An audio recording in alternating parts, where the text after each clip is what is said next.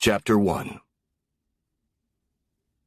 Spencer Brooke was a small, trim woman with a subtle but very definite sense of style. She stood out in a crowd and was noticeably chic.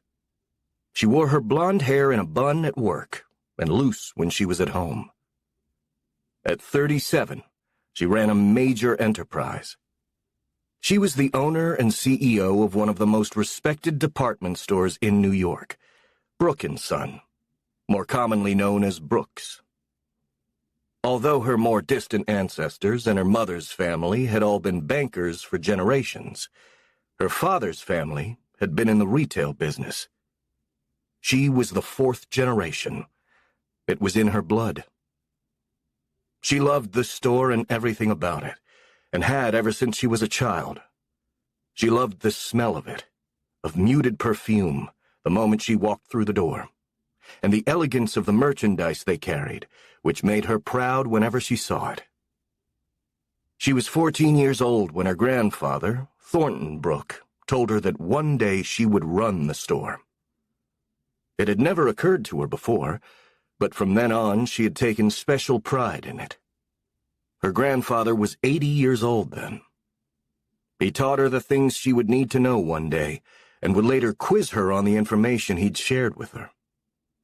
Brooks, in its present form, had been Thornton's dream as a young man. Thornton's father, Jeremiah, had owned the largest, most successful department store in New York. He had established it with his own inherited fortune in 1920, with a partner. They called it Johnson & Brooke, and when Jeremiah bought out his partner a year later, he kept the name. They had the finest elite customers in the city. All of Jeremiah's male relatives before him had been bankers, and his own father was skeptical when Jeremiah founded the store with the family money he had inherited.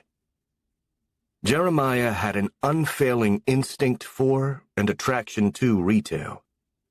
He knew just what both men and women wanted to buy, and he supplied it, bringing in the highest quality merchandise from Europe, and beautifully designed pieces from all the luxury brands in the States. Thornton was 9 years old when suddenly everything changed. He didn't understand what had happened at first. The family moved from their mansion on Fifth Avenue to a small apartment in Gramercy Park. His grandfather's bank closed its doors, and he heard his parents speak of the closing of the store in whispers. Jeremiah gave up his beloved store 9 years after he'd opened it in the same year that his son Thornton was born. Thornton was 12 when he fully understood that they had lost everything in the stock market crash of 1929, which was why Jeremiah had to lose the store and go to work at a men's haberdashery. Thornton's mother cried all the time, and his father wore a perennially grim expression from then on. The servants Thornton had grown up with had disappeared. The family had kept one maid. Meals with his parents were a silent hour of torture. Thornton couldn't wait to escape to his room. Unlike others they knew who had lost even more than they had, the family had enough to live on, in a frugal existence. They just managed to get by.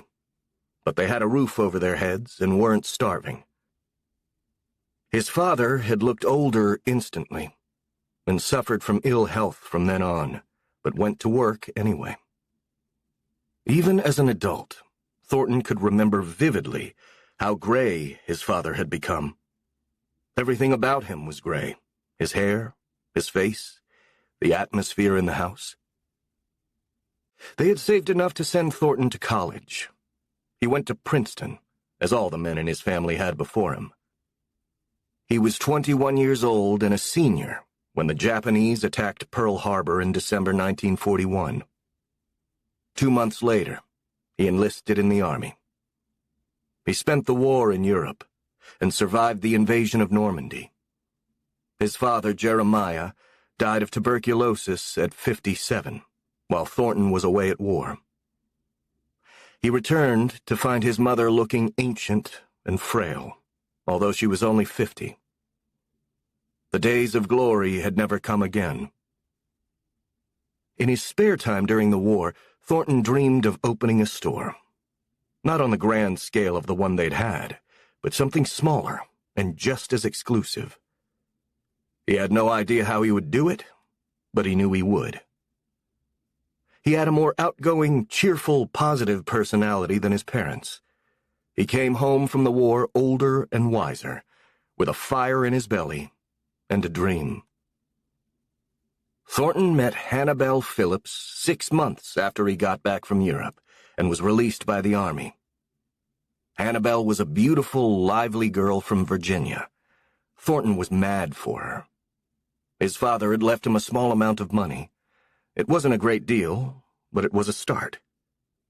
They married in 1945. She was working in an exclusive dress shop uptown in New York and had a style of her own. She had the same passion for fashion and high-quality merchandise that Thornton did. She was a year younger than Thorny, as his friends called him. She hadn't been to college, but she was a bright girl.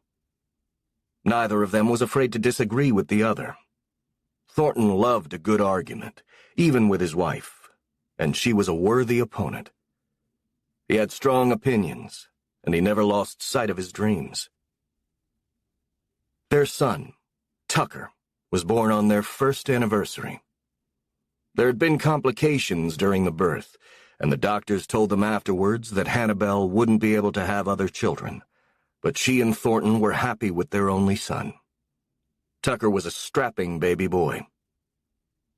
He didn't have his parents' fiery, outgoing nature, but he had an aptitude for math even as a child, and a passion for finance. He talked about being a banker or an accountant when he grew up. He learned to add and subtract before he learned to read. He had his ancestors' banker's blood in his veins, and none of the entrepreneurial, retail blood of his grandfather Jeremiah or his father. Tucker was a quiet child. He and his father had little in common, and Tucker barely saw him. Thorny was working 2 jobs during the week and a 3rd on the weekends. Hannibal stayed home to take care of their son, and she was clever at helping Thorny save his money. She made their clothes, upholstered their furniture, and made their curtains. 4 years after Thorny had come home from the war, he had enough money to go to a bank, looking respectable and sufficiently financially sound to borrow the rest of what he needed to open a store. 21 years after his father had had to close the most exclusive department store in the city, Thorny opened his own, small, very elegant shop, far downtown from where his father's much larger store had been. He was 30 years old and full of great ideas. He had an instinct for men's clothing, and Hannibal taught him what he needed to know about women's apparel. The store was an instant success and turned into a gold mine. 10 years later, in 1960, he bought a large old building near his small exclusive shop in the same poor neighborhood and turned the inside into a thing of beauty. It was like a secret treasure in a place where you'd least expect it. Brooks was an institution by then, famous for its luxurious, elegant clothes for men and women. The staff brought over the latest fashions from Europe and worked closely with high-end American designers, often influencing what they produced. Brooks had one-of-a-kind pieces. The store was a gem, although the outside of the building itself was ugly. It was on the fringes of a marginal neighborhood, so Thorny had bought the building cheap, but no one seemed to care about the location, as he had guessed they wouldn't. Inside, the store was elegant and luxurious, and smelled of fine leather and expensive perfume. The decor was avant-garde and up-to-date. The most elegant society women in New York came from uptown to shop at Brooks. They knew they would always find something special there, something that no one else would be wearing. Handmade knits from Italy, and evening gowns from Paris. They special-ordered dresses from Brooks' own designers and bought alligator handbags in every color. Thornton reveled in the sheer pleasure of what he did and what he sold. The merchandise in the store was known for its high quality and stylishness. He brought samples home to Hannibal sometimes to ask her advice, and she came into the store to give him her opinion on displays and merchandise. They were a team, in the most modern way, although Hannibal didn't work at the store. She didn't need to. She had an unfailing eye where fashion was concerned. Like Thornton, she knew their merchandise by heart, and she knew even better what women would want to wear next season or next year. With Hannibal's instincts and his own, Thornton built Brooke & Son into a booming business. He fully expected his son, Tucker, to come into the business with him when he graduated from Princeton. Thorny had taken Tucker with him to Princeton as a child when he went to annual reunions. He had no trouble convincing Tucker to attend Princeton, but it was nearly impossible to get him interested in the store. Another offshoot of their gene pool ran through his veins. As he got older, the only thing that held Tucker's attention was finance. He had no choice but to comply with his father's demands. Thornton made it clear to his son at an early age that he expected him to work at the store. Tucker felt as though a life sentence in prison awaited him when he graduated. He begged to go to business school, just to postpone going to work at the store. Thornton granted him that wish, deciding that having a master's degree in business might be useful for them. Tucker married Eileen, a girl from an extremely restrained, conservative family in Boston, who had as little interest in commerce as Tucker did himself. Her family, with old money and old-fashioned ideas, frankly disapproved of Tucker's family's involvement in a store. Tucker was working at Brooks by then, and was embarrassed by it, and so was his wife. Tucker worked in the finance office, and Thornton could easily see him becoming CFO one day, but not CEO. Thornton jokingly said to Hannibal that he would just have to run the store himself until a grandson arrived who could run it with him. Tucker was never going to be that person. Eileen had no interest in fashion and wore dreary, conservative clothes like her mother. Everything she wore looked dowdy and shapeless. She wasn't an unattractive woman, but the style in which she dressed made her seem that way. And Tucker preferred it. They were cautious about everything, not risk-takers, and they waited until Eileen was nearly 39 and Tucker nearly 40, after 12 years of marriage, to conceive their first child. They had been in no hurry to have children, often thought of and would have preferred not having any, but finally gave in to social and familial pressure. They felt that a baby would be an intrusion on their marriage. There was no doubt in their minds that the baby would be a son, once Eileen was pregnant. Thornton was thrilled at the prospect. They didn't even bother to consider girls' names. They were that sure that it was going to be a baby boy. Tucker hoped he'd be a banker one day, and so did Eileen, not a shopkeeper, as she referred to her father-in-law with disdain. They decided to call him Spencer, a family name on Eileen's side. Thornton had been afraid they wouldn't have children at all, and was greatly relieved at the idea of a grandson.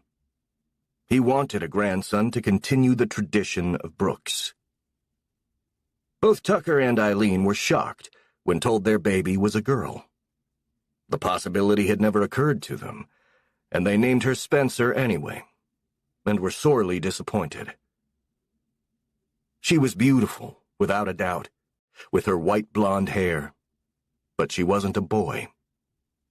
Tucker could hardly see himself painting a sign that said, "Brooke and Daughter." Eileen and Tucker acted as though a misfortune had befallen them, and viewed Spencer's sex as an embarrassing failure. As a result, most of the time they ignored her and left her to a nanny. They had been willing to accept a son, but not a daughter. Spencer's grandfather adjusted to her arrival sooner than her father, when he saw how bright she was. She adored her grandparents, who were warm and loving to her. Hannibal rarely left home without a hat with a little chic veil, and Spencer loved trying on her grandmother's hats. Her lackluster parents always acted as though there had been a mistake, and she was somebody else's child. She was so different from her parents, and much more like her grandparents. Spencer loved helping out at the store as early as in her teens. She had a proper summer job there in the stockroom at 17, and was selling on the floor at 18. She followed fashion trends closely and absorbed all the information her grandfather shared with her. She remembered everything. His words were sacred to her. She attended Parsons School of Design simultaneously with Eugene Lang College and majored in fashion administration. After flirting briefly with the idea of becoming a designer, she decided she preferred the opportunities that the store provided her. And at her father's urging, she got her master's in business administration at Columbia. She went to work at the store as soon as she got her graduate degree. She and her grandfather had an extraordinary first year of her working there full-time. He shared the secrets of his success in retail with her. She learned more than she'd ever dreamed she would at the feet of the master, and they had a great time together. Two of his favorite mottos were, "Never be afraid of change," and "Don't get stuck in a rut just because something has always been done a certain way." He had remarkably forward, modern ideas about marketing and merchandising. He was 91 at the time, at the pinnacle of success, still full of energy, and always with a new idea he wanted to try. He listened to the comments made by his staff, and always found a way to blend new ideas with old ones in his own distinctive way. Spencer's father was still CFO then, having hated every year he'd worked there, and eager to retire at 66 after an undistinguished career in the shadow of his father. But Spencer was still a long way from being ready to take over, and Thornton had no desire to relinquish the reins to anyone yet, not even his beloved granddaughter, who at her age still had much to learn about the business. Thornton was still having too much fun running his store to retire. Hannibal came through frequently, always with a critical eye on the merchandise, with useful comments to make to her husband. Thornton always listened to her. She was rarely wrong. Styles had changed, but the concepts of successful retailing hadn't. Spencer learned a great deal from both of them. She loved working for her grandfather. The idea of moving the store to a better, fancier location uptown had been discussed many times, but Thornton always rejected it. Although the neighborhood had improved in the last 50 years, it still bordered on some seedy areas. The customers who came from uptown in droves didn't seem to mind, and more than ever, Brooks was an unexpected jewel in the midst of a dicey neighborhood, which Thornton felt gave them a certain cachet. He owned the building, and he had no desire to sell it and move. He thought it would just make the store seem ordinary if they moved uptown. It was the one point he was always adamant about, and since his instincts had always been infallible on all subjects, his advisors at the store no longer challenged him about a move. They stayed where they were, on the border of what was now Chelsea, with some tenements still nearby. The location didn't worry Thornton at all. The store was a money-maker beyond even what Thornton had dreamed of. It was a gold mine. No one was prepared when Thornton had a massive stroke and died in his sleep the night before his 92nd birthday. Especially Spencer, and Thornton's wife, Hannibal, even more so. She was paralyzed by grief. They'd been married for 67 years. Everyone was devastated, even the employees. They closed the store out of respect the next day. Everything about Thornton Brooke and his incredible energy had suggested that he was immortal and would live forever. His sudden death had stunned them all. Spencer couldn't imagine her life without him, and it was as though Hannibel's batteries had suddenly run out of power. She seemed lost and confused for the first time. Spencer helped her through the difficult weeks after, but her grandmother wasn't the same once Thornton died. The life had gone out of her, as Spencer realized that the love her grandparents shared had fueled both of them, and they were irreversibly joined. It was shocking to watch Hannibel go straight downhill and refuse to rally. She didn't want to live without Thornton. She didn't know how.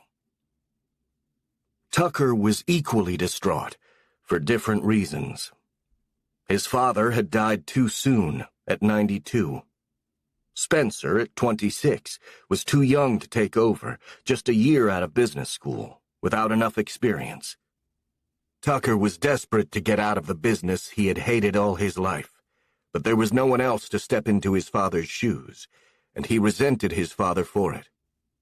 He could see himself stuck there for many more years, and he had no desire to die in the saddle as his father had.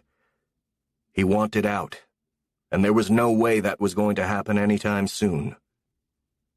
The realization that he was trapped in the job he hated depressed him profoundly.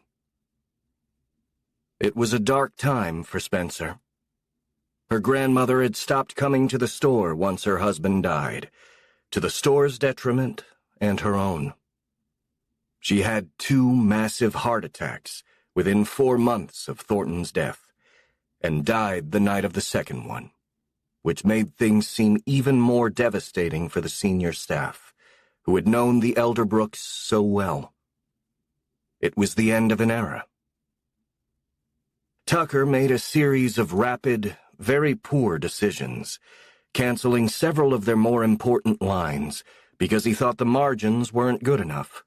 And as soon as he did, customers began complaining that the merchandise wasn't as exciting as it had been before Thornton's death. Profits dropped in the first year after Thornton died, and again the second year, and Tucker refused to listen to his daughter or anyone else about the merchandise they had stopped carrying. Tucker didn't care. Spencer was the assistant fashion director of the store then, and worked under Marcy Parker, a woman who had worked at the store for 30 years. Marcy had a strong track record in marketing luxury brands, and she disagreed with everything Tucker was doing, to no avail. They had heated arguments about it, and Spencer was terrified that Marcy Parker would quit. Spencer's mother was constantly in a bad mood now. She wanted her husband to retire as much as he did, and had for years. But he felt he couldn't just jump ship. Someone had to run the place, so he was forced to, against his will. Spencer and Marcy agreed that he was hurting the store, but he refused to listen, and made a series of poor investments, which hurt the business even more. Spencer consulted Barton White, an investment advisor the family had used before, to discuss their stock portfolio. He was young and solid, and extremely bright, had gone to Yale, and had the same concerns she did about her father's risky investments, switching from stocks to commodities. Since it was a family-owned business, there was no one to stop him. Tucker was the CEO now, in full control. Thornton had never trusted Tucker to make investments on his own, and some of his financial decisions were frankly alarming. Thornton had always kept a firm grip on the reins and the purse strings, and now Tucker had control of both. He enjoyed the power more than he loved the store, unlike his father. The store had been a living, breathing being to Thornton, but not to his son.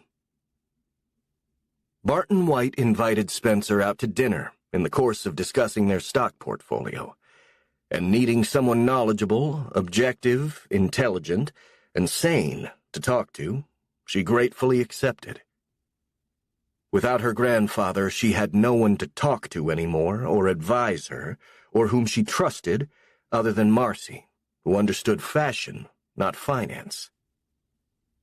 Bart was extremely conservative in all things, which was reassuring from an investment standpoint, and made him less interesting as a date. Until then, she had mostly dated men she'd met in college and graduate school.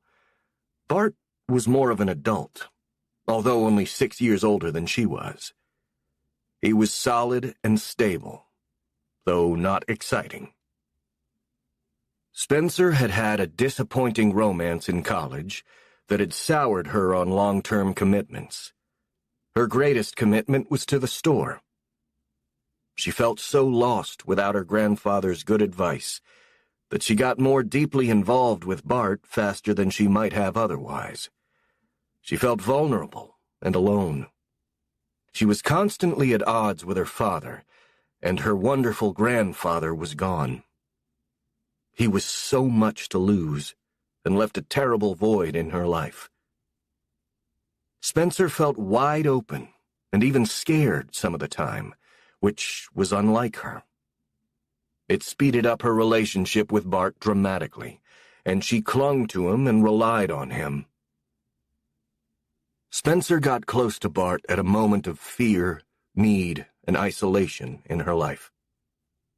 Her father took full advantage of his new position as CEO with no one to control him, and every conversation Spencer had with him led to an argument. He finally had the freedom he wanted, although he hated his job and resented the store. He refused to listen to reason, and Bart assured Spencer that her theories and concerns were sound. He validated what she thought. Bart was startled and impressed by how bright she was, and how mature for her age. She was cautious in her decisions, and the knowledge she'd acquired from her grandfather served her well. Bart wasn't used to dealing with women as capable as Spencer, particularly not at her age. She'd been groomed to run a business with expert skill. It attracted him to her, and was a new experience for him. His own mother had never worked, was on numerous charity committees, and had no interest in the business world. None of the girls he had dated had serious jobs, or even worked. They were debutantes and went to parties and didn't challenge him mentally. Pretty and fun to be with had always been enough for him. Spencer was so much more. She had a great head for business, and was still feminine at the same time.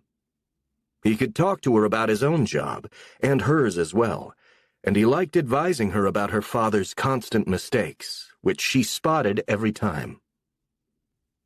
Bart advised her to find someone to hire that she could groom to be CEO eventually.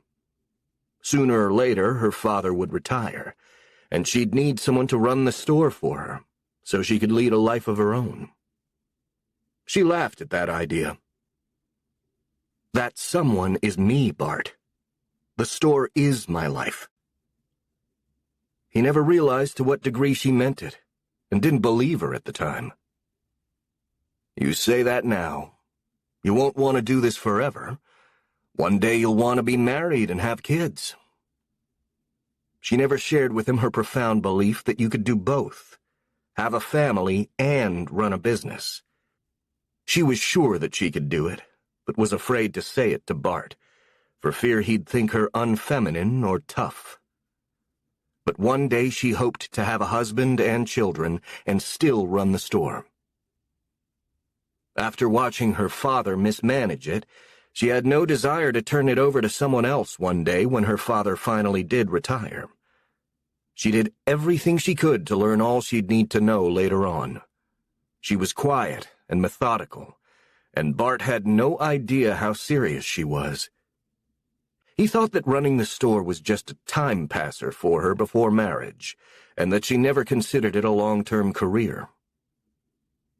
Spencer was startled when 6 months after they started dating, Bart proposed. She enjoyed being with him, had come to love him for all the support and advice he gave her. She had been relying on him, and he seemed like the ideal husband because he was so solid and knew so much about her business. He wasn't as fun-loving as some of the men she'd dated, but he seemed like the right long-term partner for life. It was a decision she made seriously, and they got engaged. They married after a 6-month engagement, a year after they'd started dating. It was long enough to plan a wedding, and she found a beautiful wedding dress, and Marcy ordered it through the store. They wanted children, but Spencer planned to wait for several years. She felt too young and didn't want children until the store was solid again, until after the damage her father had done could be corrected. She assumed that Bart agreed, although they never discussed it in detail. One of the things she and Bart had in common was how similar their parents were. Neither of their mothers had ever worked or had any interest in business or their husbands' jobs. They preferred more frivolous, feminine pursuits. Both sets of parents were extremely conservative and had old-fashioned ideas, which didn't seem to bother Bart, although Spencer's parents were a constant source of annoyance to her. Bart was more tolerant of his, and agreed with them more than Spencer realized. She never fully understood how deeply conservative he was, too, much more so than she. Her grandfather had encouraged her to be forward-thinking, innovative, and modern. Bart had no similar influence in his life, and was more traditional than he admitted. He didn't want to seem stuffy to her, and she didn't want to appear too brash and bold to him. The first big shock in their marriage hit them hard and fast, shortly after their honeymoon, which they spent skiing in Aspen. Spencer caught a cold that turned rapidly into bronchitis, and a local doctor prescribed an antibiotic, which helped quickly, but caused her birth control to fail. Weeks after their honeymoon, she discovered that she was pregnant. Spencer was in shock. The baby she wanted in several years, not months, was on its way. Bart loved the idea, and Spencer was stunned, and even more so when they learned that it was twins. For the first time, Bart told her clearly that he expected her to give up work when the babies were born.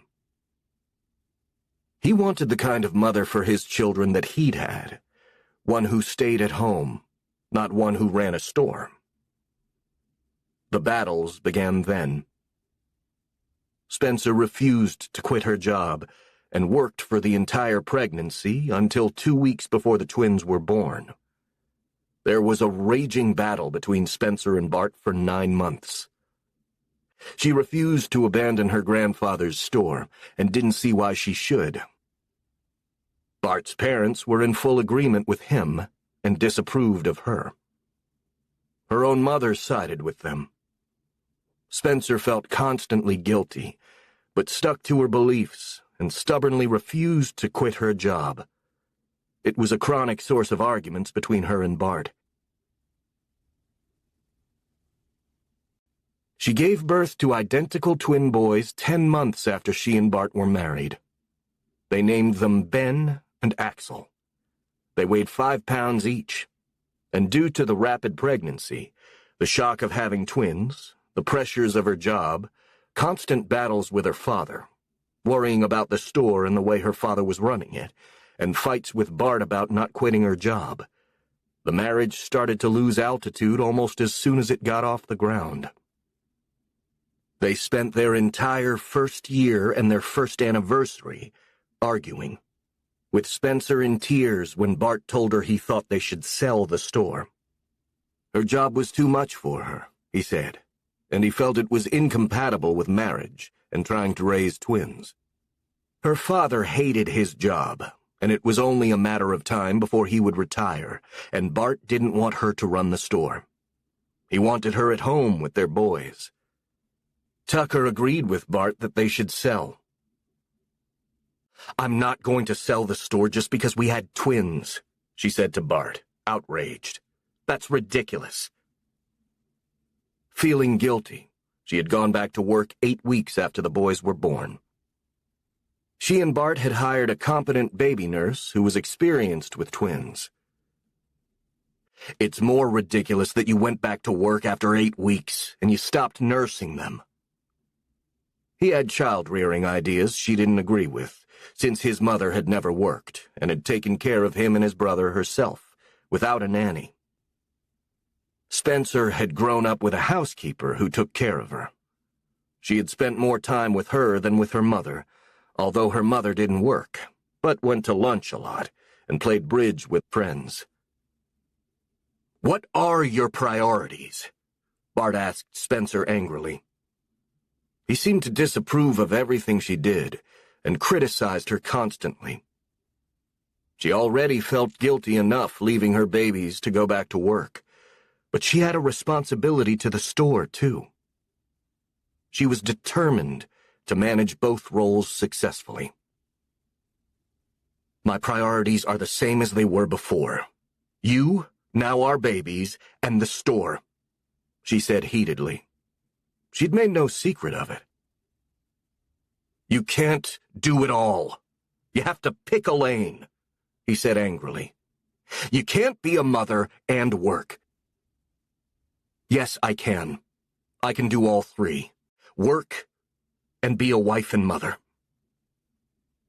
She sincerely believed that and was trying her best.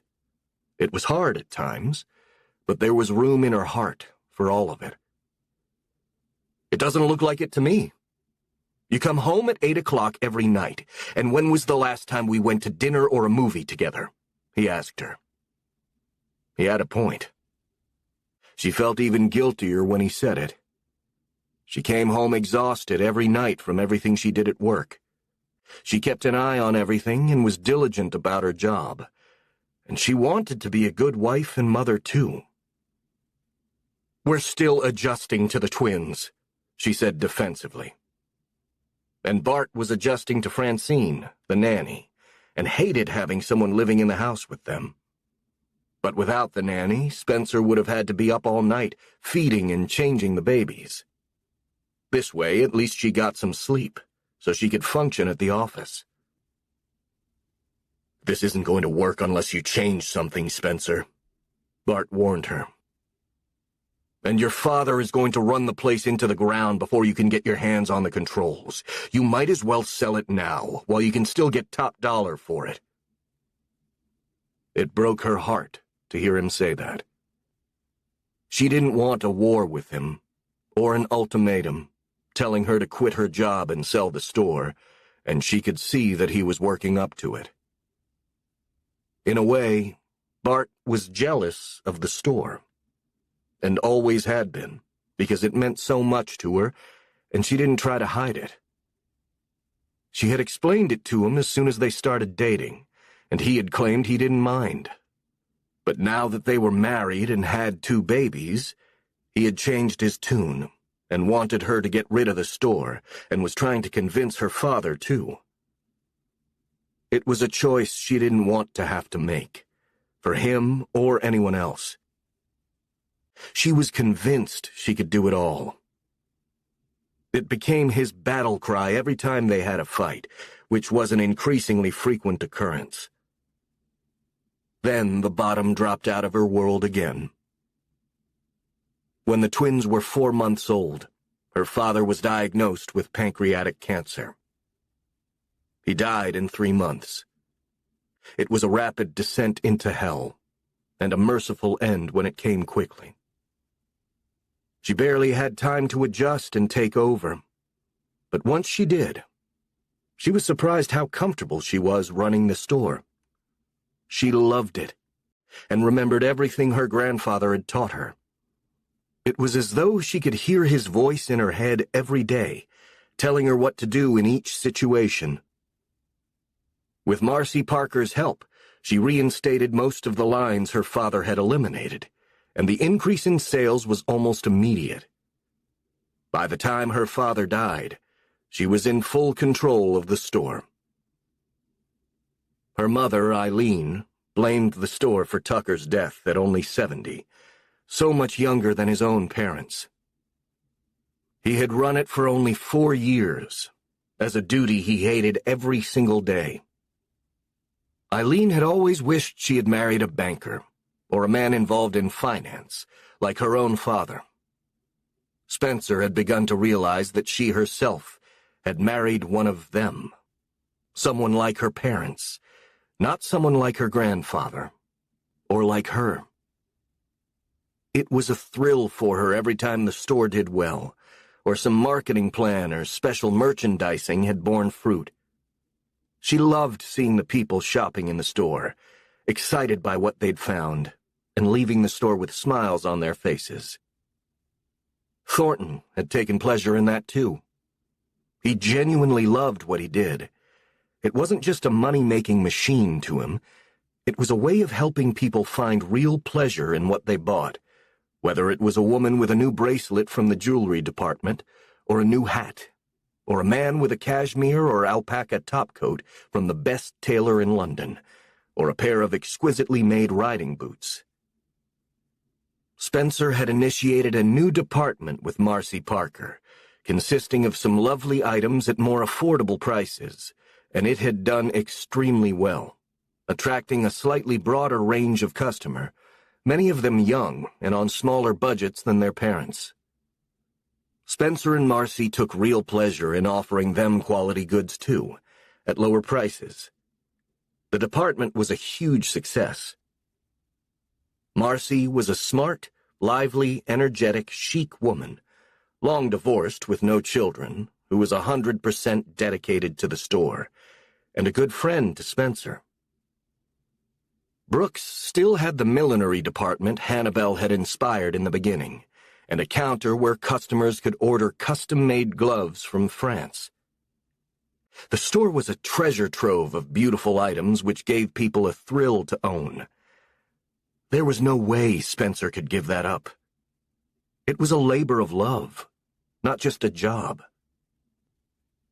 At the same time, she wanted to be a good wife to Bart and a good mother to Ben and Axel. She knew she had much to learn about motherhood, and it was all new to her. But when she held the twins in her arms, she felt a surge of something she had never felt before, a bond like no other. She wanted to protect them with every ounce of her being. She knew that other women worked and managed to combine it successfully with motherhood. Women who were doctors, lawyers, nurses, artists, people with jobs and careers they cared about, and they loved their children. What was so wrong about her nurturing the family business that her grandfather had put so much love into, and being a mother too? Why did it have to be a choice between one path or the other? It seemed so unfair to her for Bart to force the issue. She knew she couldn't sell the business just to please him. She would have resented him forever if she did. She wanted a chance to learn to do both things well, mothering and running the store now that it was hers at last. No matter how hard she tried to explain it to him, Bart refused to understand how she felt. Her father's death caused increased tension between them as she spent longer and longer hours at the store with the changes she made after Tucker's death. Their nanny, Francine, tried to keep the babies up until she came home, which wasn't always possible. But she juggled their feeding schedule so that on most nights it was. And Spencer didn't mind keeping them up later so she could see them. It was pure joy for her when she came home and held them in her arms. Bart spent no more time with them than Spencer did, in fact, considerably less, which he felt was fine for him. He said that it was more her job than his, to be a constant presence with their babies as infants and throughout their childhood. They were 7 months old when their grandfather died, but he had taken little interest in them, and their grandmother Eileen was a rare visitor too, even after she was widowed.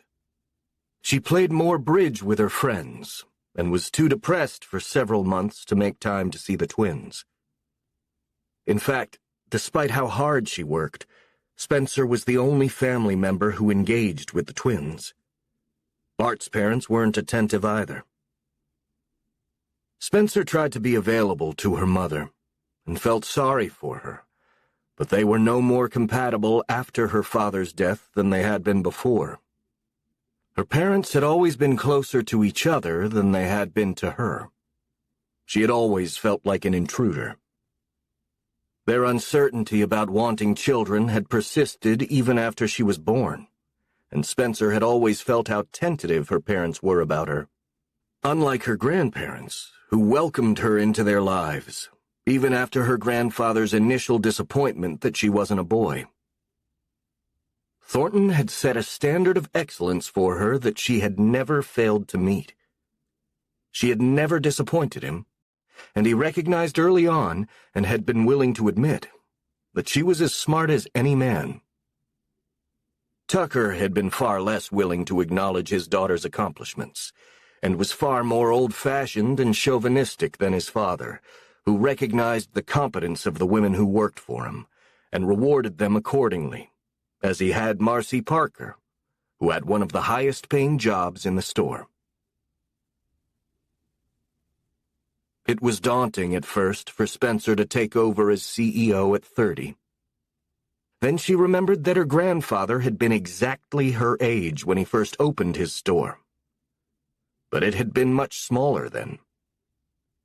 Spencer had a sizable operation on her hands, and all the responsibilities that went with it. There were articles about her in the business section of the New York Times, and another in the Wall Street Journal. She was one of the youngest CEOs in New York. The reporters traced the history of the store and made due notes of the changes she had made, interweaving them with the traditions she had kept in their current model. The one person who offered no praise or support was her husband. It was hard to understand, but Bart seemed even more angry and jealous the moment she took over the store, once her father was dying and too ill to work. She didn't admit it, but it was almost a relief when she didn't have to fight her father anymore, and she could run the store as she knew her grandfather would have.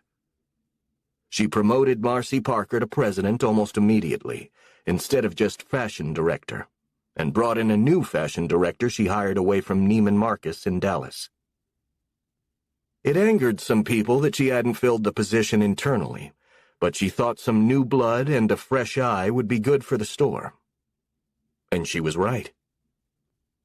The new fashion director was an elegant Texan named Beauregard Vincent.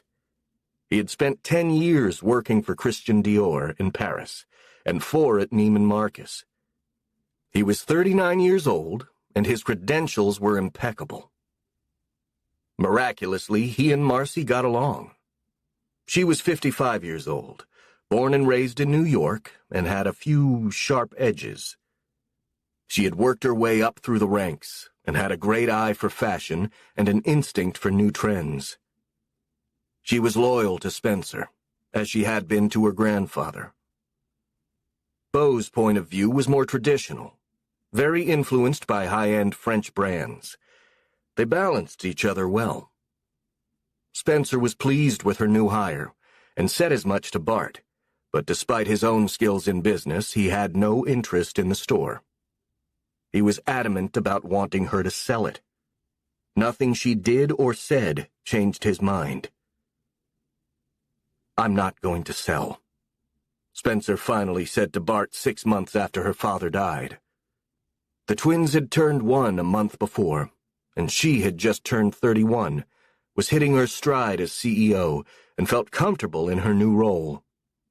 She was managing both motherhood and her job, and proving that she could do both well, which Bart refused to admit. He continued to criticize her constantly, and made her feel guilty whenever he could. "You'll wish you had sold," Bart said, "when your father's bad investments tank and come home to roost. You'll start losing money and wish you'd gotten rid of the business when you could." He predicted defeat at every turn and never success. It was demoralizing, which was his intention. I could see you're working there when your grandfather was alive, and even to support your father.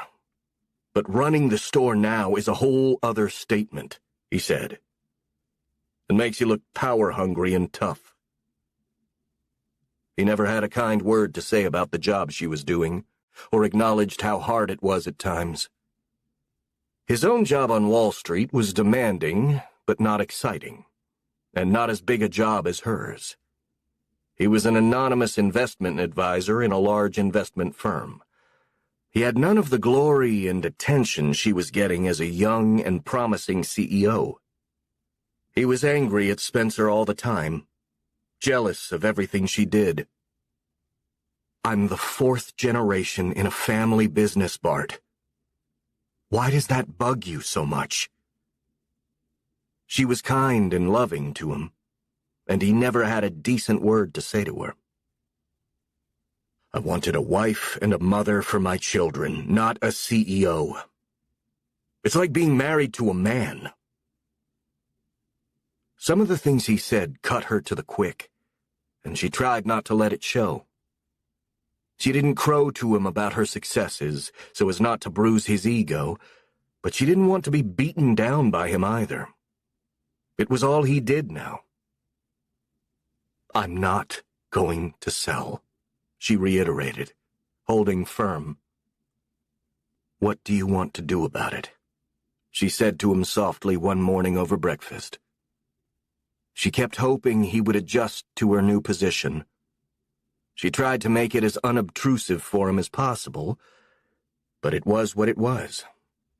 And she was doing a good job. I want you to sell the store.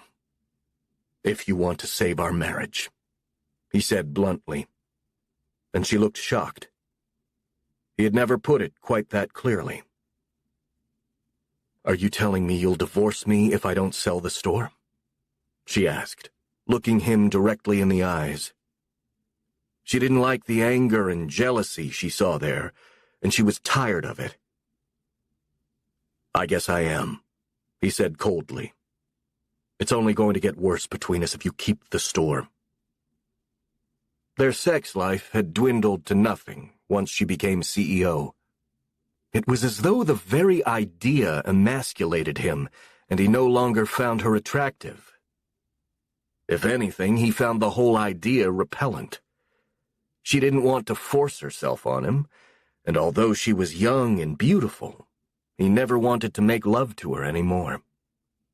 He never told her she was pretty, or acted like he noticed it.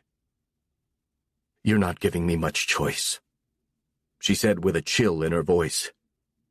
Something in her had finally snapped. Yes, I am. You can sell the store if you want this marriage, or you can keep the store and lose me. For the first time, she wondered if he was cheating on her. But in the weeks after he said it to her, she realized that even if she sold the store, it wouldn't save their marriage. He was too bitter now, and too competitive with her. Every day was a contest as to who was the most successful. They both knew she was, and he would never forgive her for it. He did well at his job, but it was just a job. And for Spencer, the store was a lifelong passion, and a legacy from her grandfather. Nothing could induce her to give that up, or to betray her grandfather's memory by selling the store. And she wanted to keep it now for her sons. She conceded defeat a month later, after thinking it over seriously. There was nothing left to salvage. Bart had lost all goodwill toward her and compassion for her, and even physical attraction to her. He just saw her as some kind of robot or mannequin wearing what she brought home from the store. He didn't see her as beautiful anymore, and she could feel it. He was too jealous of her to love her. It was obvious he no longer did, if he ever had. She doubted it now. But whatever he had felt for her was gone. It was chilling to be around him. Everything that had originally attracted him to her, her energy, her entrepreneurial skills, her brain, were what he resented and made him appear to hate her now. She felt detested by him most of the time, and he treated her with anger, disrespect, and disdain to punish her for her success.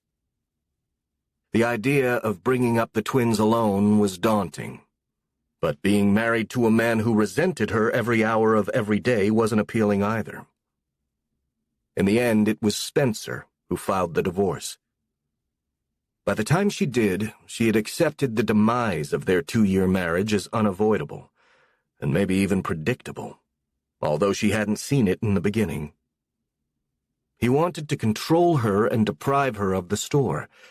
It was different in the beginning. He had actually seemed as though he admired and respected her. Now it was clear he no longer did. She wasn't what he expected of a wife and mother. The ground rules had changed once she had the twins. The attorney she went to filed all the papers for her and sent them to Bart's attorney.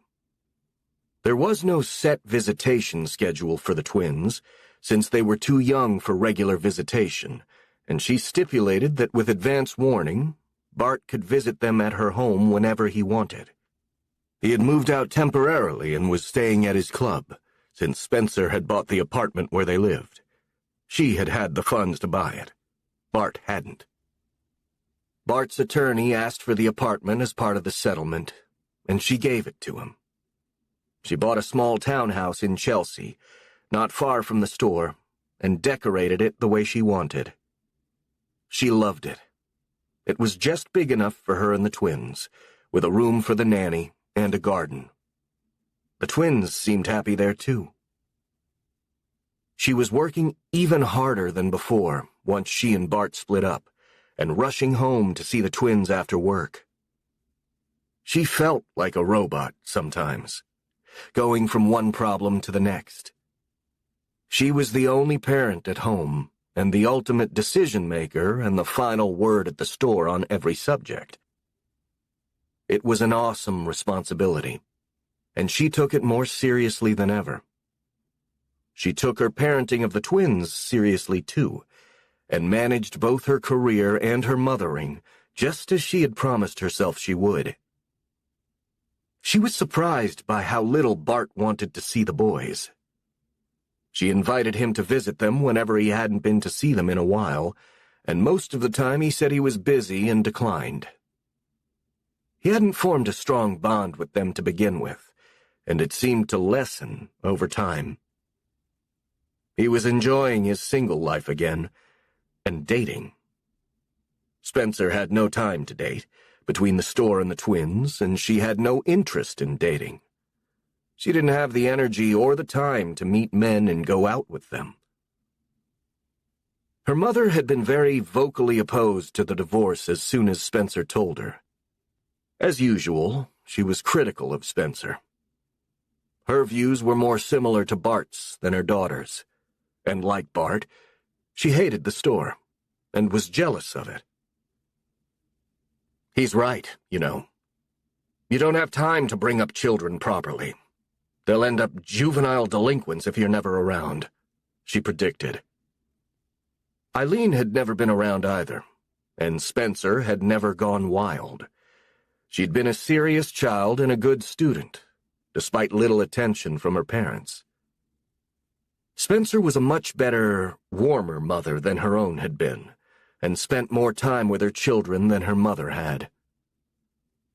"I'm around, Mom," Spencer said quietly. "Just not at traditional hours." She took care of them herself on Sundays and loved it. She didn't have to choose between them and the store. It was Bart who had tried to force that hand, as though to prove a point. He was giving her a decent amount of child support for the boys, but none of his time. She wondered who he was dating, but never asked. She told herself that it was none of her business, although it would be later on, once visitation started. The court mediator had started visitation at 3 years of age for the twins, by mutual consent, with visits at Spencer's home in the meantime, with proper warning. Bart almost never called to see them. He claimed they were too young to know the difference. The twins seemed happy, had no alarming behaviors, and didn't seem to miss him. They were only 18 months old, barely more than babies, and had been just over a year old when their parents separated. Spencer walked the store, as she did every morning right after they opened at 10, although she was there long before 10. She was 37 years old, had run the store for 7 years since her father's death, and her divorce from Bart had been final for 5 years. It had been relatively bloodless. They'd had a strong prenup at her father's insistence, and as a result there had been less to argue about than there might have been, once she gave him their apartment, which was generous of her. In the end, neither of them tried to hang on to a marriage that wasn't working and never would. He had disappeared from her life rapidly, which was a relief. He said he wanted a traditional wife who stayed home, not one with a big job who owned a department store and was a CEO. He had wanted her to quit her job at the store once she had children. He refused to understand how much the store meant to her. She had a deep love for it at the very core of her being, and considered it an important part of her heritage and her history.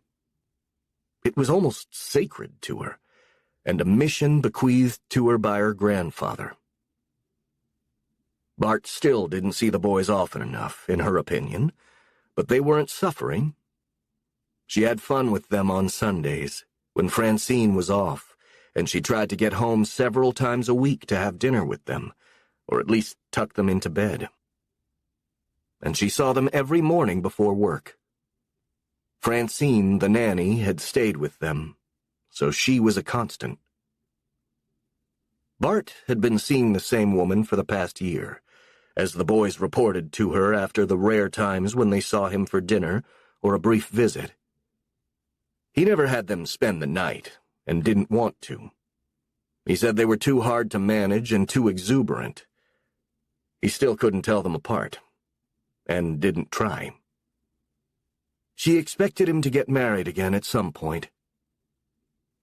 She currently had an off-and-on dating relationship with Bill Kelly, the account executive at the ad agency she used for the store.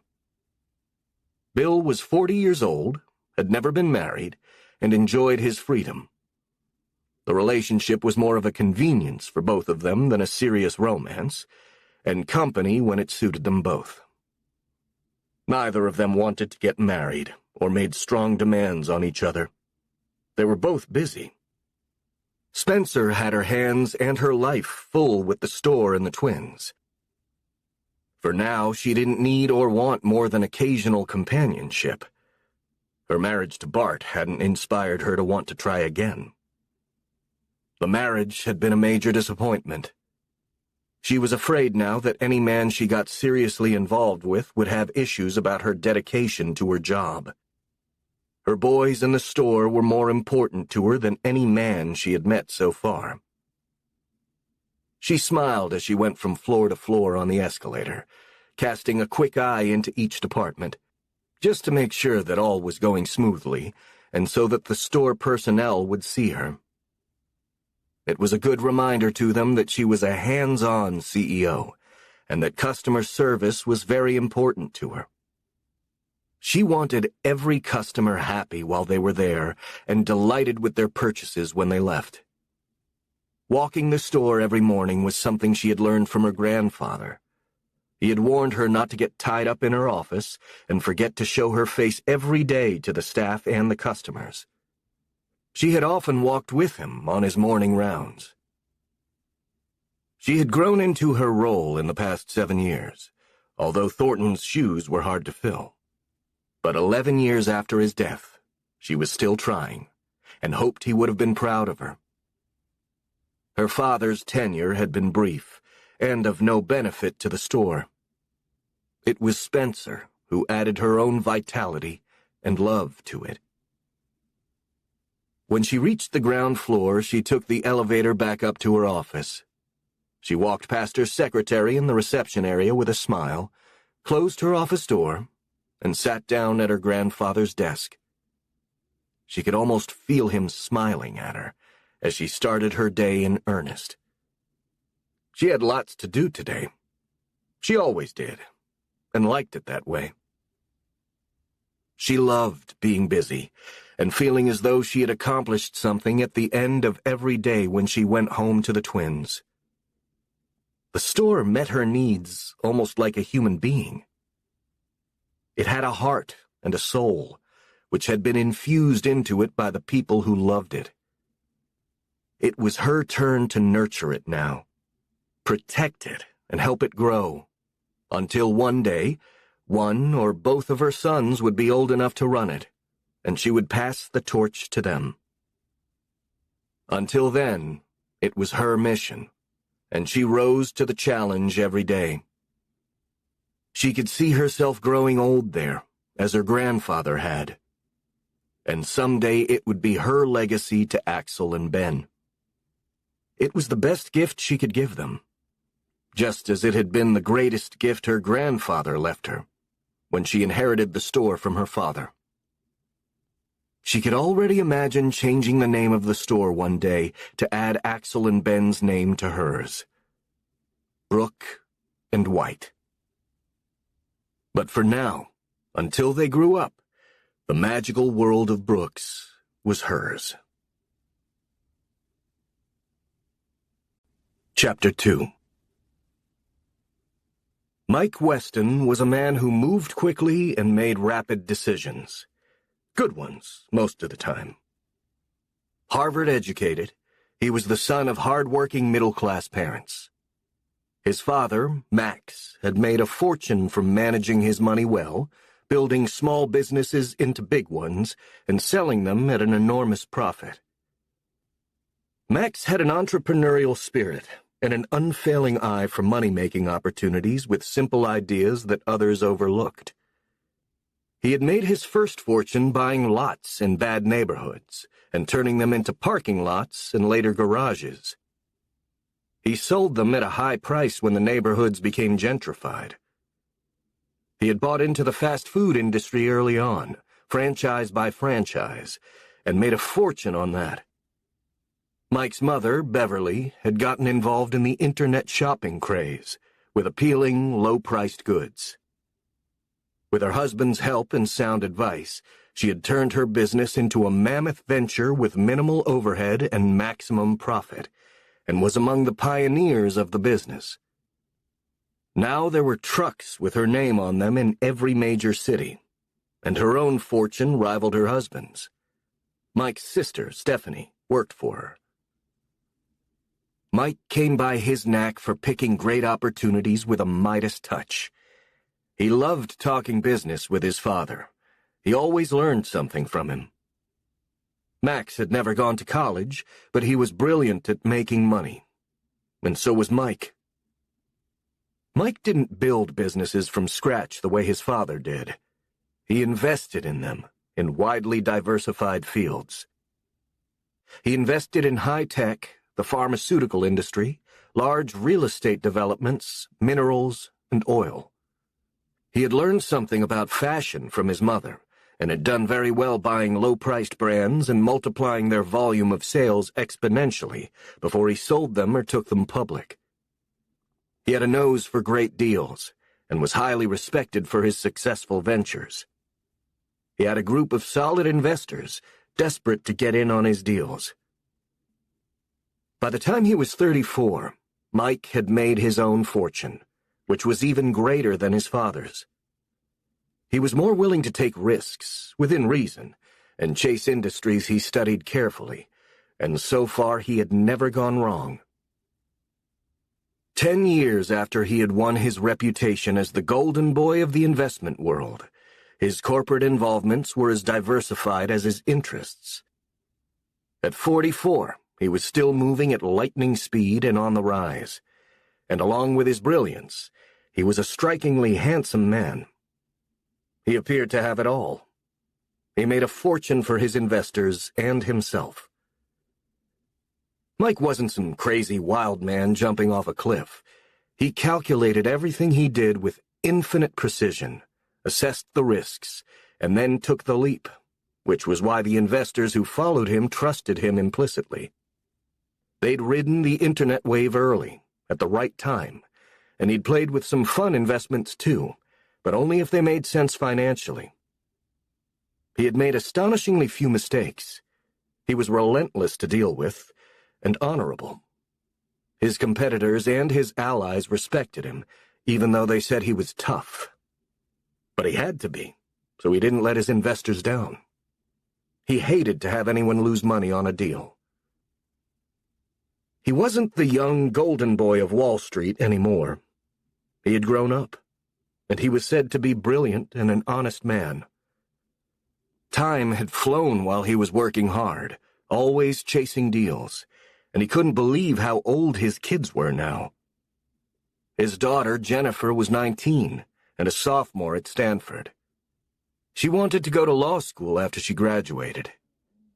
His son, Zach's strong suit was science, and Mike thought he should go to MIT, but 18-year-old Zach had decided to take a gap year instead after high school. He had been trekking through Europe for 6 months.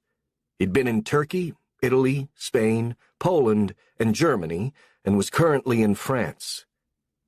Mike was eager for him to get back into school, but Zach didn't have his sister's ambition or his father's. He was a gentler, less driven person. It was the one thing Mike and his son disagreed on. He didn't want Zach to get lost in the woods. He needed a direction, a trajectory he hadn't found yet, and a burst of energy to go with it.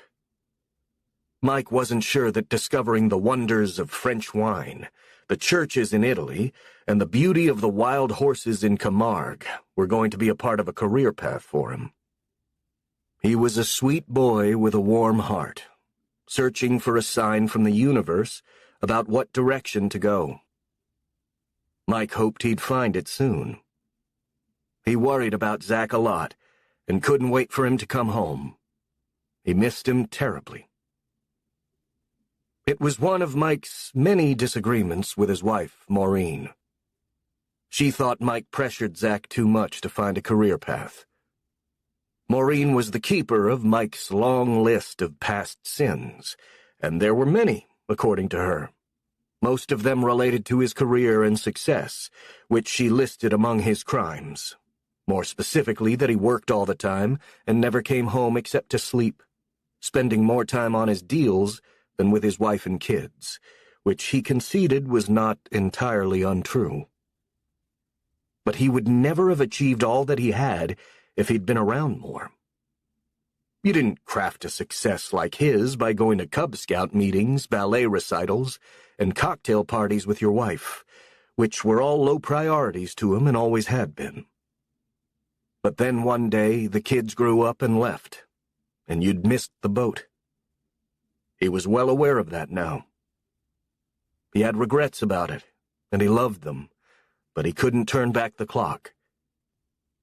Jennifer understood, was all forgiving of her father, and had the same drive he did. Zach was out in the stratosphere and had his own priorities and style, very different from his father's, but Zach was tolerant about him and wasn't angry at what they'd missed. Both of his children understood that he'd been building an empire and a safety net for them while he was busy. Maureen didn't, and gave him no free passes. Zach was still a little lost, which Maureen claimed would not have been the case if Mike had been around more. Now Zach was 18 and had no idea what to do next. Maureen blamed his father, as she did for almost everything. She painted Mike as a bad guy, even to his kids, which didn't seem fair to Mike. She was seething with anger at him for all the things he hadn't done for 20 years. They'd been in a bad space for the last 3 or 4. Mike had lost count, but it seemed like a long time. He had gotten used to the tension between them and hadn't noticed precisely when it slipped from occasional to their normal state.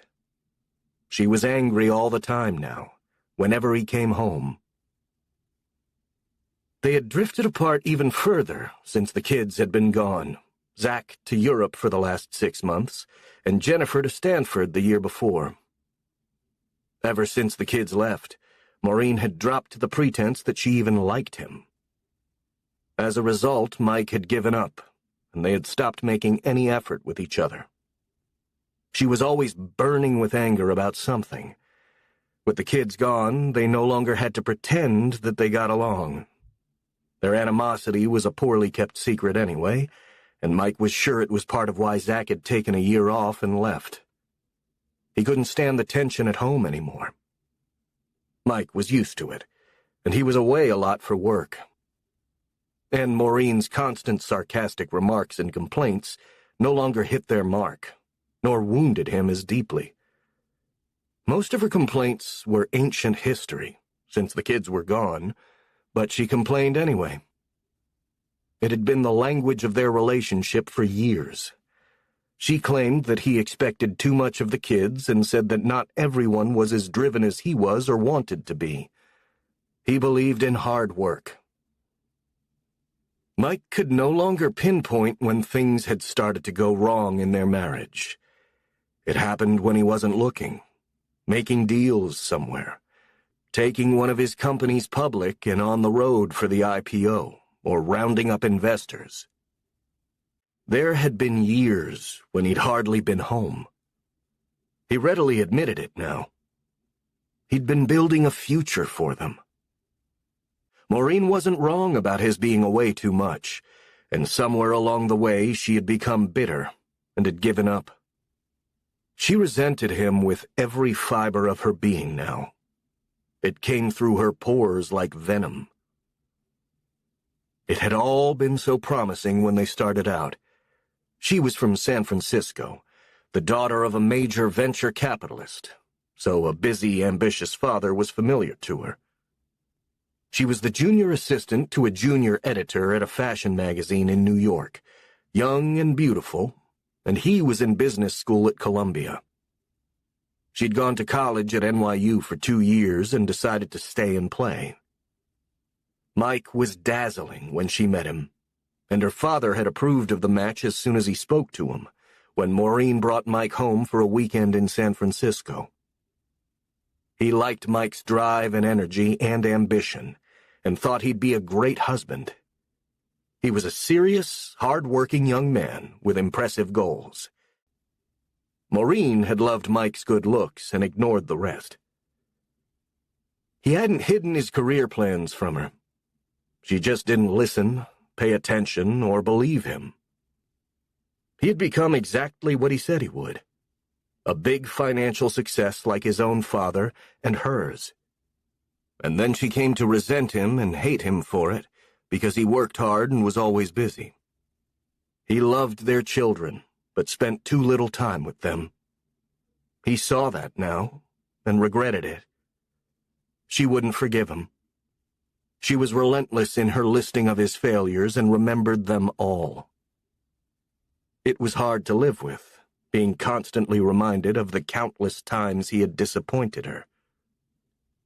When she met him, she could tell in the first 5 minutes that Mike Weston was going places and would go far. It was in his style and in his pores. He never hid how ambitious he was, or the dreams he intended to pursue. Her father, Alan Stanton, knew immediately that if Maureen married him, his daughter would be in good hands, and he wasn't wrong. Mike was responsible and as passionate about her and as attentive as he was about starting his career. And then somehow, when he finished business school, his career took over. He was young and handsome and exciting. She was fun and easy to be with, much brighter than her job required. She didn't have any great interests or ambitions and had grown up protected and materially spoiled by her parents. She wasn't after money. She had her own in trust from her grandparents and was used to the finer things in life. Mike thought she was the most beautiful girl he'd ever seen when he met her. Now, 20 years later, at 42, she was still beautiful, but the light had gone out in her eyes. Mike was just as handsome and exciting at 44 as he had been 20 years before. Success had only enhanced him. But he looked at her differently now. They both knew it, but neither of them had noticed when the fire had gone out, while she was complaining. Maureen had inherited a vast fortune when her father died 5 years into their marriage. She had never had another job after she and Mike were married. She never got involved in any major projects or philanthropic causes. She had concentrated on their 2 children and was a devoted mother, but both children were gone now. And she had no reason to get a job. She didn't need or want one. She was waiting for Zach to come home from Europe. Mike had moved into the guest room as soon as Zach left, and moved back to his and Maureen's bedroom when the kids came home for the holidays. Sleeping in separate rooms was just easier, and gave Mike and Maureen both space from each other, which was a relief. He planned to move back in again when the kids came home. But in the meantime, it gave him and Maureen room to breathe. She sucked the air out of him with her constant reproaches and recriminations. She liked to read late at night, and he was an early riser. But once the kids were gone, he realized that they were strangers living under one roof. She never failed to remind him that he had sacrificed her and their children for his career. He was never going to be able to make up for it, and it was easier not having to listen to it every night. He stayed late at the office most nights. They went to social events together occasionally to keep up appearances publicly, but less and less frequently. Being together was painful. Maureen was used to telling people he was out of town on business or working late. No one was surprised to see her alone, and she didn't seem to mind it.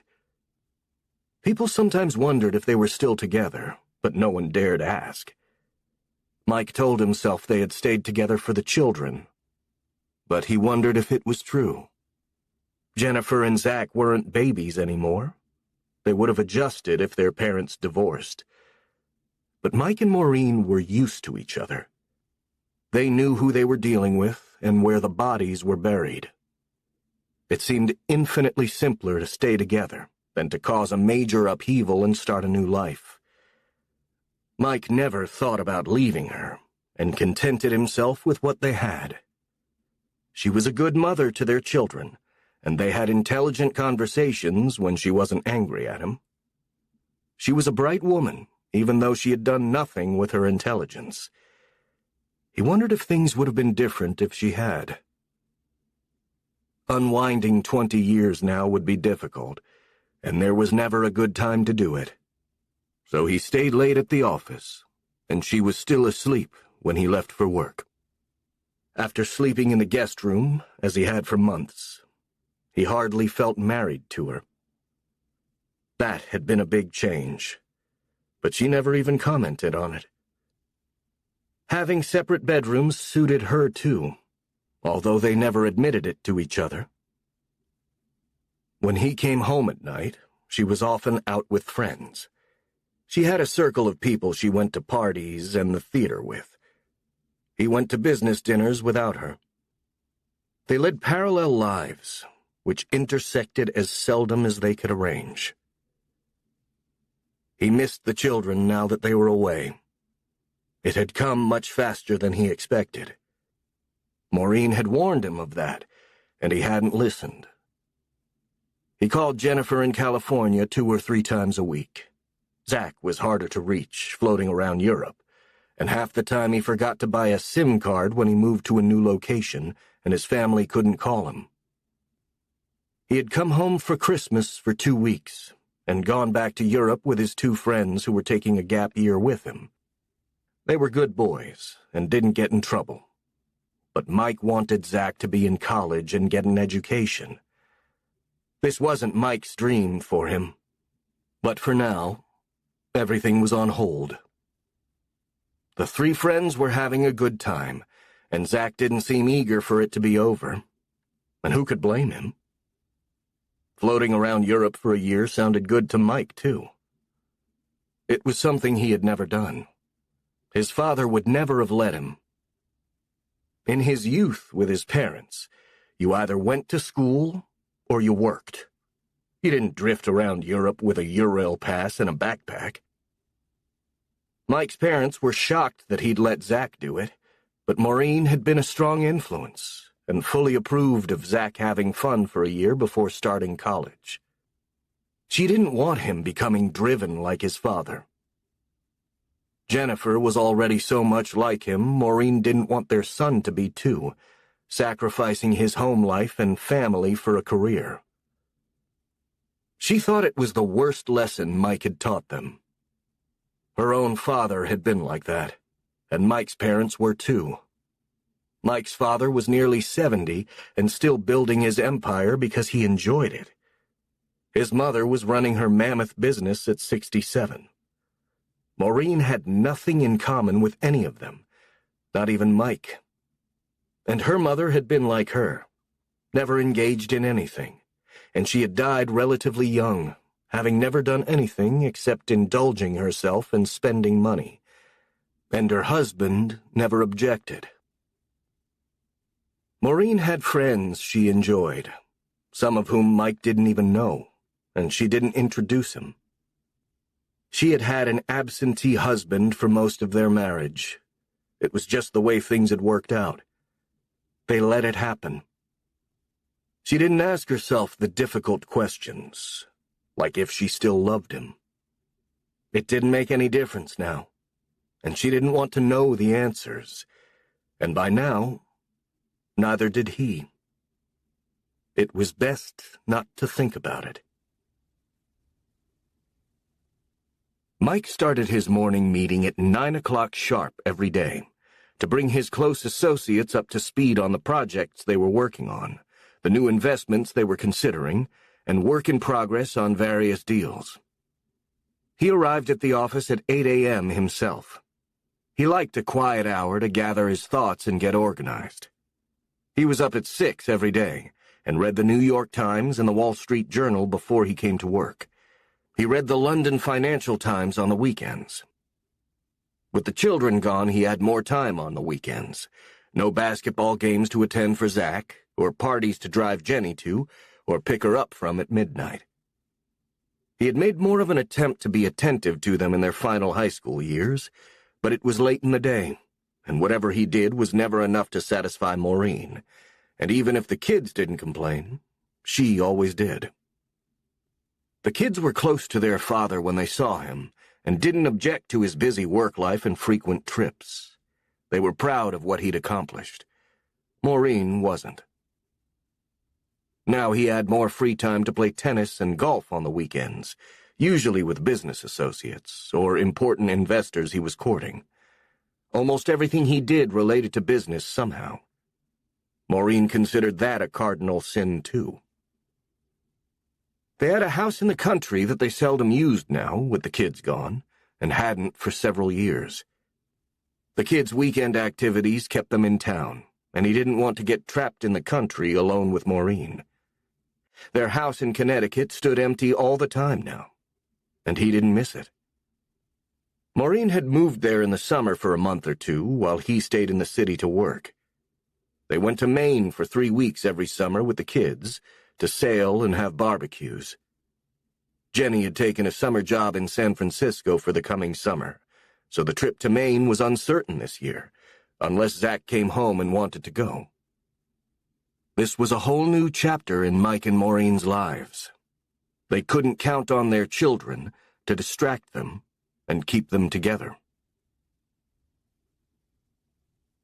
Mike's investment team walked into his office promptly at 9. His office was sleek and modern, with chrome and glass, a long wooden desk, and contemporary art on the walls. It wasn't cozy, but it was elegant and efficient, on the 47th floor with a breathtaking view of New York. Will Stinson was the senior member of the team. He was their specialist in bio and high-tech investments. Joe Weiss knew more about real estate development than anyone Mike had ever hired, and Renee Durant was a fantastic research source for what Mike called the softer brands, unusual investments that had done well for the firm. She had suggested the low-priced women's fashion brand that had proven to be brilliantly lucrative, although Mike's mother had turned her nose up when he asked her about it. But it had become one of the highest volume brands in the world, fashion at absurdly low prices. The business model had been imitated by many, but never as successfully as the company Mike helped grow to billion-dollar proportions, to the envy of investors who had paid no attention to that market before. Mike had ridden in on the crest of the wave and sold the company 3 years later for a fortune. "What have we got today?" Mike asked them with a smile, as they helped themselves to coffee and sat down. As always, they had a variety of new investments to suggest to him, for Mike to consider before they did further research on them. They all agreed in private that they loved working for him. He was a good guy. He expected excellence from them, but he was kind and easy to work for, as long as they produced. "I had a crazy thought," Renee started. "I went shopping last weekend, at Brooks. I forget about it at times because of the location, and when I go down there, it knocks my socks off every time.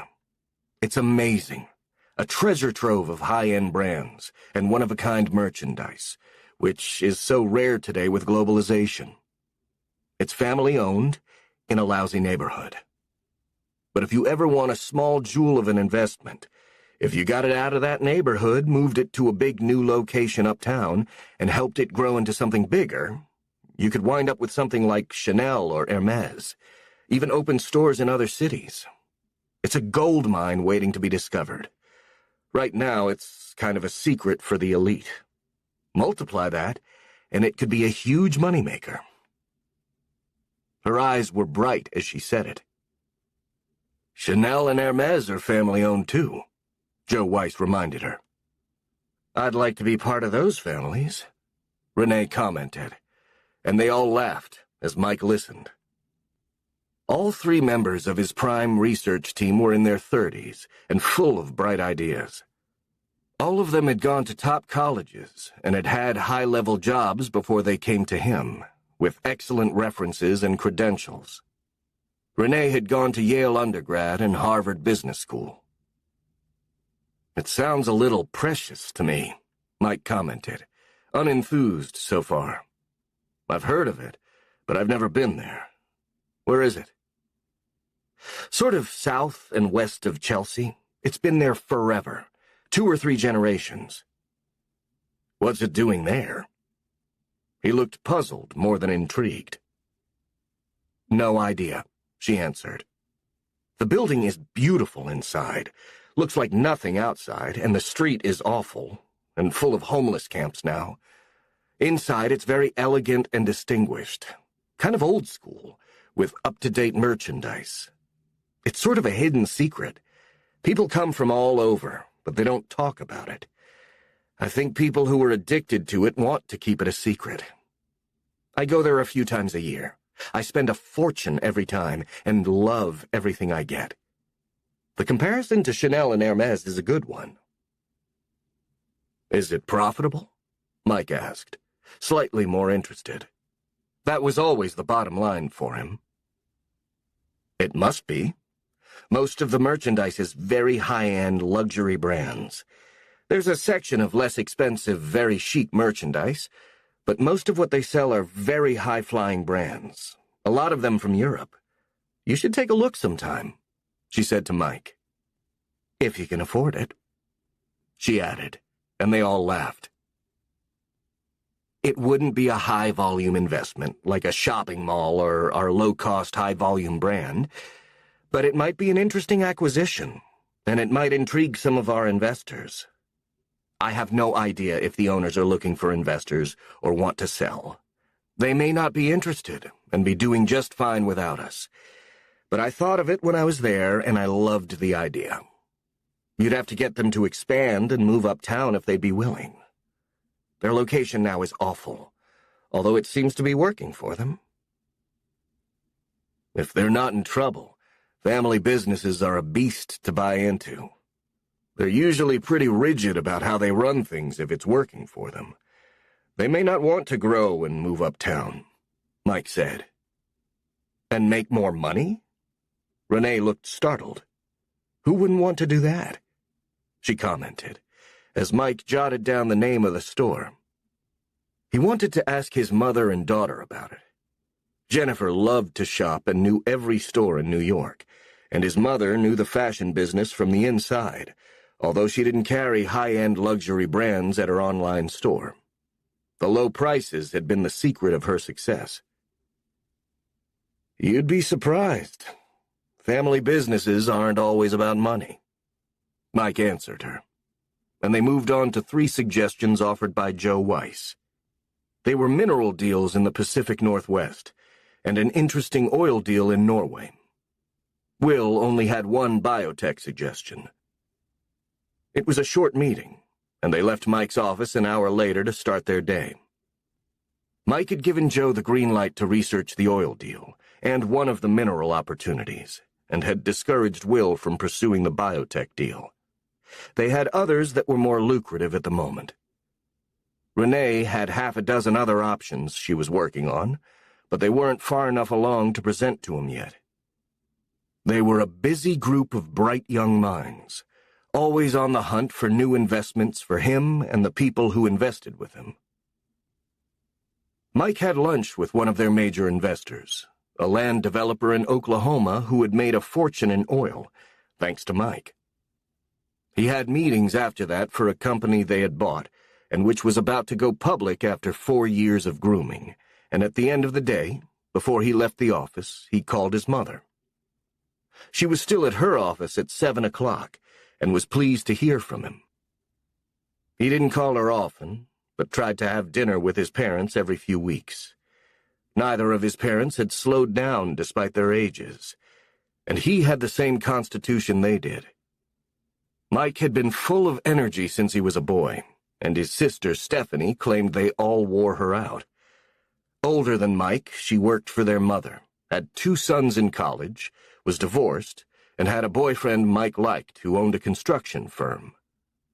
The whole family admired industrious people and were hard workers. "Hi, Mom," he said easily. "You're working late?" He got on well with his parents, and had always hoped to have the same kind of relationship with his own children. He enjoyed spending time with his kids, but he was always being painted as the bad guy absentee father at home, which didn't help. And he missed them now that they were gone. "We've got 1 million orders to fill, and our computers were down for 3 hours today. I'll be here all night," Beverly explained. "You work too hard." But he had a feeling it kept her young. "I have a crazy question to ask you. Have you ever heard of a store called Brooks? It's somewhere downtown in a dicey neighborhood." "Oh, my God. I haven't been there in years. My grandmother took me there when I was a young girl. She bought a beautiful hat. They had a full custom millinery department. That was years ago. I haven't thought of it in ages, and I haven't been there since. Years ago, I couldn't afford it, and now I just shop online. It's easier. At least that's what I tell our customers. Are you buying it? It used to be owned by a very elegant older man. He stopped to say hello to my grandmother, and he was very charming. I still remember him. He must be dead by now. They must have sold the store." "Apparently not. The researcher who mentioned it to me says it's family-owned. Apparently it's still in the same place. His son must be running it." "It's a very special store," his mother said, remembering it. "I can't believe it's still there. I had forgotten all about it. What would you do with it?" "Probably nothing. It sounds too small-scale and specialized for us. Something one-of-a-kind like that is too limited. Low cost, high volume is a better opportunity. Which Beverly knew too, as she had been an econ major in college. Renee in my office thinks we should invest in it, move it uptown, make it bigger, and open branches across the U.S. Too big a project for too little return, he said simply. But I was curious about it. She said the same thing as you, that it's a very special place. It was. Beverly Weston sounded nostalgic, and Mike smiled. I'll have to stop by sometime. Don't work too hard, Mom. I'll call you for dinner with you and Dad next week. Maureen had never warmed to his parents, which had always bothered him. Hers were much fancier, and her father had built a new fortune on old money. Mike's parents had started from nothing, and were simpler people. Maureen's father had respected that. She and her mother never did. We're going to Palm Beach for the week. Your father says we need a vacation. Maybe he does, but I don't see how I'm going to get away, Beverly told her son, sounding distracted. It'll do you good, too. You both work hard. He hung up a few minutes later. He always admired his mother and the huge success she had made of her small company. It was mammoth now, and she still kept an eye on everything. He came by his work ethic honestly. Both his parents worked diligently. He was glad they were going on vacation. He wouldn't have minded a week in Palm Beach himself, but he didn't have time. He had meetings booked solidly for the next 3 weeks, and more to do after that. There were always exciting new developments in his business. Maureen was out when he got home that night. She didn't leave a note. She never did. If she was out, she was out. It didn't matter where. They rarely ate dinner together, except on an impromptu occasion when they met in the kitchen, foraging for something to eat. She didn't like making dinner plans with him, because she said he was always late, or canceled at the last minute if something came up, which happened more often than not. Some conference call from another time zone that he wanted to take at the office. Mike found some cold chicken in the fridge and made a salad to go with it. He ate at the kitchen table and answered some emails and texts afterwards, and then looked at his watch.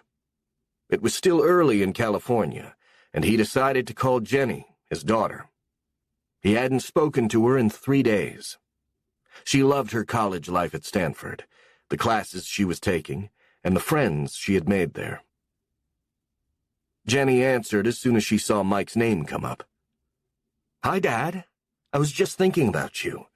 I was going to call you later. I figured you might still be at work." It was 9 o'clock in New York, which said a lot about his habits. "I'm home. How's life in the Wild West?" She smiled.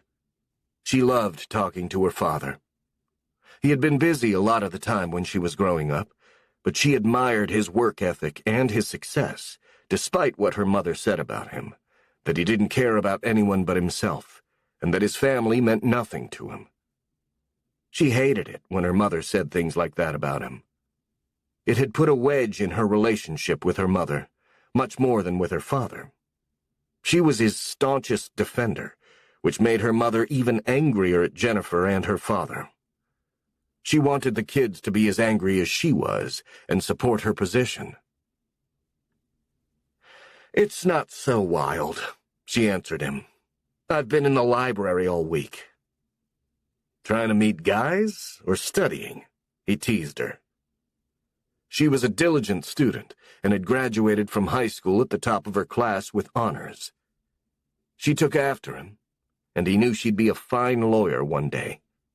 He might even hire her to work for him. "Very funny, Dad. Studying, obviously." She'd had a boyfriend the year before, but the romance had been brief.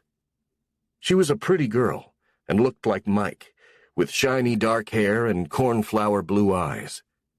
His were more of a sapphire blue, and his hair was thick and almost jet black, with only a few stray gray hairs peppered through it. He looked younger than he was. "I'm sorry to hear it," he said, and laughed. Then thought of something. "Have you ever heard of a store in the city called Brooks? It's downtown in a seedy neighborhood, and I guess it's been there for ages.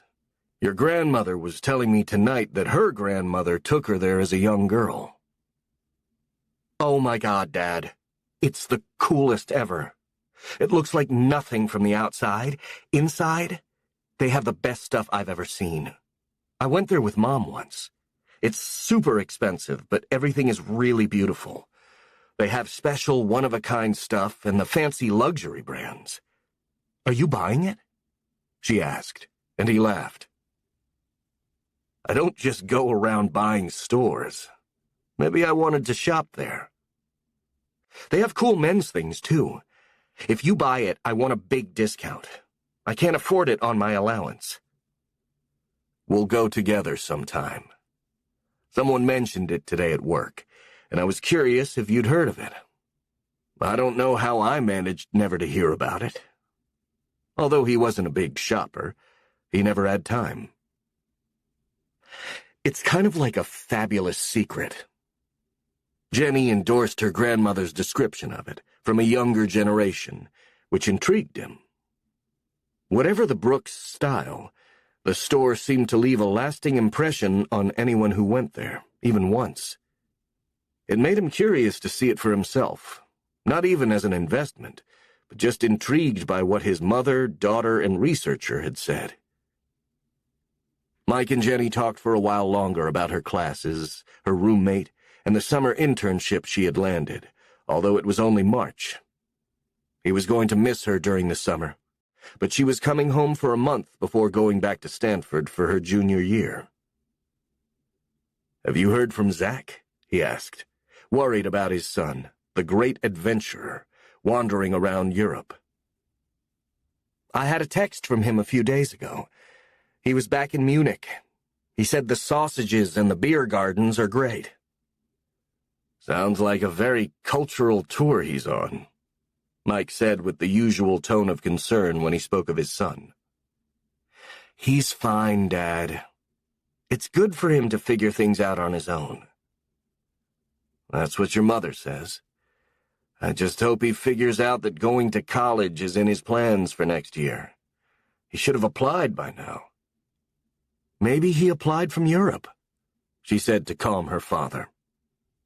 She knew he worried about Zach, and she did too. But maybe he'd grow up during the time he was away. Zach was different, and never wanted to do what everyone else did. He had to find his own path. Their father was a tough example to follow. He had been so successful at a young age. Jenny was sure her brother would figure things out eventually, and he was loving Europe. Mike was smiling when he hung up. He loved talking to his daughter. She was so level-headed and sensible and mature for her age. He didn't worry about her the way he did about Zach, who was always a little lost and out of step. Mike was in bed falling asleep when he heard Maureen come in. But he was too tired to get up to say hello to her, and he guessed that she didn't want him to anyway. He would see her in the morning before he left for work, if she was up early enough.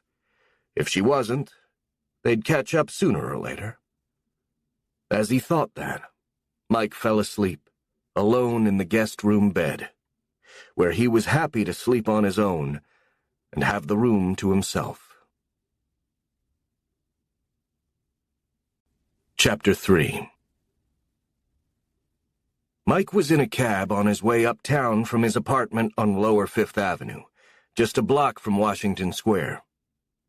He liked living at the edge of the village. He always thought it was too bad none of his kids had wanted to go to NYU, since it was only a few blocks away. Maybe Zach would apply there. He had left the apartment later than usual, after taking a conference call from London. Maureen was still asleep when he left, and he guessed she had read late the night before. She had no reason to get up early, or at any set hour. The cab had gone 10 blocks north when he remembered his conversation with Jenny the night before, and with his mother.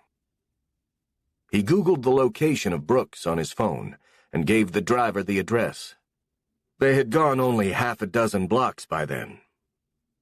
The address was west and a few blocks north of where he was right now, on the southern edge of Chelsea, which was a mix of fashionable renovated houses and seedy old buildings, some of which had been rebuilt to rent.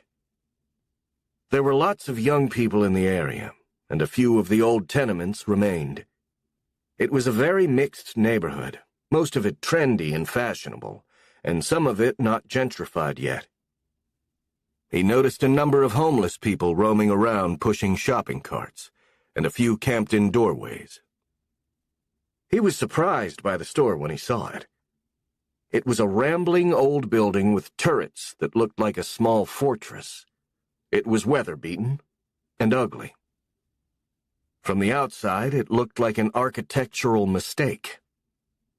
There were fashionable clothes in the windows, which were well done to catch a passerby's eye. There was a doorman in a neat uniform standing outside the main door, with revolving doors on either side. He paid the driver and got out of the cab, and the doorman smiled as Mike approached. "Good morning, sir," he greeted Mike politely. His uniform and cap were impeccable, and he wore a heavy coat with epaulettes and gold buttons, which looked military. Just seeing the doorman and the building made Mike feel as though he were going backward in time, to a more genteel era of good manners and people who were properly dressed.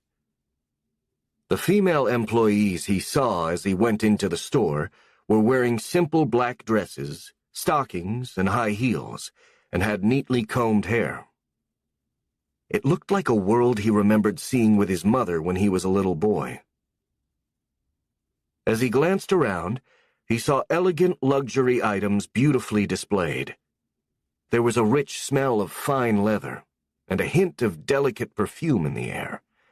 It wasn't overpowering, but it was a subtle, fresh, pleasant scent as he threaded his way among the counters, admiring the goods in the vitrines. It was exactly what his daughter had described. A place filled with extremely handsome things to buy, and as he walked to the back of the store, he saw the hat department, filled with pretty hats, and he wondered if that was where his mother had gone with her grandmother to buy the hat she still remembered. The store was beautifully decorated, with wood paneling, and looked modern. There were handsome chandeliers throughout the main floor. He saw a coat and a jacket he was tempted to try on in the men's department, but he was on a reconnaissance mission and didn't want to get distracted.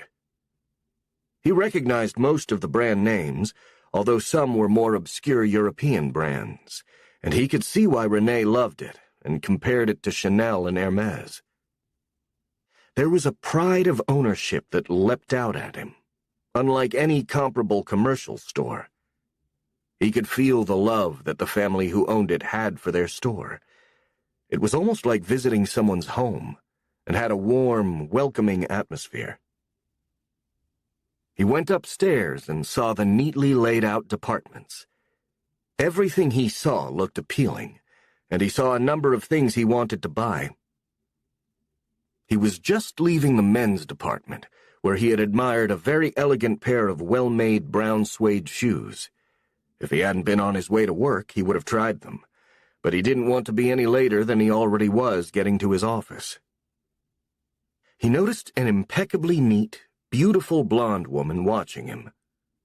She was wearing just a hint of makeup, her hair perfectly combed into a bun, with gold earrings and high heels with a chic black suit. She was small and perfectly proportioned, and she approached and asked him if he had found what he was looking for. He assumed that she was a floor manager, since she was wearing the black suit, unlike the uniform dress of the other female employees.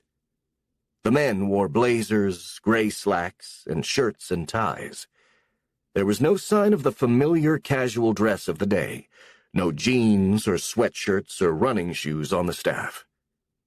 It added to the feeling of another era, and yet everything they were selling was modern, the latest fashion and up-to-date, and the decor of the store was contemporary too, in contrast to the handsome wood paneling and the vintage architecture of the building. The interior had been modernized very subtly and effectively. The entire atmosphere of the store made it a place where one wanted to linger in the welcoming arms of luxury, which was displayed so well. "Yes, I did," Mike told the woman politely, as she smiled at him. She had inevitably noticed how handsome he was. She had seen, too, that he was wearing a well-cut suit that had been made by an expert tailor, and he was wearing well-polished, expensive shoes. She knew quality goods when she saw them. He was exactly the customer she liked to see at Brooks, one who would appreciate the merchandise they were selling and the quality of their brands. "It's a beautiful store," he said. "I'm amazed. I've never been here before. 3 people told me about it yesterday, and I decided I had to see it for myself." "We hope you'll come back again now that you've found us. That's how it is with most of our customers. We're a surprise they don't expect, but once they find us, they come back again and again." She had a warm, welcoming smile and big, bright blue eyes. "It's easy to see why." He was admiring how well-trained she was, and how warmly received he felt talking to her. She wasn't overly friendly, and she was professional and polite, but she had a kind look in her eyes that struck him too. He could see that she enjoyed her job at Brooks. "What's it like working here?" he asked her, curious about this magical place tucked away in Chelsea and only known to a select clientele. But the store was fairly full for an early hour of the day. They clearly weren't lacking customers, and he could see several people paying for what they had bought. Business appeared to be good.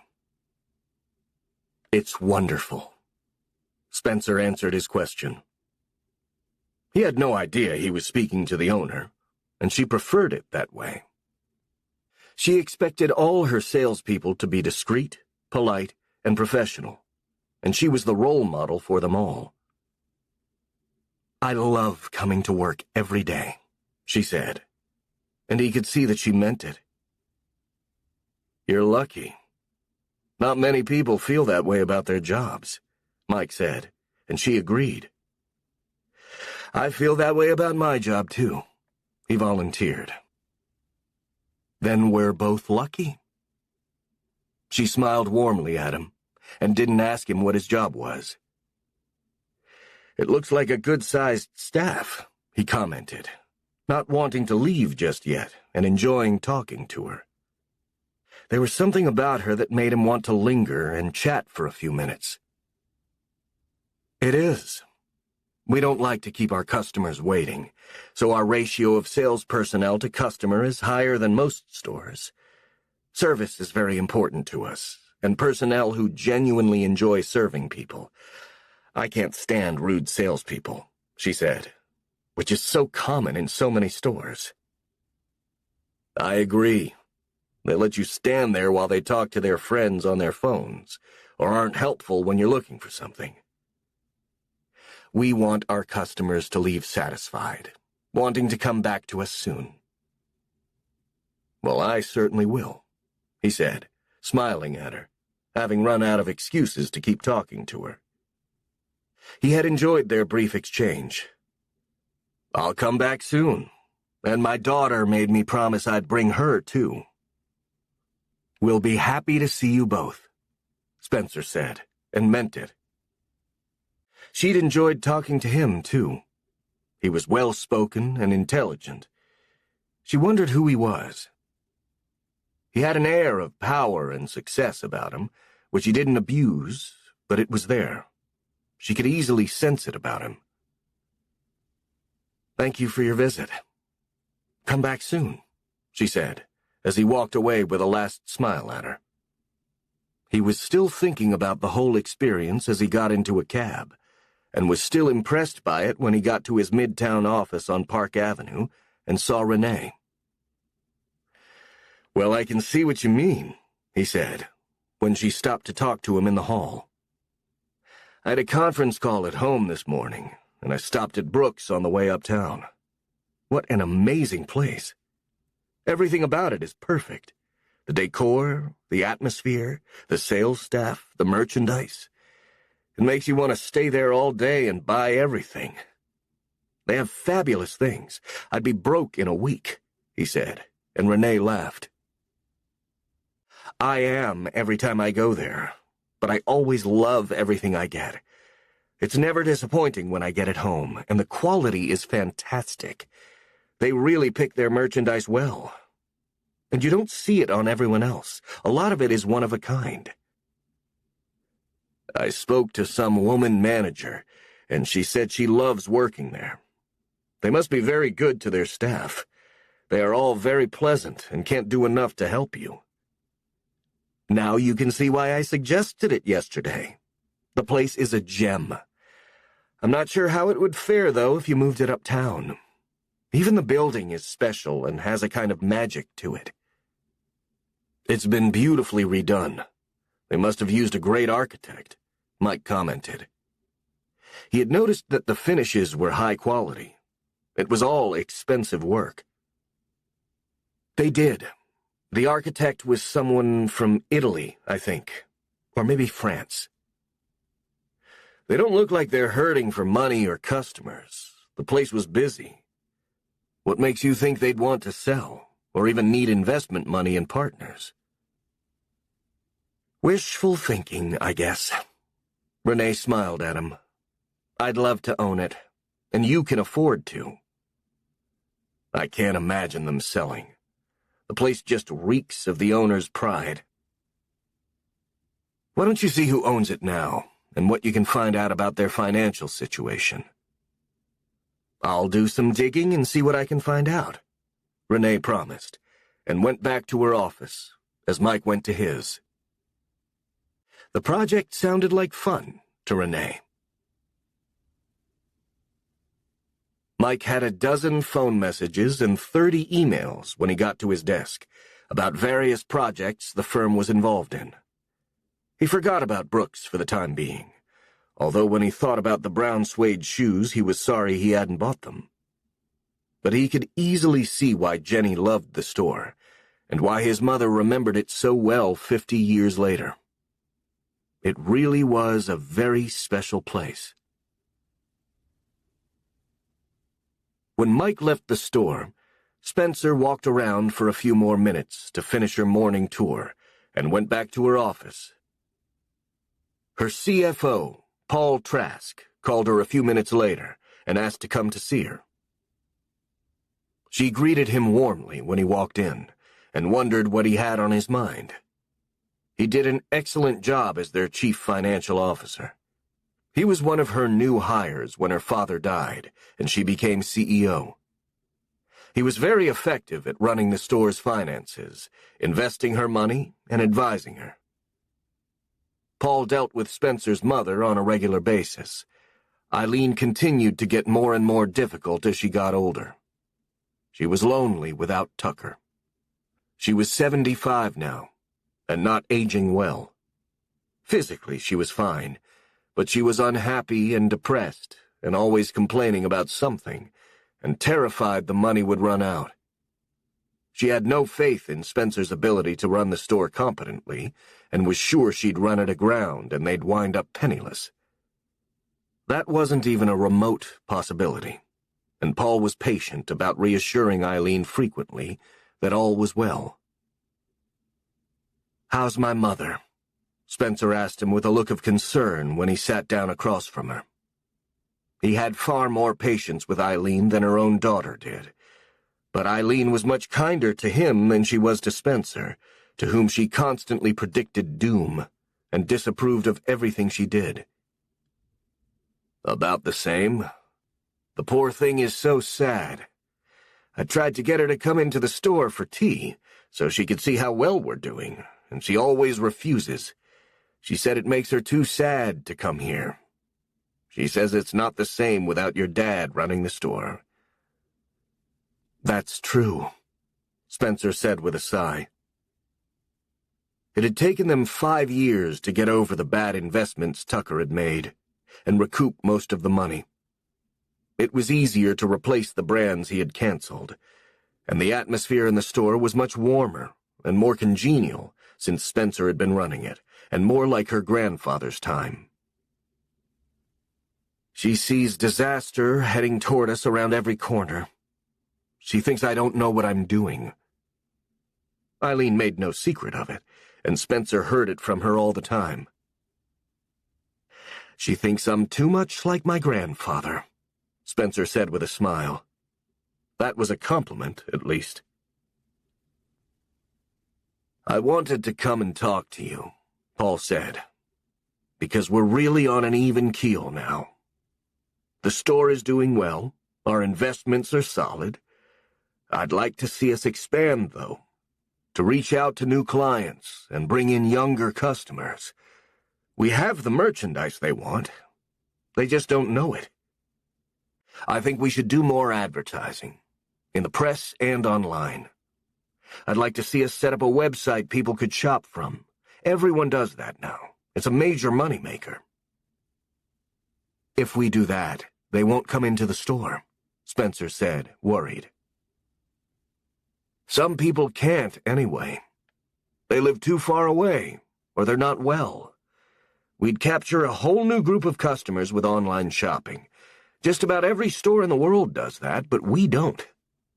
It's fine for the store to look vintage and a little old-fashioned, but we can't afford to be old-fashioned in our marketing practices. I'd really like you to give it some thought. We could even expand into an annex if we can find a building nearby and put certain departments there. But if we start buying real estate, we should bring in an investor. Spencer looked horrified at the suggestion. It had been suggested occasionally over the years that they should consider moving the store uptown, and Spencer was vehemently against it. Her theory was that if she brought in investors, she'd lose control. You know how I feel about investors, Paul. I'm not giving up a fraction of a % of the business. We keep it all.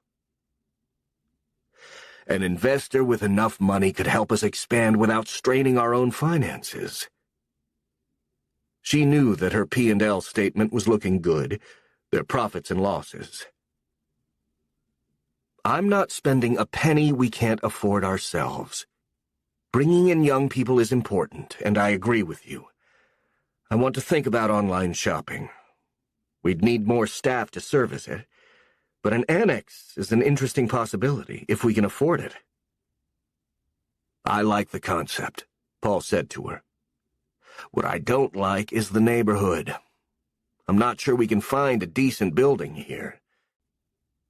One day we may need to think about moving uptown if we want to expand. That's not even a remote possibility. Brooks belongs here. It's part of our cachet and what makes us different. Besides, we own the building free and clear. Why would we give that up and have to spend a fortune either buying or renting a store uptown? It doesn't make good financial sense. Maybe it does. We would carry a lot more merchandise and more lines with a bigger structure to work from. I know these are big issues, Spencer, but they deserve your serious consideration, or we're going to stay too small and lose a ton of money we could make if you'd be flexible about some of these issues. I won't be flexible about moving or an investor. You can have anything else. She smiled at him. He'd had the same discussion with her before and always got the same answer.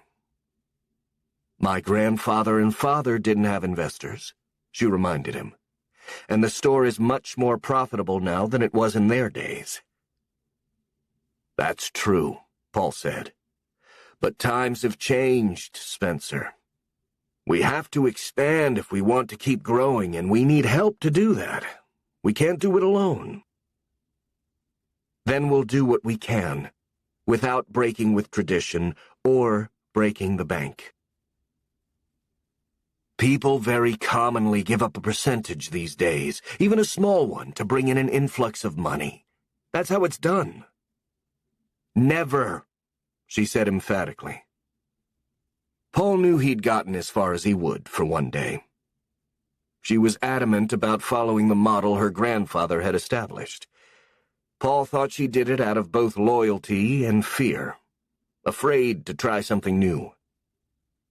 She was young, but she was steeped in the past, after growing up at her grandfather's knee and learning everything from him. They had adored each other. Paul decided to take one last shot at it on his way out. From everything I know about your grandfather, he was never afraid of change and always willing to try innovative techniques. You won't be failing him if you take on an investor. Give it some thought, Paul urged her. I have, and I won't, she said, her expression set in stone. He left her office a minute later, hoping that what he had said to her would sink in over time, and she'd agree. She was too smart and too good in business not to see things his way eventually. They needed to expand to stay viable in the market, and the only way to do that significantly was with someone else's money. There was no doubt in Paul's mind, nor in Spencer's. When Spencer left for the day, she put Paul's disturbing suggestions out of her mind. She was having dinner with Bill Kelly that night. She didn't want to be upset when she saw him. He usually took her to a neighborhood restaurant, and they went back to her place afterwards. The boys were having a sleepover at a friend's, since it was Friday night, which was one of the rare times she'd let Bill stay late or spend the night.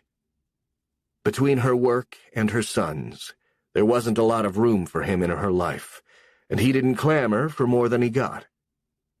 She was careful not to involve him with her children, except very superficially. He saw them occasionally, but had never made a big effort to get to know them. Neither he nor Spencer saw the relationship as long-term, and it had already lasted longer than they'd expected. They'd been seeing each other for 2 years. He was a nice guy, but not a deep person. He enjoyed being a bachelor and was gun-shy about marriage, and so was she after Bart. The relationship with Bill was just something that had happened, and never went too far. He knew how important the store was to her, although he assumed that she'd get tired of running it one day, and either sell it or find someone else to run it, which showed how little he knew her. He thought of it as more of a hobby for her, not a lifelong passion. They both kept things light between them, and saw each other about once a week, outside of advertising meetings for the store. He was handsome, and the right age for her, but there was always something missing between them, probably because Spencer knew she didn't love him, and neither did he love her. It was just easy, and nice to get out to dinner once in a while. She worked so hard at the store that she had very little social life or interaction with other adults, except at work. It was nice being out with a man occasionally, even if it wasn't serious. They had always kept their relationship undercover and discreet because of his connection to the store through the ad agency where he worked. It met their needs for the moment, but there had never been any pretense of a future, and she had recently begun to think they were reaching their expiration date. He had started to bore her, but she had no great desire to replace him either. He was familiar, and she hadn't met another man who interested her since her divorce. Sometimes she thought that Bart had cured her of love forever. He hadn't been a heartbreak, but he had been a major disappointment. His profound disapproval of her running the store had stayed with her for a long time. She didn't want another man in her life who would try to force her to sell the store. She shuddered at the thought. Bill came back to the apartment with her after dinner. They had perfunctory sex, which was less satisfying than usual. It had been fun in the beginning, but had become less so and more predictable over time. He didn't spend the night, and she didn't ask him to. She was sorry to notice that she was relieved when he left. She liked the idea of spending the night alone in her bed and having a quiet morning to herself the next day before she went to work. She always worked on Saturdays, although she went in a little later than during the week. Francine was going to pick up the boys at their friend's house that afternoon.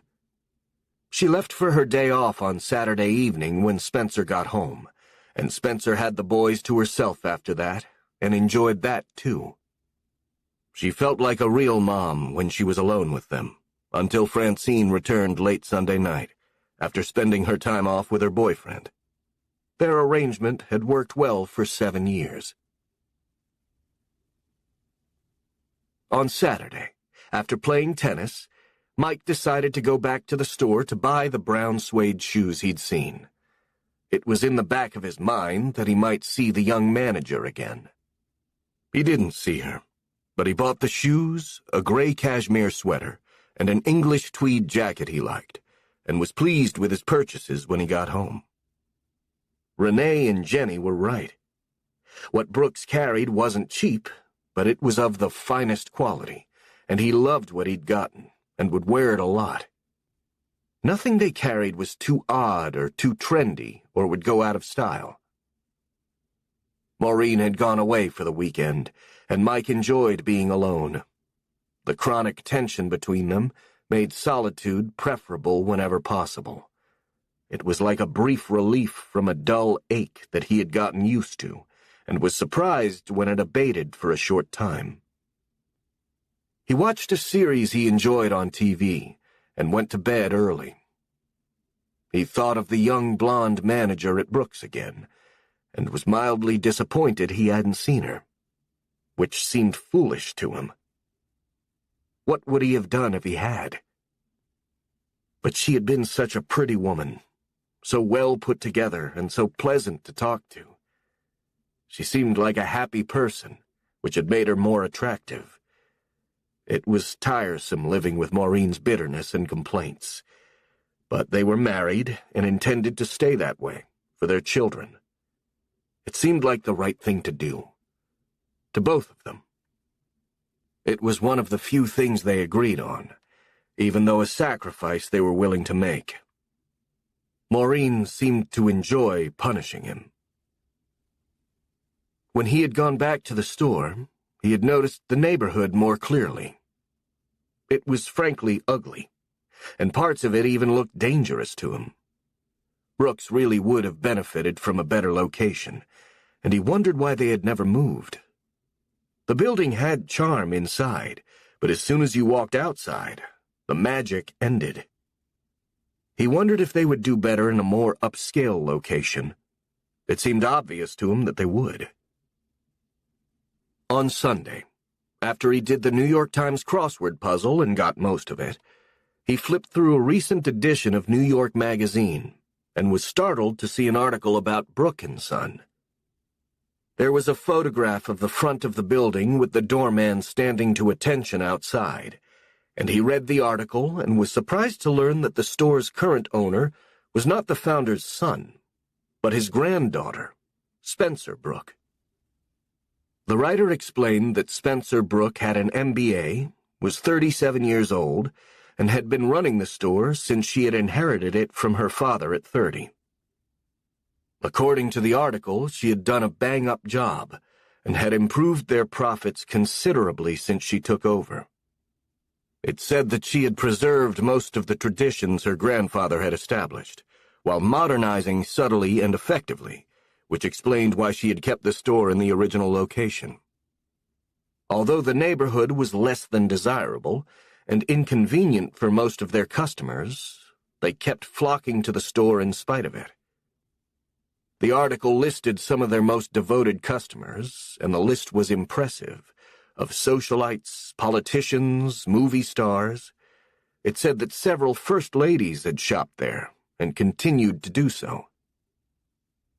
The article sang Spencer's praises, and when Mike turned the page, he saw a picture of her and stared at it for a minute.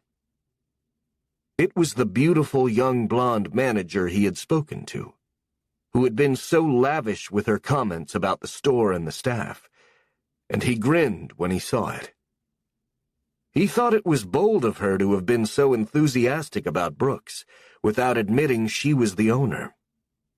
She had been passionate about it, and now he knew why. There was also a photograph of her with her grandfather when she was a child, in front of the store. The article said that she had been groomed to run it by her grandfather, and that her father's tenure had been brief. He had died suddenly, and she inherited the store at 30. She was quoted about how much the store meant to her, and how much she had learned from her grandfather. Mike was still smiling when he finished the article. Spencer Brooke was an intriguing woman. Brooks didn't make sense to him as a large investment, and there was much greater growth potential in the low-cost brands, like the one he'd invested in before. But there was something about the store that had hooked him. It was a fascinating place, with an endearing history, run by a woman who obviously knew what she was doing and did it well. He couldn't decide which fascinated him most, the owner or the store. But now he wanted to know more about both. Chapter 4.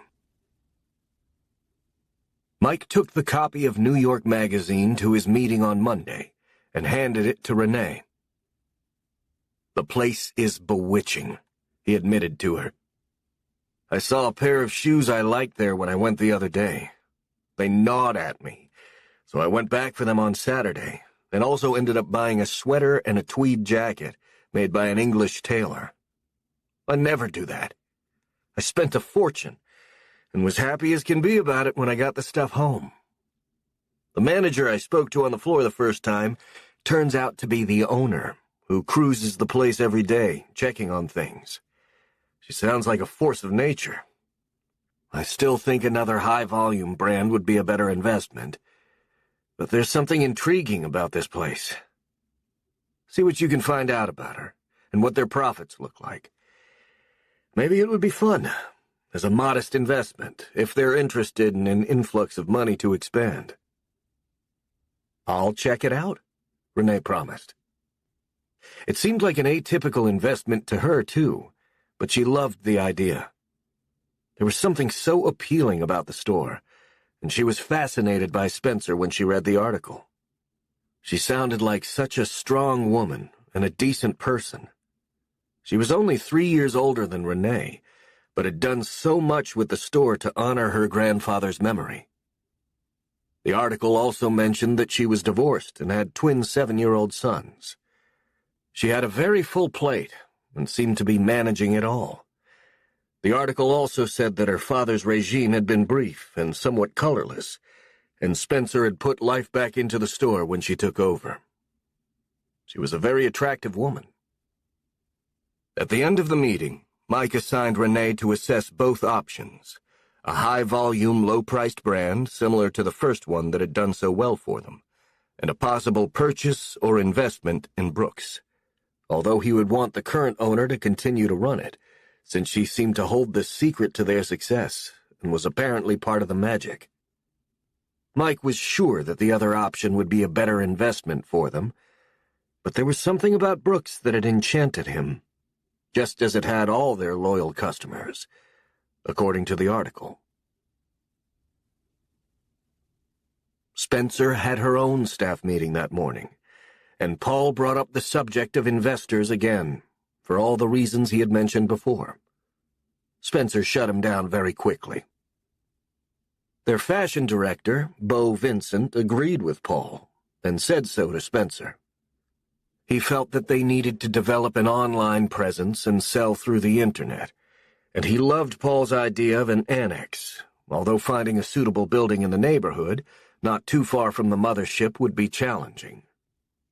Marcy said she agreed with both of them. Spencer looked annoyed at the end of the meeting, and even more so when her mother called her. Eileen still had a network of secretaries she spoke to who told her the gossip they heard from the various department heads they worked for. "Why are you looking for investors?"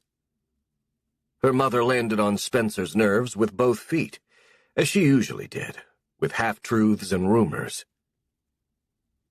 "I'm not. Paul Trask thinks we should get a big influx of money to make some improvements, and I'm opposed to it." "Your grandfather and your father didn't have investors," Eileen said, in an accusatory tone that was all too familiar to Spencer. She'd heard it all her life. "Neither will I. Your spies should be more accurate if they're going to give you insider information. I'm not taking investment money. We can manage without it." "Are you trying to move uptown?" "No, I'm not," Spencer said, exasperated.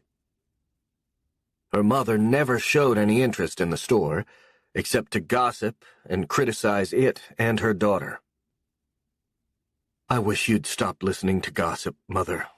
The people who tell you that stuff don't know what they're talking about, and it just gets you wound up." "I'm not wound up. I just want to know what you're up to." "Why? You never cared about the store while Grandpa Thorny was alive, or when Dad ran it. You hated it, and you said so all the time. Why are you always looking over my shoulder, accusing me of something I'm not doing and criticizing me for it?" "That's not fair," Eileen complained. "I'm just trying to be supportive." "No, you're not. You think I'm going to screw up and fall flat on my face, and you want to be the first to know so you can have a front row seat when it happens. I'm sorry to disappoint you. I'm not taking investors. We're going to keep on doing what we do now and have always done." "Maybe you should modernize a little," Eileen conceded. "I like shopping online. I'll bet your grandfather would have made that possible, even if your father wouldn't have."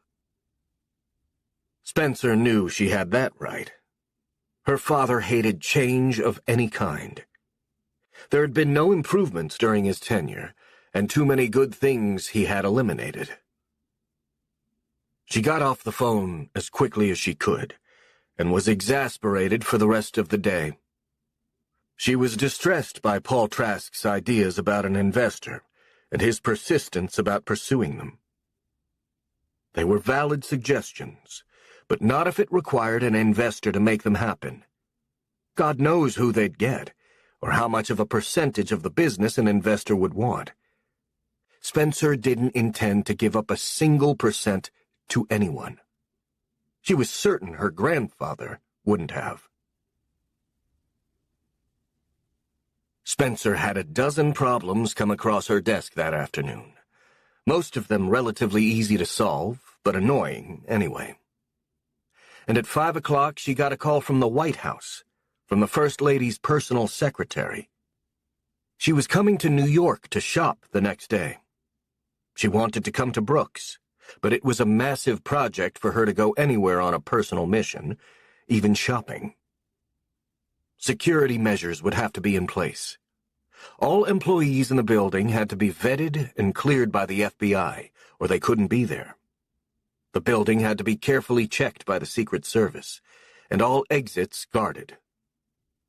The First Lady's security detail would prefer if the store would be closed during her visit, and there could be no leak or statement beforehand about the visit to the store to jeopardize security. The First Lady was landing the next day and wanted to be at the store by 4 o'clock, so they would have to close early to accommodate her.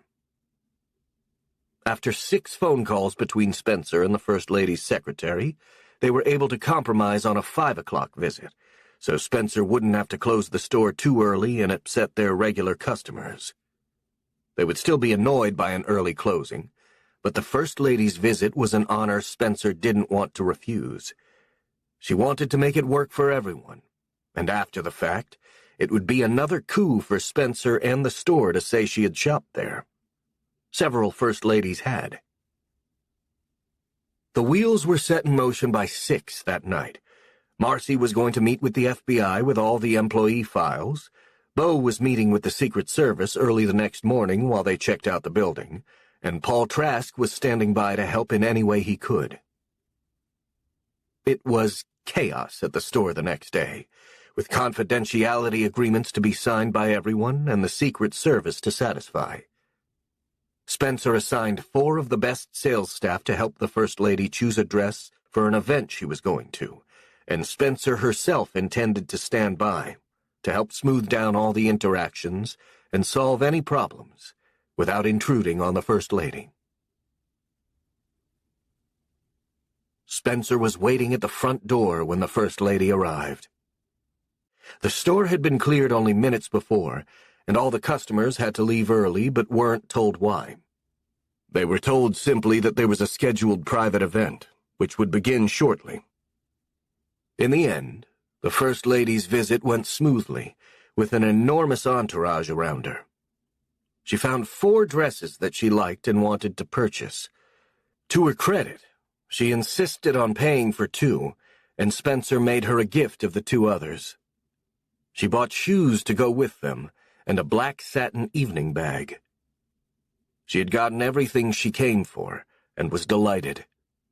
It all went surprisingly well, and there were no mishaps. It was a PR victory for Spencer and the store. She was exhausted when she got home that night, at 10 o'clock, and for once she was grateful that the twins were asleep when she got home. She loved spending time with them and putting them to bed, but not tonight. Their personalities were extremely different. Axel was shy and cuddly. Ben was mischievous and more outgoing. They complemented each other, and she loved how individual they were. And they loved spending time with her. She still felt guilty when she didn't have enough free time with them on weeks like this. Brooks had a security problem of a different kind the next day, when a well-known senator's wife stole a bracelet from the jewelry department and an alligator clutch bag. They were faced with the choice of having her arrested or not pursuing it. Both items were expensive. Spencer didn't want it all over the press, nor did she want to encourage copycat thefts. Spencer met the senator's wife at the door and had an extremely delicate heart-to-heart conversation with her in a private room they escorted her to. The woman returned the stolen merchandise before she left the store, and Spencer didn't press charges. The senator came himself to escort his wife home, apologized profusely to Spencer, and attempted to press some bills into her hand, which she delicately refused. She saw Paul Trask, the CFO, standing by looking concerned when they left. "Don't look so depressed. She gave it all back," Spencer said to him with a smile. The senator's wife had taken a $10,000 bracelet after trying it on, but it was already back in the vitrine by then. The senator didn't want to buy it, or the alligator clutch. "We had a burst pipe in the warehouse an hour ago while you were dealing with this mess," Paul said. "We lost $100,000 worth of leather goods." He looked seriously distressed. "Will our insurance cover it?" she asked him softly as they walked back to her office. "Yes, with a $5,000 deductible. It could have been even worse." "I should have read my horoscope this morning," she said as she sat down at her desk, and the receptionist buzzed her to tell her that Francine was on the phone. "Is everything okay?" she asked when she answered the phone with a worried expression. "We're fine," Francine said calmly. "We're at the emergency room at NYU Medical Center. Ben fell off the jungle gym at the park and broke his arm. They just set it, and he has a bright orange cast. He's okay. We're going home in a few minutes." Spencer could tell from Francine's tone that Ben was next to her, so she sounded upbeat. "I'll meet you there," Spencer said, as she grabbed her handbag from under her desk. She was anxious to get home to Ben quickly to see him for herself. "Everything okay?" Paul asked her. "Ben just broke his arm. I'm going home." "I'm sorry. I'll walk you out." There was something he wanted to tell her, but he hadn't had time. It was awkward telling her in the elevator, but he had no other choice. Fortunately, they were alone. "I know you don't want to hear this right now, but I've had some insider information from someone I know in Mike Weston's office, the big venture capitalist and investor. He was in the store recently, and he thought it was fantastic." "And he wants a VIP discount?" She looked stressed. "We don't give them," she reminded him. "All our customers are VIPs. Hermes didn't give them either." "No, he's interested in talking to us about some investment money. He's exactly what we need, Spencer. Will you please meet with him and just listen to him?" "No. He'll take half our business and ruin everything. I won't meet with him. I don't want investors."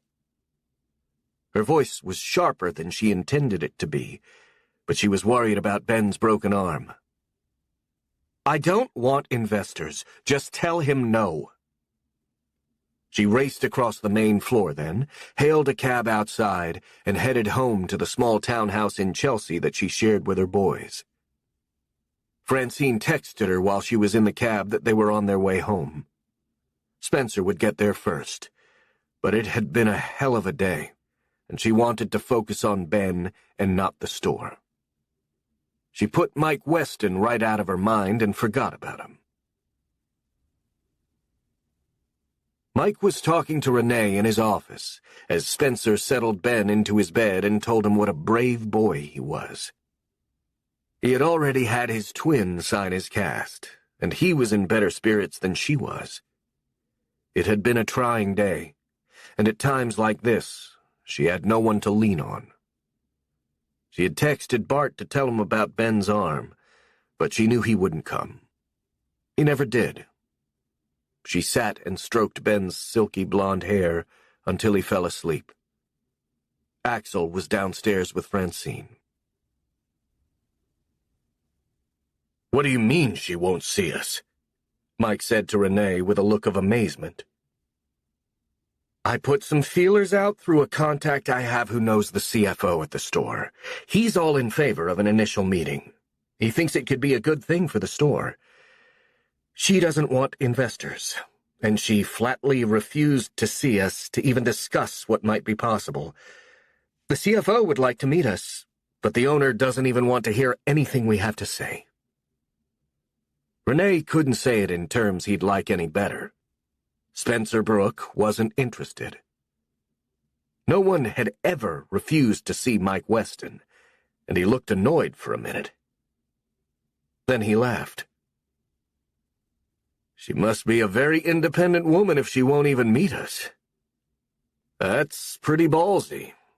I have to hand it to her." Renee was relieved he was taking it so well. That wasn't always the case. This was a new experience for him. Most people begged him to meet with them. No one had ever slammed the door in his face or refused to open it at all.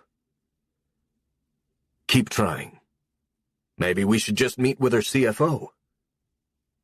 But he wanted to talk to Spencer, too, and he thought he could convince her. He wasn't trying to take over her business or buy it outright. He wanted to put money into it, have some participation, and leave her in control. "The CFO won't talk to us without her permission," and she said a flat no. "Try again," Mike said stubbornly. He wasn't going to give up that easily. All it did was challenge him. Her flat refusal only enticed him more. This was a new experience for him. Renee left his office to call her contact again, but a meeting didn't sound likely to her. Ben had just fallen asleep when Bill Kelly called Spencer. He wanted to come by. She felt like she was on a merry-go-round at full speed. Bart hadn't responded to her text about Ben's broken arm, and hadn't called at all to see how he was, and she was upset about that too. He left her to deal with all the hard stuff.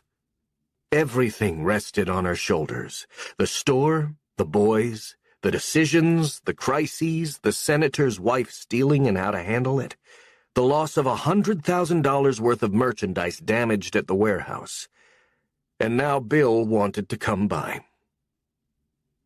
"I can't," she said, sounding stressed. "The boys are here. It's a school night, and Ben broke his arm today. He might wake up during the night, and it'll be awkward if you're here." "I can just come over for a while and bring dinner if you want." She was too tired and stressed to eat, and she hated to say it to him, but it was just too much. She didn't want to talk to anyone. She just wanted to sit on the couch by herself and stare into space. "It sounds like you had a rough day." She laughed ruefully. "I did. Today was insane. I'm sorry, Bill. I'm too wiped out to even talk." He was gracious about it, but didn't sound pleased. She rarely refused him, but she was too exhausted to move.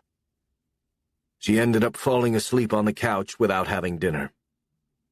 Ben woke up twice in the night, and she was glad that she was there alone and hadn't let Bill come over. She finally spent the rest of the night with both twins in her bed until morning. Ben went to school with his cast and a marking pen so his friends could sign it. She dropped the twins off at school herself instead of Francine and got to the store early. She had an hour of peace before everyone else would arrive and sat at her desk answering the emails she hadn't read the night before. She was halfway through them when she saw one from a PR agent she knew. He wanted to know if his clients, a famous rock star and his wife, could come to the store. They wanted the store closed for them. She had already done that once that week for the First Lady, which had been chaotic beyond belief, and inevitably, it had disappointed their customers who showed up and found the store closed. She couldn't do that to them twice in 1 week. Her regulars were her bread and butter, although stars were good too. She needed both. She responded that she would be happy to accommodate them, but it would have to be after hours. They were welcome to come at 6 o'clock. The agent thanked her and responded that would be fine. It meant that she would have to ask a skeleton crew of salespeople to stay overtime. She emailed Bo Vincent, their fashion director, and asked him to handle it for her. He walked into her office half an hour later. She had just finished her last email. She thought he was there to complain about the rock star couple, but he had come about something else. "There's a big charity event at the Met tomorrow night. They're inviting you for free. I know you hate things like that, but I think you should go. They want you at the head table. It's good publicity for the store. You can bring a date." She groaned at the thought. "I have nothing to wear," she said, and he laughed. "I think I can find something for you here," he said, and she grinned. "Do you want to be my date?" "I'd love to, but I can't. I'm hosting a birthday party for a friend." She didn't really want to ask Bill, after having refused to see him the night before, but she couldn't think of anyone else, and he was good at things like this. He had the right clothes and was usually happy to go to black tie events. She had taken him with her before, on the rare times she went. "I'll dig around in the designer department and send a rack up to your office." Bo knew what she liked and what looked good on her. She trusted him to pick the right thing. She didn't have time to do it herself. As soon as Bo left her office on his mission to dress her for the Met party, Paul Trask walked through the door. "I'm here to harass you about Mike Weston. He says he just wants to meet you. He loves the store. He wants to throw money at us and get a controlling interest. That's what guys like him do. I don't want to meet him, she said, looking exasperated. What part of no doesn't he understand? It's a word he's never heard before. Paul smiled at her. It wouldn't kill you to meet him. My grandfather never had investors. I don't want them either. We'll just have to figure out how to implement your expansion program without an investor. We don't have the money for it, Spencer. He does. Or a different investor. It would take us years to come up with that kind of money. We'd lose control of the store. I can't let that happen. We could do so much with an infusion of funds. He looked sad. We're doing fine without it, she insisted. We're holding the fort. But without it, we can't grow. An investor would safeguard our future. Or take it over, or destroy the store, or change it. I'm not going to be the first Brooke to lose the store. Her great-grandfather had lost his in 1929. She wasn't going to be the next nearly 100 years later. I don't see what harm it would do to talk to him, Paul insisted. That's what Eve said to Adam about the snake in the Garden of Eden. Let's not talk to snakes. He's not a snake. People say he's brilliant and an honorable guy. We could dictate our terms. No, Paul, we couldn't, she said gently but firmly. She was a woman who knew her own mind, and Paul knew her well enough to know he wouldn't change it. He left her office looking dejected. Mike Weston was such a great opportunity to turn down. He was huge. An hour later, Bo rolled a rack in with 5 dresses for her to try. She eliminated 2 immediately. One was bright pink, and he loved it, but he had been almost sure she wouldn't. The second one was black and looked too severe. The other 3 were more her style. She was immediately drawn to a soft brushed gold gown, which hung simply and draped from one shoulder and molded her figure. It would have to be shortened, but their alterations department could do it in an hour. She tried it on, and it looked as though it had been made for her. You look like a goddess, Bo said, smiling at her. It's perfect. He had brought shoes for her to try with it, and she had a gold evening bag at home that would be a perfect match. There was a soft gold-colored wrap she could wear if she got cold. She had some beautiful pieces in her own wardrobe, which she seldom wore. She had hardly gone to formal parties since her divorce. It was no longer part of her lifestyle. She went to work and spent weekends with her sons.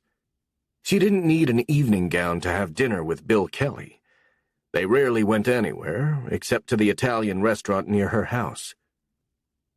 You look incredible, Bo said, admiring her. You should get dressed up more often. I'd look silly coming to work in a ball gown, and it's a little over the top for the playground with the boys. She smiled at him. We have to do something to jazz up your life, he said. This is all the jazz I need. But she had to admit the dress was beautiful, and wearing it was going to be fun. Bo pinned the hem for her and took the dress to alterations, and she called Bill and apologized for the night before. I need a favor, she said.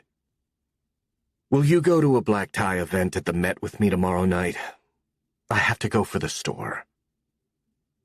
He only hesitated for an instant, still a little miffed that she hadn't seen him the night before, but it sounded like fun to him, too. Sure. We don't have to stay late. He promised to pick her up, and she went back to her desk. She was all set for the Met. She had a dress and a date. She wasn't going to make a big evening of it. She'd had a long week. All she had to do was put in an appearance for the store, and the dress was a knockout. Maybe it would be a fun evening after all. Chapter 5. Spencer worked with Marcy and Beau in her office the day of the charity event at the Met. They were confirming their winter buy for the store. The orders had already been placed several months before, but Spencer liked to go over them in detail. Beau had added 3 new up-and-coming designers from France, and the same high-end luxury brands they always ordered. He was diligent about coming in under the budget, and he had done it again. Marcy, having bought for the store for 30 years before becoming president, always joined Spencer and Beau for their meetings to offer advice and an overview of the coming season. The 3 of them worked well together. Spencer had learned a great deal from Marcy, and Beau had been a big success as their fashion director since Spencer had hired him away from Neiman Marcus 7 years before. Their future winter buy looked exciting to all 3 of them. Marcy had just turned 62, but she was as chic and youthful as ever, with her short snow-white hair. She was full of energy and represented them well as president of the store. She was always cooperative and willing to take direction from Spencer as CEO, despite the fact that she had known her as a little girl. At 37, Spencer was no longer a child and ran the store with a gentle but firm hand, with her eye on the future, and made responsible decisions which had served them well. Brooks, under Spencer's guidance, was even more profitable than it had been when her grandfather ran it. She had learned her lessons well in business school. She mentioned some of the ideas that she and Paul Trask had discussed recently, including long-term expansion and an annex nearby, and Marcy looked concerned. "Do you ever think about moving out of the neighborhood?" she asked Spencer, and Beau nodded. He had thought of it too. He knew how attached Spencer was to the building they were in because of her grandfather, but there were increasing numbers of homeless people sleeping in front of the building at night, and they got police reports of muggings, petty thefts, and more recently the rape of a woman who lived nearby. "I think it's getting worse," Marcy added. "So do I," Beau agreed. "It's a lot worse than it was when I started working here 7 years ago. The homeless camped outside seem more aggressive when we leave at night. There were a lot of younger ones in the mix, who were clearly on drugs and desperate for money. They didn't bother anyone in the daytime, and disappeared then, but they were back en masse at night, camping outside. None of the employees had gotten hurt, but local residents had, late at night and on weekends. Brooks' security team was vigilant in the daytime, and looked out for the neighbors, too. "It might be good for business if we move uptown," Marcy suggested cautiously. She knew how attached Spencer was to anything her grandfather had set up, and the building was part of that mystique, even if inconveniently located for much of their staff and many of their customers. "I'd really hate to move," Spencer said. "This building is iconic." Marcy didn't want to argue the point with her, although she thought the problem of their location was bad for business. "Our customers might like it if we moved farther uptown, maybe even to another historic building with some character. It could bring us a flood of new customers who don't know the store and don't come downtown. Or a location even farther downtown, like to Soho, which was so trendy and fashionable now." "It would probably cost us a fortune," Spencer said. But it was more about nostalgia for her than money, as they all knew. After the meeting, Beau gave her a printout about the event at the Met that evening. It was to benefit an art introduction class for inner-city kids in the metropolitan area. There were to be 300 of the Met's most elite and generous supporters at the party.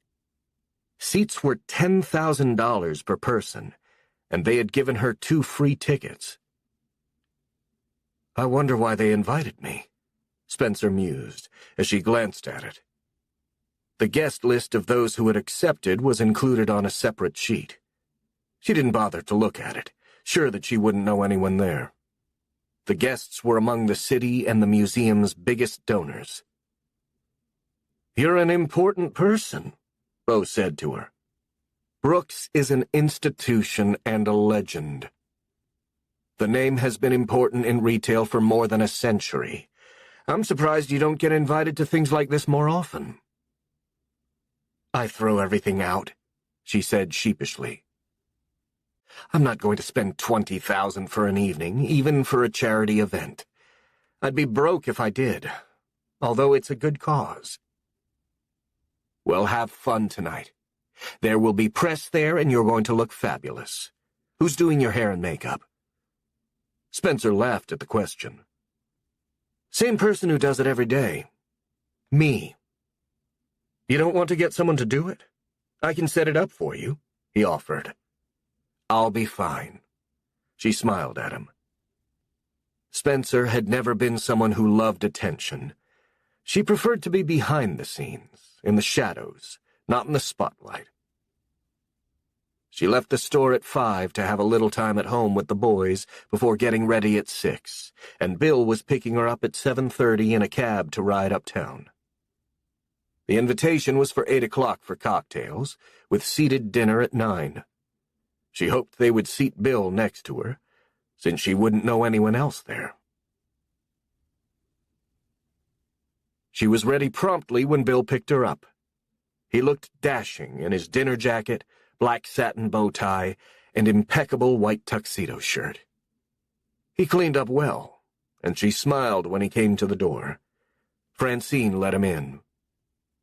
The boys were already upstairs in their room in pajamas, and Spencer was wearing the beautiful pale gold dress. "Wow, you look great," Bill said, admiring her. She had worn her hair in a loose, low bun at the nape of her neck, and the diamond earrings she had inherited from her grandmother and rarely got a chance to wear. They were simple, round studs. She had done her makeup carefully and used very little. Her own natural beauty shone through and lit up her face. She was wearing the gold stole over the dress and the high heels Bo had picked for her. She looked very glamorous, and very different from how Bill usually saw her, in jeans and a sweater after work, or one of the sober black suits she'd worn at the store if she hadn't changed. "We should do this more often." Not for $20,000 a pop, she thought, but didn't say. "I think the owner of the agency is going to be there tonight.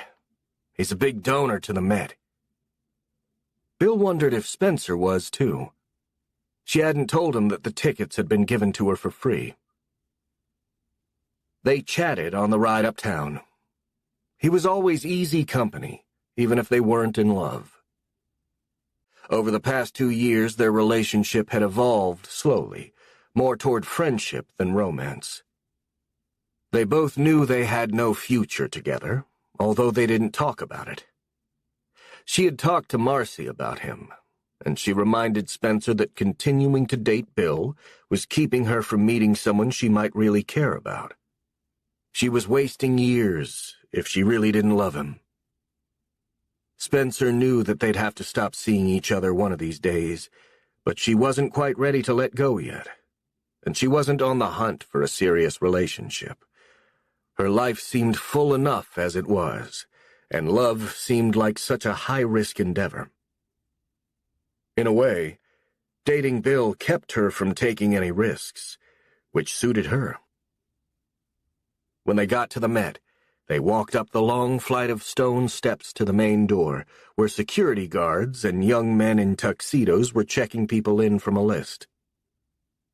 They had Spencer's name and Bill's, checked them off, and wished them a good evening. There was a crowd of people just inside the main door, waiting to go up another flight of stairs. It took a few minutes to filter through the crowd, to the French Impressionist wing where the party was being held. Spencer noticed the beautiful gowns the women were wearing, and was happy she had picked the gold dress. It felt appropriate in the crowd. Many of the guests were older, as big donors often were. She saw a number of familiar faces she knew from the press, including the mayor and a senator, and several socialites, some of whom she knew were customers at Brooks.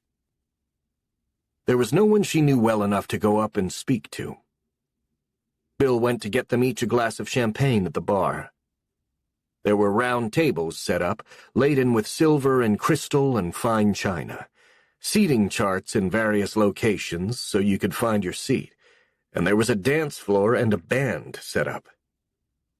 There would be dancing after dinner, which Spencer hadn't expected. She thought the invitation was only for dinner. She hadn't been to a party with dancing in several years.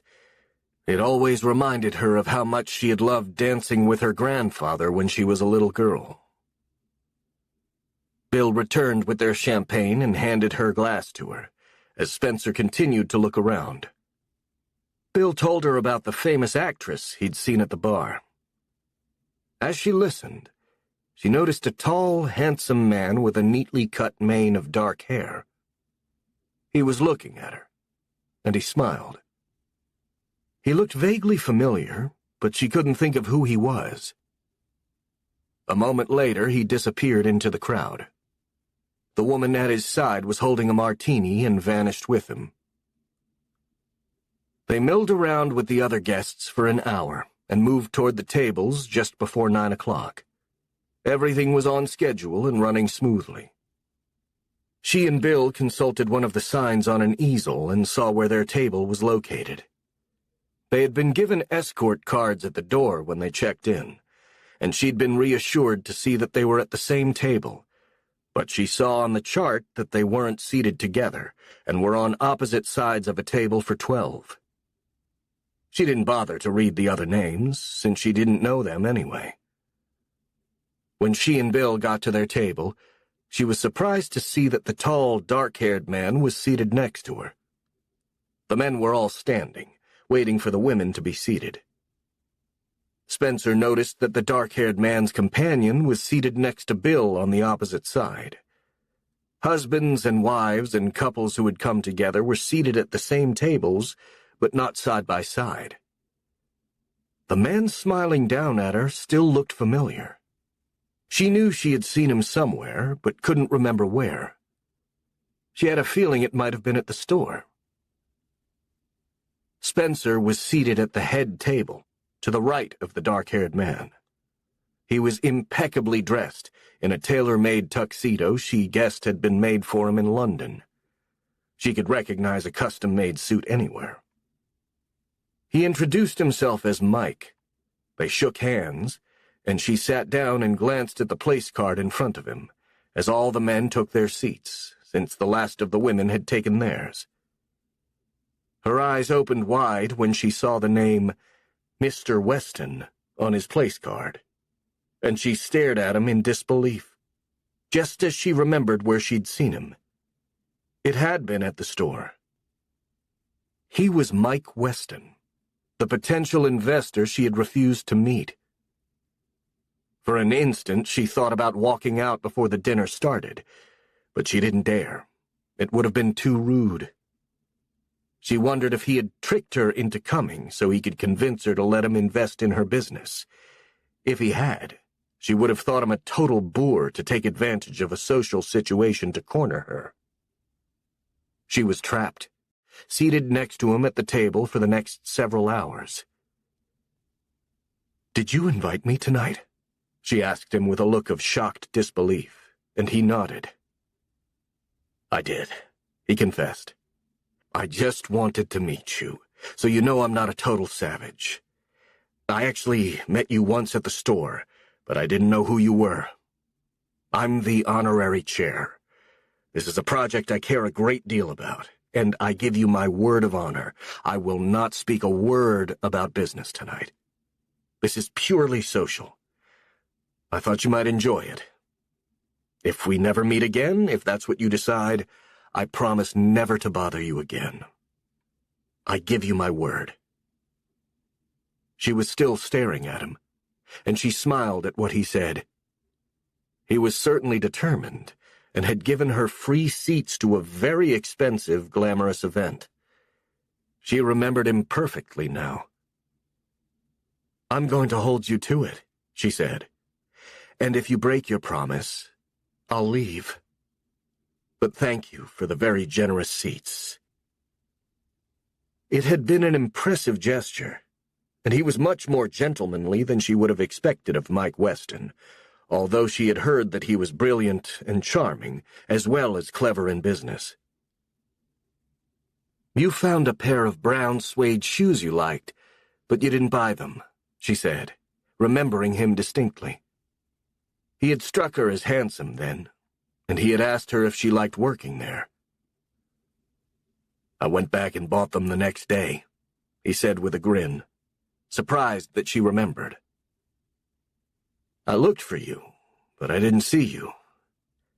I thought you were some kind of floor manager or customer service person. I asked if you liked working there. You didn't tell me you owned the store, and I didn't know that was you until I saw you in a magazine. I remembered you, too. Do you always walk around the store talking to customers? And that's not business, by the way. It's curiosity, so I haven't broken my word," he reminded her, and she smiled. She was still stunned that he had invited her to the party so he could meet her, since she had refused to see him. It was a bold gesture, and very resourceful, and it worked. They were seated together, and she would be obliged to speak to him for the rest of the evening. "I walk the whole store once a day, every morning, just as my grandfather did. He taught me to do that. It keeps me in touch with the customers and the staff on their toes. Keeping our customers happy is very important to me, and I'm always available if there's a problem." She lowered her voice then. "The First Lady shopped with us this week. We closed the store for her. She was very nice." She sounded a little awestruck, and he smiled. There was a sincerity and an innocence to her which touched him, and she looked even younger than he remembered, and exquisite in the gold dress. And he had expected her to be tougher since she had been so rigid and adamant about not meeting him, even to talk. "That's quite an honor," he said admiringly. "And smart of you to close the store for her. The security issue must have been a nightmare." She nodded agreement and didn't comment, and she didn't tell him about the senator's wife who had stolen the bracelet and the clutch bag the next day. But she did mention the pair of famous rappers the staff had stayed after hours for the next day. He was amused by that. "You must meet a lot of interesting people," he said, watching her. She was so beautiful it was distracting, and he had to concentrate on what she was saying. Spencer was wondering if the woman in the severe black dress with the serious expression sitting next to Bill was Mike's date or his wife, but she didn't ask. Maureen didn't look happy to be there, but she and Mike always went to big social events together. It was the only social life they still shared. They agreed that it seemed more respectable than going alone, and kept up appearances with the social set. Mike finally couldn't resist asking Spencer the question he was wondering about. "Is that your husband?" He nodded discreetly toward Bill, and she shook her head. "No, a friend. I wasn't sure who to bring, and the fashion director at the store was busy." Mike nodded, satisfied with the response. Apparently, Bill was neither a boyfriend nor a partner, or he thought she would have said so. "I'm divorced, and I have twin 7-year-old sons," she volunteered. "Do you have children?" she asked him, since his business interest in her was a taboo subject. They could ask questions in a social setting that they could never have asked at a business meeting, and he was achieving just what he had wanted, getting to know her as a person, since she had been determined to not even meet him. I have a daughter and a son. My daughter is a sophomore at Stanford, heading for law school, and when last heard from, my son was in a beer garden in Munich, eating sausages. He's enjoying a gap year in Europe, possibly a little too much. She laughed at his description. I never thought of taking a gap year. It's very much of this generation. My father would have killed me if I'd taken a year off, and I was too driven at that age to want to, or even now. Me too. I was very serious about my studies, and I couldn't wait to get to the store and get to work as soon as I finished business school. He was impressed to learn that about her, and remembered reading it in the article. I've been reading about your grandfather. He must have been a remarkable man, he said respectfully. He was incredible. Her eyes lit up as she said it. He taught me everything I know about the retail business and our store. It's a wonderful place, Mike complimented her, as the servers set down the first course of lobster salad. There was an alternate choice for those who couldn't eat lobster, but they both did. The band had started playing by the time they finished the first course, and he invited her to dance, which surprised her too. If anyone had told her she would be spending the evening dancing with Mike Weston, she wouldn't have believed it, and would have stayed home. But he was lovely to talk to, and she was enjoying getting to know him. She followed him onto the dance floor. He put a gentlemanly arm around her, and they danced through 2 dances, chatting all the while, and then went back to the table for the main course of filet mignon. It was an exquisite dinner. People expected it for the price. Spencer and Mike chatted all the way through dinner. They talked about the extensive traveling he did for business. He had been all over the world, and he spoke admiringly of his parents, still working hard. He told Spencer about his mother's internet fashion business, which she loved and had so much fun with, and had turned into such a huge success. We need to add shopping online at Brooks. We haven't done it yet, she said, and he nodded, careful not to break his promise. He didn't want to do anything to jeopardize the evening. He was enjoying her company. He had paid very little attention to the much older woman on his left, who fortunately had been engaged in deep conversation with the man on her left, so he was off the hook and could enjoy talking to Spencer. He asked her about her sons and if it was fun having twins. It is now. She smiled at him. It was a little hard at first, and I went back to work pretty quickly. They're identical and play tricks on me sometimes, but I can tell them apart. Their father never could, and still can't. He didn't see enough of them to learn the differences, but she didn't say that to Mike. You've got your hands full with the store and twin 7-year-olds, he commented, and she nodded. I like being busy, and I think you can have both, a challenging job and a family. I've always believed that, and it seems to be working. Her face lit up when she talked about the twins, and it touched him. I didn't learn that lesson in time, he said seriously. I put all my energy into my career, and one day you wake up, and the kids are gone. It takes a toll, he said softly. Spencer had noticed that he and the woman he had come with hadn't exchanged a look all night. There seemed to be no warmth or communication between them, and she wondered if he meant that focusing on his career had taken a toll on his relationship with his children or his marriage, or both. But she didn't want to ask. She noticed that Bill had had a hard time drawing the woman in black into conversation, and had finally turned to the woman on his other side and was talking to her. She was an attractive blonde, and he looked like he was having a nice time. Mike's companion, who Spencer assumed was his wife, stared at Spencer occasionally, as though trying to guess what she and Mike were talking about. Mike danced with Spencer several more times, and then finally asked his wife to dance, and she declined. She looked as though she was eager to go home, but the meal wasn't over yet. The servers had just set an elaborate chocolate dessert down in front of the guests, topped with gold flecks and meringues, when Spencer's cell phone rang in her purse.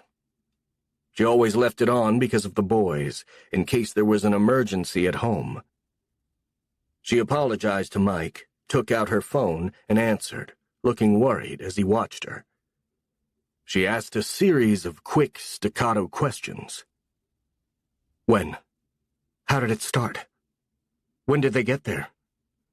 How bad is it? It was Marcy. She was on the emergency list at the store, as were Paul Trask and Spencer. This time they had called Marcy first. I'll be there as soon as I can. I'm still at the Met.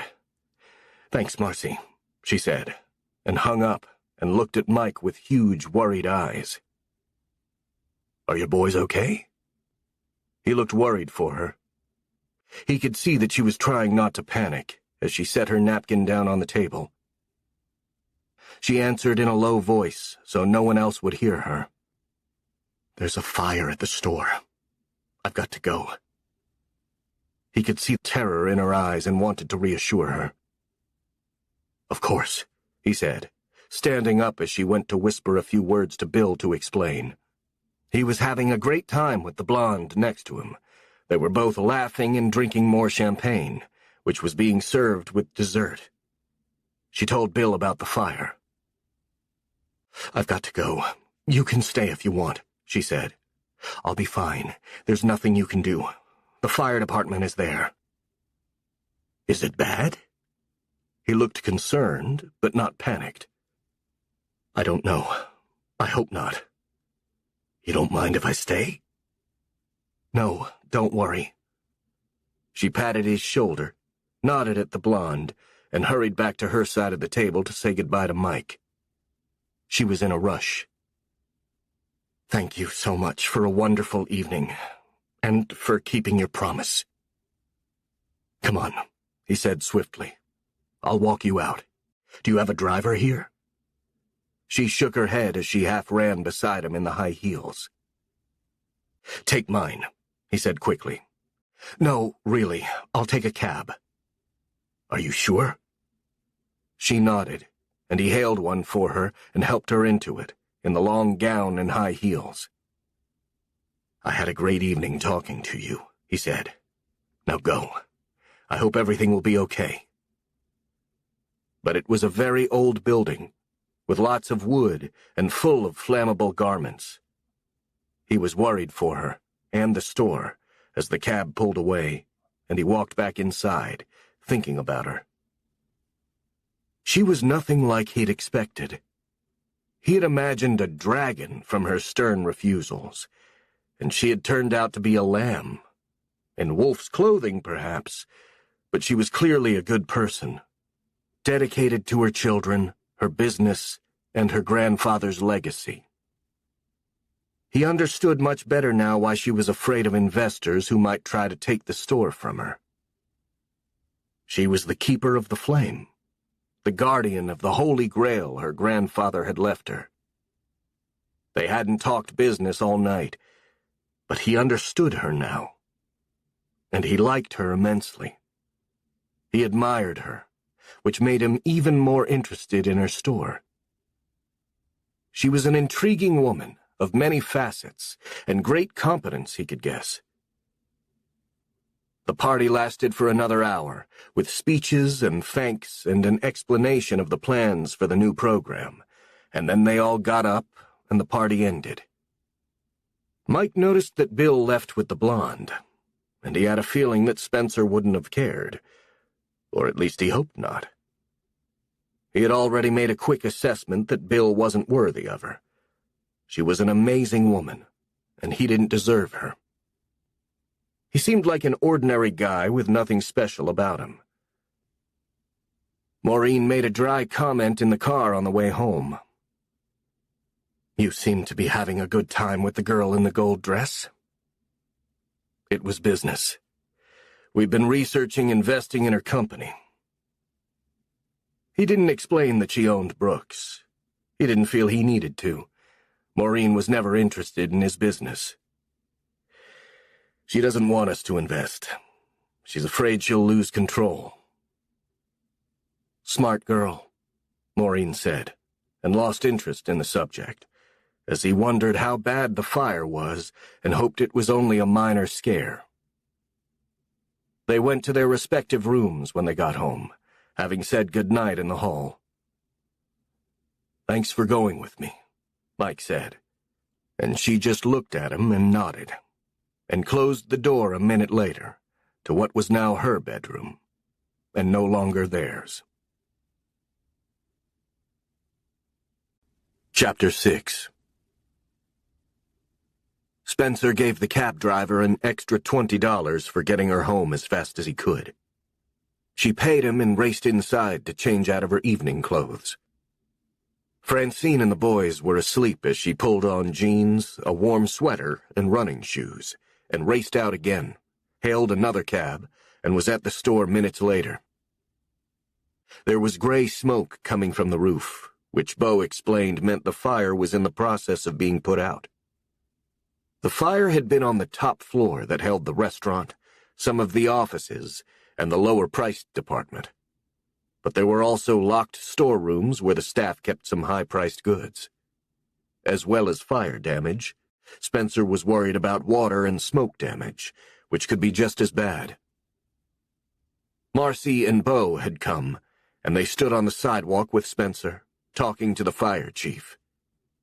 He said that the fire had started in the kitchen, possibly an electrical fire, or someone had left something on when they closed the store for the night, and it had burned slowly for hours, and then burst into flames.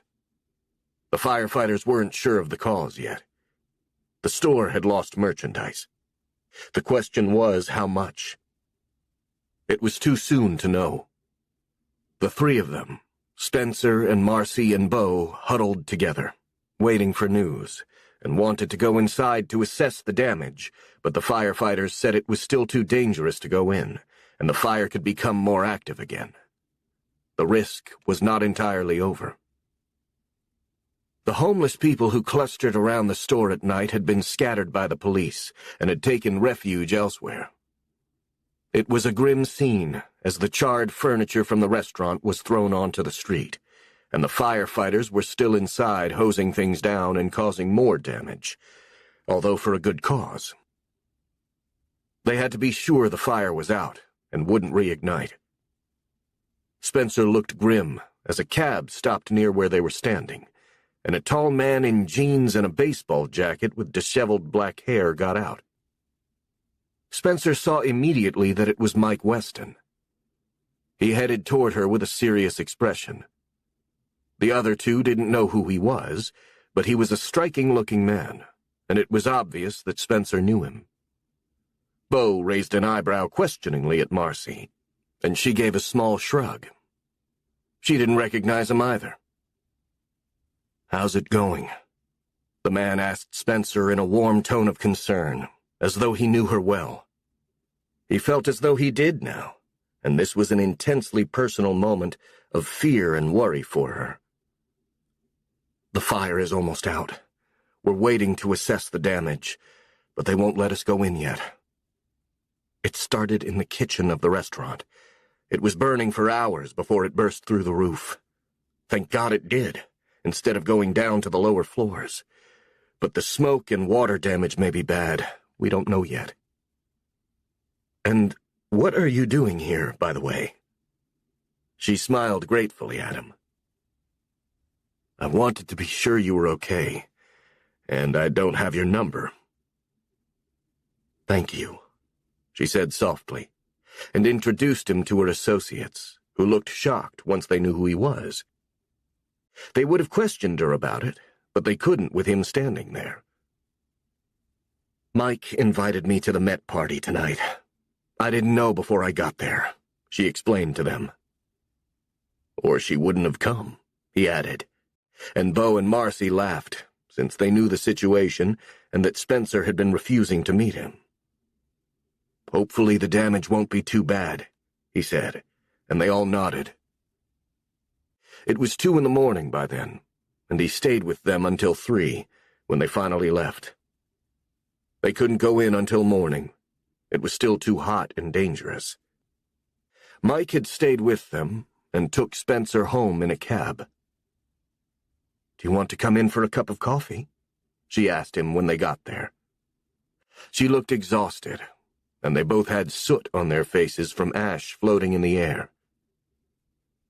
"You need to lie down and get some rest," he said gently. "Thank you for coming. I was terrified till I got there. They already had it under control, but the damage could be pretty bad. I don't know how much merchandise we lost. We had a leak in the warehouse last week. Now this." She looked beaten for a moment, and he gave her a hug. "Sleep. It'll look better in the morning, and your insurance will take care of it," he reminded her, and she nodded. Marcy had already called and left a message. "I'll call you," he said, and then remembered that he didn't have her number. She gave it to him willingly, and he gave her his. He had been so kind and compassionate all night. It was amazing how life worked out at times. Only a day ago she had considered him a potential enemy, and overnight he had become a friend. His showing up at the fire had demonstrated that he was a decent human being and a good person. As he left in a cab to go home, she realized that she hadn't heard from Bill all night. He hadn't called to check on her after the party, to see how things had worked out. And Mike had come there to see what he could do to help.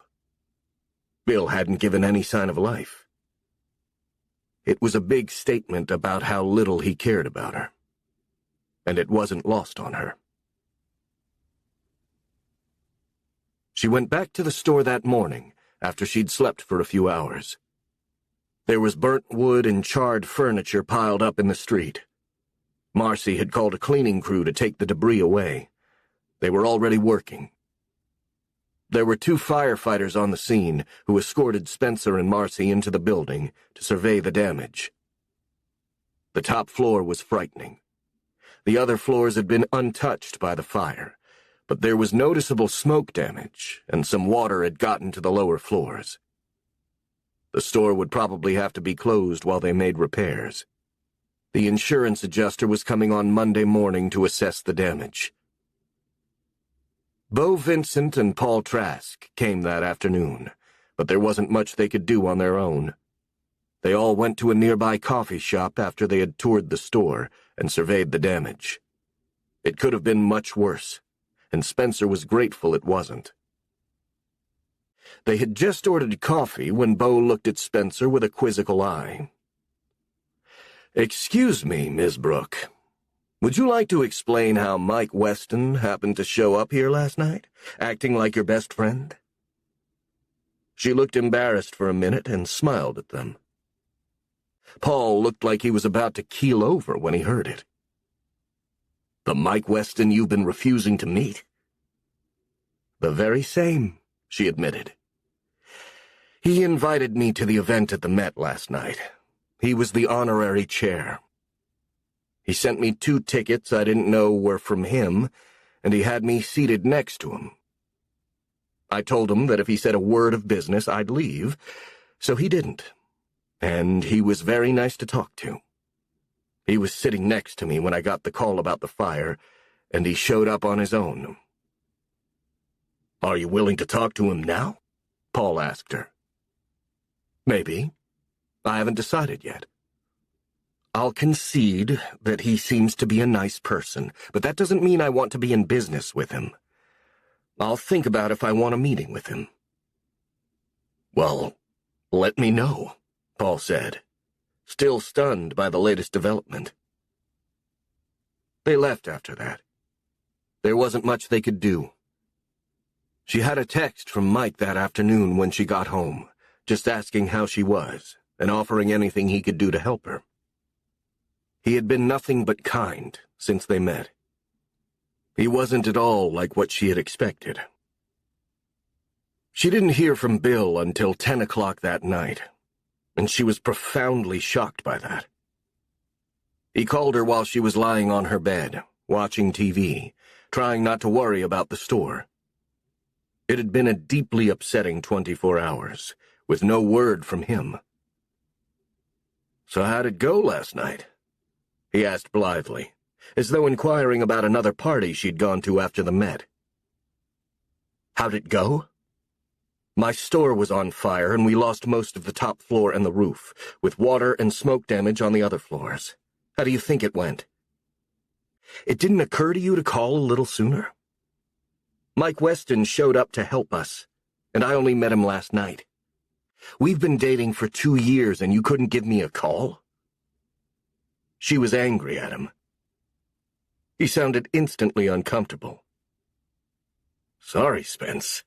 I was busy." "Doing what?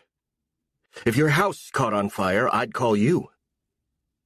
"I'm calling now, and it wasn't your house, so I knew your kids were fine. It was just the store, and you said I didn't have to come." "You could have called." "True. I didn't think of it till now." He was honest, although not impressive. "And you and Weston looked cozy last night. I thought you hated him." I did," she corrected herself. "He's a nice person. That doesn't mean I want to be in business with him or give up my store." "His wife is a total beast. She was pissed off all evening. She said she hates going out with him. She hates a lot of things. It was like talking to an angry porcupine all night." "You seem to hit it off with the blonde on your other side," she commented. "Yeah, I did," he said in a non-committal tone. And Spencer had the feeling that he'd spent the night with her, which was why he hadn't called. She didn't ask, and didn't want to know. His not calling or showing up for the fire told her all she needed to know. "I think we've about done it, Bill. Don't you?" There was a long silence at his end. It was what he wanted, too, but he hadn't expected her to be so direct so soon. He wanted to see the blonde he'd spent the night with again. It had been an incredible night for them. "I guess you're right," he said cautiously. "I thought we had a little more mileage left in us," he said. But not Spencer, after the fire. He was just too cavalier and disengaged. What was the point of being with someone who cared so little about her? "I don't think we do," she said coolly. "I hope the agency doesn't lose the Brooks account because of me," he said. It was all he could think of now, and that he'd get fired if they lost the account. But Spencer wasn't a vengeful person. He couldn't see her doing that. "Don't worry, they won't." "I guess that's it then," Bill said, and Spencer sat quietly for a minute. It had never been a big love affair, and she wasn't even sure she'd miss him. His not showing up for the fire, or even calling, finished it for her. "Bye, Bill," she said softly, and hung up. And thus ended 2 years of dating Bill Kelly, as quietly as that, without a tear. Marcy rented a temporary office where she, Spencer, and Beau met on Monday to discuss the fire situation. The insurance adjuster had assessed the damage, which was considerable, but not nearly as bad as it could have been. The store staff had to do an inventory of the damaged items. The construction company had come by to assess what needed to be rebuilt and promised to give them an estimate by the end of the week. Mike was right. Now it was all about insurance. And they had to replace lost merchandise if they could. Bo was working on orders based on what they'd seen. It was going to be a costly business, and the store would have to be closed at least part of the time during construction, meaning a loss of revenue, which they had insurance for too. And more bad news, Paul said with a grim expression. We had another leak in the warehouse and lost another $50,000 worth of merchandise. Add that to the leak last week for $100,000 and the fire damage. And Spencer, I hope you're willing to at least talk to Mike Weston now. We need money, and not just from the insurance people. We want to expand in order to look to the future, and now we're going to be closed for a month or two, and we have to rebuild. Now's the time to really look at our needs, see what kind of money we require, and how best to get it, and from whom. Mike Weston may not be the answer, but someone will have to be, he said somberly, as Spencer listened. I'll meet with him once and see what he says. But just because I sat next to him at the Met and he showed up at the fire does not mean I'm going to turn the store over to him. Let's be clear on that.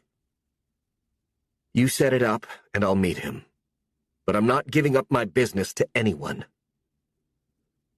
We need to think about moving, too, Marcy added. I know you don't want to, she said to Spencer. But at some later date, it might be the smart thing to do. Spencer looked miserable when she said it. It was the last thing Spencer wanted to do, and she wanted even less to take on a partner. Paul said he'd set up a meeting for her with Mike Weston as soon as they got organized after the fire, which wouldn't take too long at the rate they were moving. Since she knew Mike now, and he had been kind to her, she was willing to at least listen to him. Paul made the appointment for the meeting, at Spencer's request, at the store. She had taken a basement storeroom and turned it into an office, so she could be on site to see what was going on with the removal of debris and the reconstruction. The contractor had estimated 8 weeks. In the meantime, Spencer wanted to see everything that was happening. The meeting was set for the week after the fire. Mike met with his team about it before he met with her. He wanted all the figures available to them, and everything they could lay hands on, so he could understand Spencer's needs even better than Spencer did, and that way he could make intelligent suggestions in her best interests and his own. He wanted to offer a short-term plan and a long-term one, and hear her thoughts about them. He came to the meeting with a briefcase full of research, and Spencer came to it with her intimate knowledge of the store. She had all the current figures in her head. She looked tense in the grim basement office without a window when Mike arrived for the meeting, looking friendly and relaxed. This was obviously one of the things he did best. Negotiating was not her strong suit, especially when she felt threatened. But at least she was on home turf. Paul had offered to join them, and she declined. Now that she knew Mike, she wanted to meet him face to face, alone. She thought it would go better. She handed him a mug of steaming coffee, and they began. She listened carefully to what Mike envisioned for her, given what he'd read and studied so far. What struck her immediately was how bright he was. He really was brilliant, just as people said of him. And he seemed like a straight shooter, which she was too. They were two smart people meeting on a level playing field. First of all, you need a well-set-up online business, with all the merchandise you have in the store, and maybe some special opportunities as an incentive. And you need that right away. It will double your sales overnight. Next, you need to find a way to expand. I think the annex Paul Trask suggested is just a patch on a leaky tire. It's a half-assed solution that will be complicated to run, and more of a headache than an asset. I think you need to move to a bigger facility, and move out of this neighborhood, either uptown or down. But you need to get out of here. It's dangerous for your customers and your employees. The police reports on this area are alarming, particularly on this block. We checked. You need to get out while you can. You can sell the building, not at a huge price, but you'll make some money on it, to put toward a bigger store somewhere else. Those are the two biggest changes that I think need to happen. Then you can fine-tune it later. You should probably look at a new warehouse facility, too. The one you have is leaking like a sieve, and that's costing you money, too. You need an influx of money to accomplish those things. You can borrow from a bank, but they won't give you as much as I will. We can both figure out exactly what you need, and I'd be willing to commit what you need to do this right. And what would you want in exchange? She asked him directly in an even tone. She was calm after listening to him. The conversation hadn't been heated so far. It was honest. They were both straightforward people. He didn't hesitate before he answered. Normally, with an investment this size, and it will be sizable if you include the cost of buying a new building and not a small one in an upmarket location. In most cases, in that kind of range, where the money is at your disposal as you need it, I would want full control, or at least majority control. It gives us some leverage to help you run the business and see things our way. But I know how much this business means to you and why. The deal will never happen if I try to take control. I know how much you don't want that.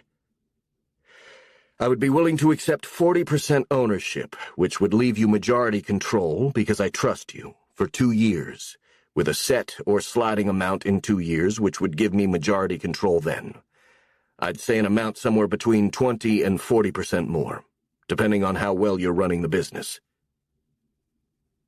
So what you're saying is that after 2 years you would own either 60 or 80% of the business, and I would have minority participation. Yes, that's what I'm saying. And we would want you to stay on with a contract to run it, just as you do now. We could settle on a number you're happy with. And long-term, I think you could open several stores around the country if you have good people to handle the merchandise, and that would be a big moneymaker for you, too. But whatever I do, I'd get the money from you now to make all these changes, but 2 years from now, you'd be the majority owner, and I would only have between 20 and 40% ownership. That's correct. He looked her straight in the eye as he said it, hiding nothing. I can't do that. You know I can't. I'm not going to give up ownership of my store. That's why I didn't want to meet with you in the first place. I agree with you about the online shopping. We have to do that. We're way late with that. I should have done it before. And you may be right that an annex would turn into a problem, but I don't want to move uptown or downtown. We're not ready to do that, and because of the money it would cost, I would sell myself into slavery to you, and you would own the store. That doesn't sound like a good trade-off to me. And it may be somewhat dangerous down here, but none of our customers or employees have gotten hurt so far. Some of the residents have, but no one in our Brooks community. Mike, I can't take the deal you're offering me. She looked sad. It was everything she had expected him to say and didn't want. He didn't look surprised. Will you think about it? He asked her gently. No, she said. It's the definition of everything I won't do. And it's not what Brooks is about. I don't want to be a big uptown department store. And if you have control, who knows what kind of merchandise you'll force us to carry. We're a luxury brand specialty store, with many one-of-a-kind items we travel the world to find, which is why people come here. I'm not going to sacrifice that. Not for what you describe, which would be my worst nightmare. We can't make a deal, Mike. There is no offer here of any interest to me. You could lose your business one day and go under because of the changes you're not willing to make now. He was trying to scare her, but it was also a real possibility. We've been in business for 73 years.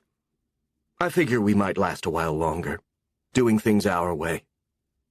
My grandfather taught me to fight for what I believe in, and that's what I'm doing every day.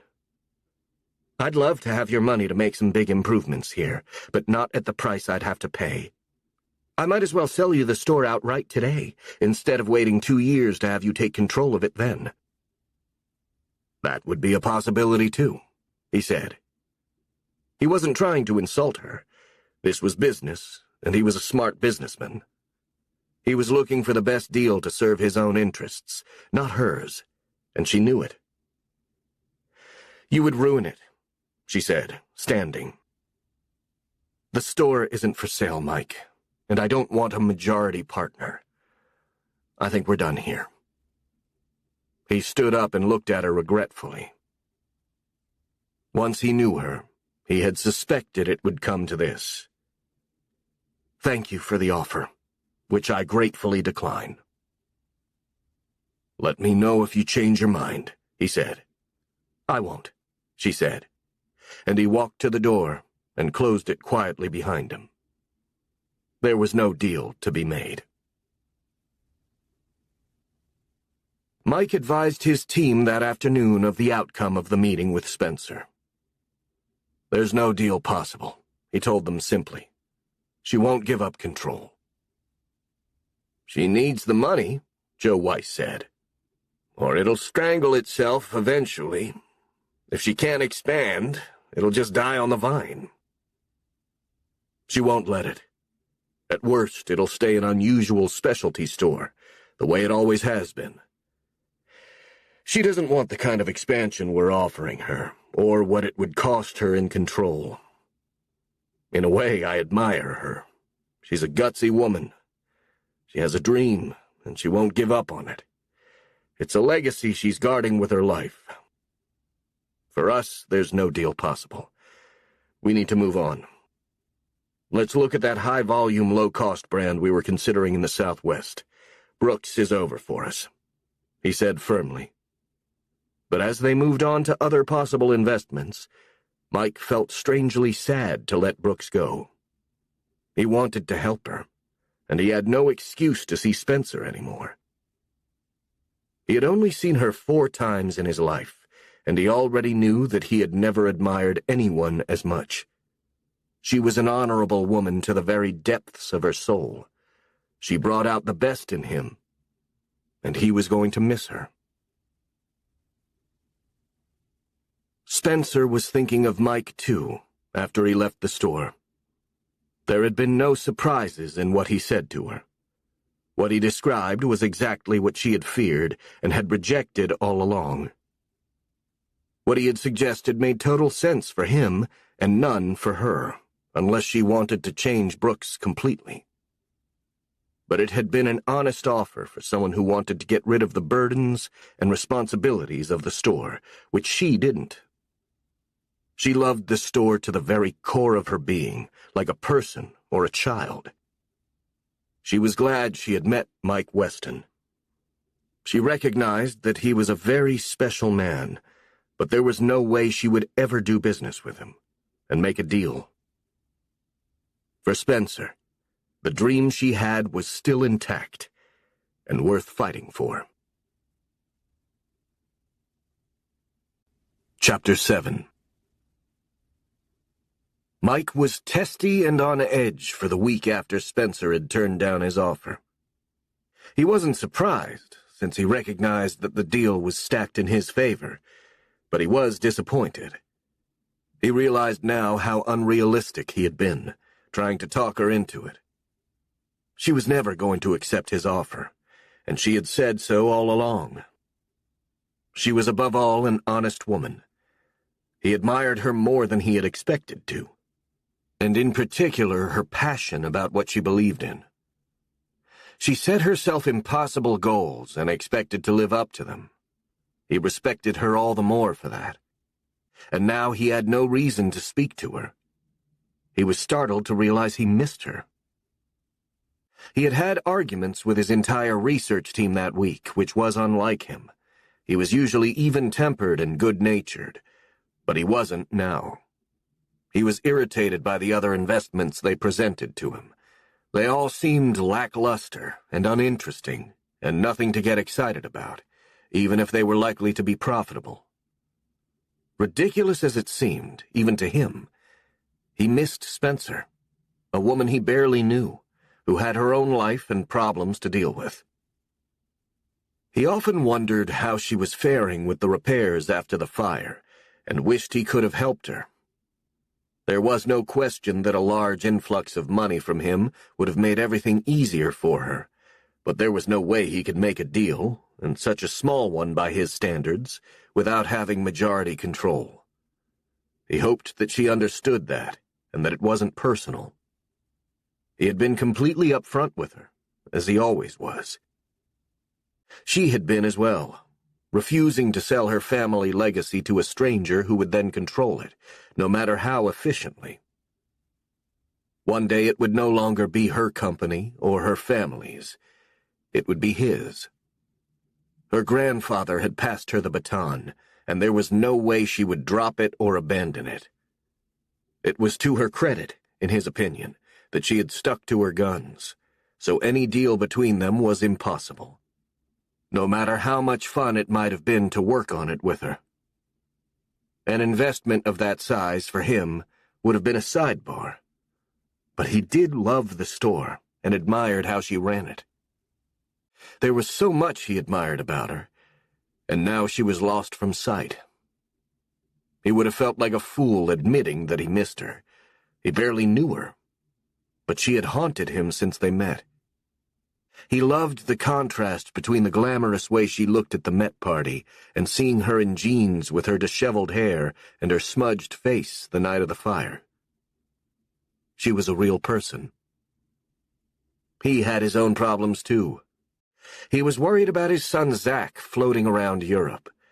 When was he going to get his act together and go back to school, and find a career path he wanted to pursue?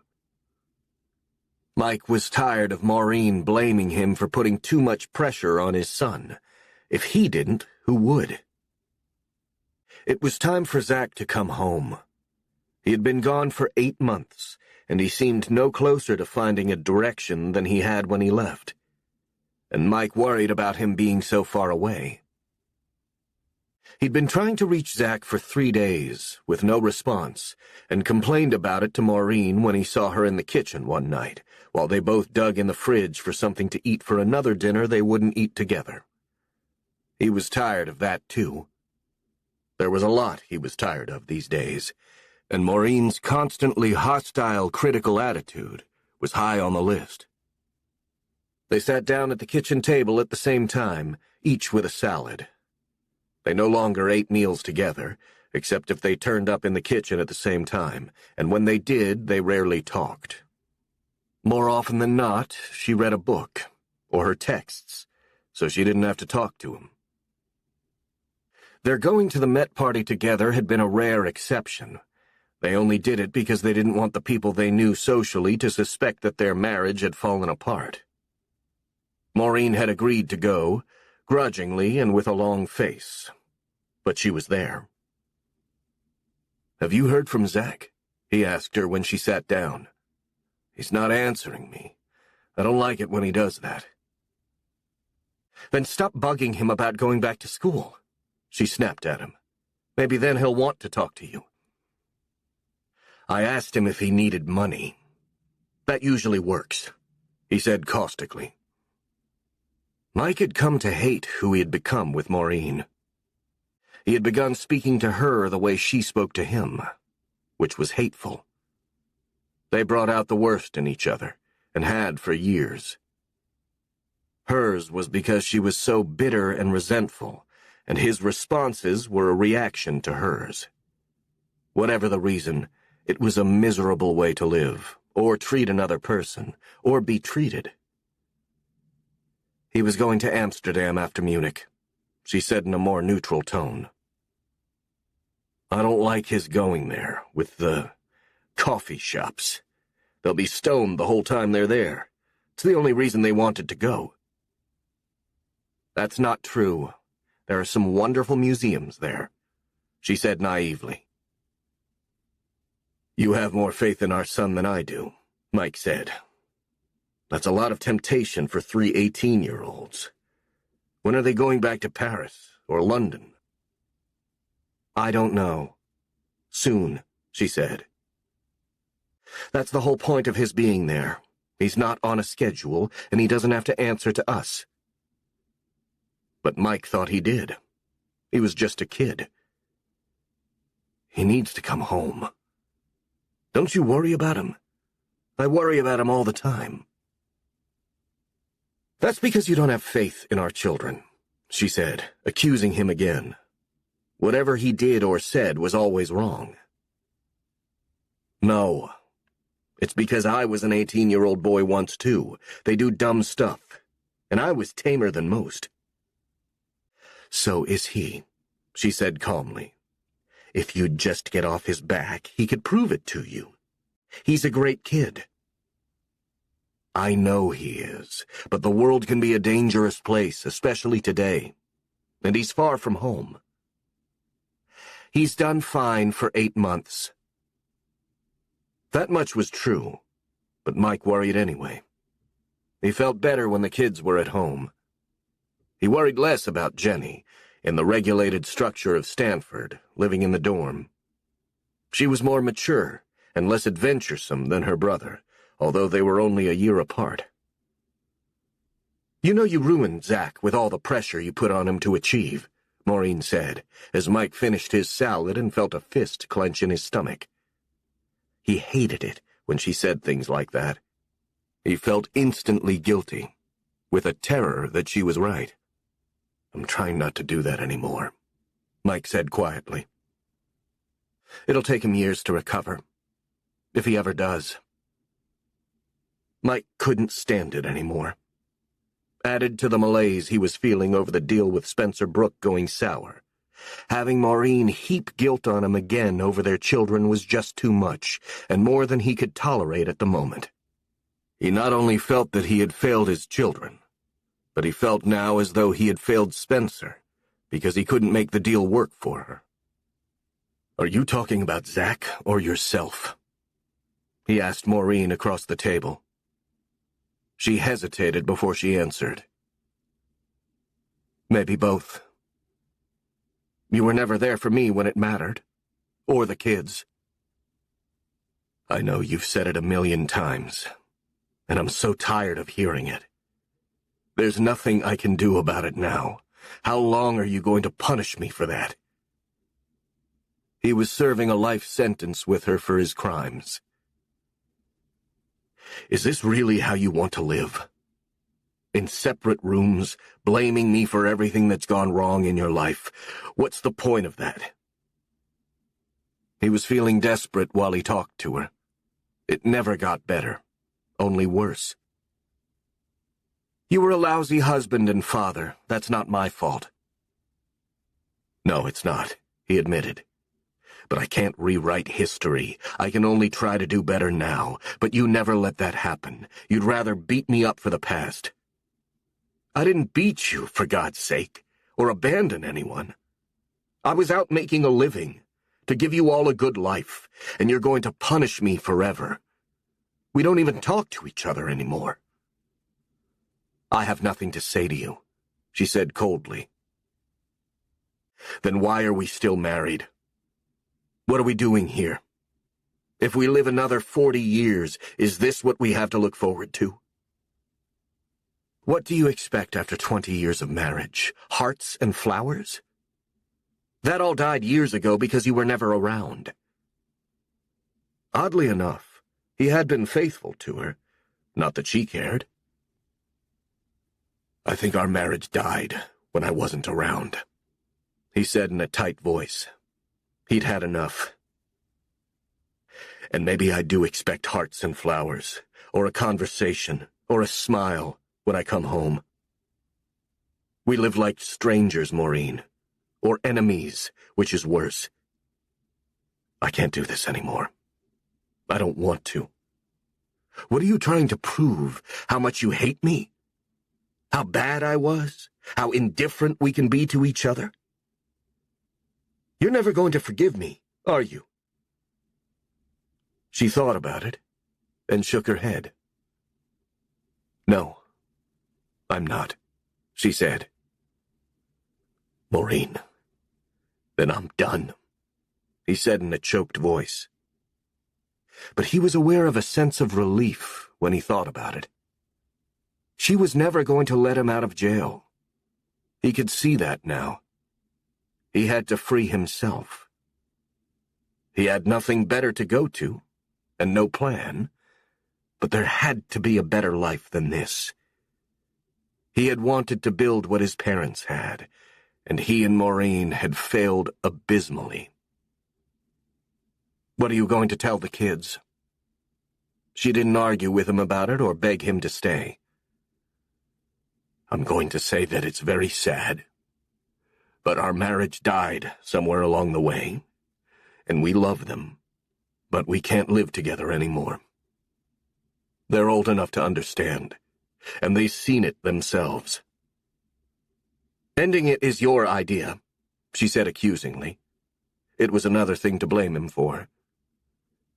He nodded. It is. It'll be healthier this way, for both of us. I don't want to be your whipping boy anymore. We both deserve a better life than this. He felt less sad about it than he thought he would. He felt like he was getting out of prison. Do you want a divorce? Maybe. I don't know. It had all just suddenly become too much. I'll look for an apartment and move as soon as I can. She didn't try to stop him, and he suspected that she was relieved too. Maybe this was what she'd wanted all along. You can have whatever you want, he said, and stood up and looked at her. I loved you, Maureen. I really did. Even if I wasn't around all the time. I thought I was doing something good for all of you, and you're still my family. I just don't want to be punished for the rest of my life. She nodded and stood up too. She didn't respond to what he'd said or tell him she loved him. She didn't, and hadn't in a long time. He knew it too. When should we tell the kids? Was all she asked. I don't know. I didn't plan this. It just happened while we were talking. Maybe we should have done this a long time ago. But at least they had stayed together long enough for the kids to grow up and leave home. I don't think we should tell Zach till he comes home. He might be upset. Do you want to tell Jenny? No, you can. Maureen didn't get along with her daughter either. She was hard on her, and soft on their son, which never seemed right to Mike. Jenny knew it too. Mike looked at apartment rentals online in the guest room that night and wrote down some numbers to call.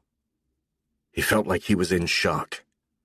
Their whole marriage had unraveled in a single evening, but it was so bloodless and dead, and Maureen was so cold and without emotion or regret that it told him how far they had fallen. He lay awake in his bed for a long time that night, trying to recall the beginning, when they loved each other. And he couldn't even remember it anymore. Even the memory of it was gone. He called the phone numbers he had written down from his office in the morning. He had 3 apartments to see that afternoon. He wanted something furnished for now. He was going to leave the apartment intact for Maureen. All he wanted was some of the art and his clothes. But he didn't want to disrupt their family home for the kids. He didn't tell anyone where he was going when he left work. He hadn't figured out what to say to them yet, and he wanted to tell his children first. He ran into Renee in the hall as he was leaving, and she looked at him. He looked pale and serious. Are you okay? Yeah, I'm fine. I have a headache. I think I'm coming down with a cold. She didn't believe him. He looked worse than that, but she just nodded, and he left. He had no one to talk to about it, and he didn't want to tell his parents yet and upset them. A divorce would be a big deal to them, and was to him, too. By 6 o'clock, he had a 3-bedroom furnished apartment in Tribeca, in a decent building. The master bedroom looked out at the river, and it had afternoon sun.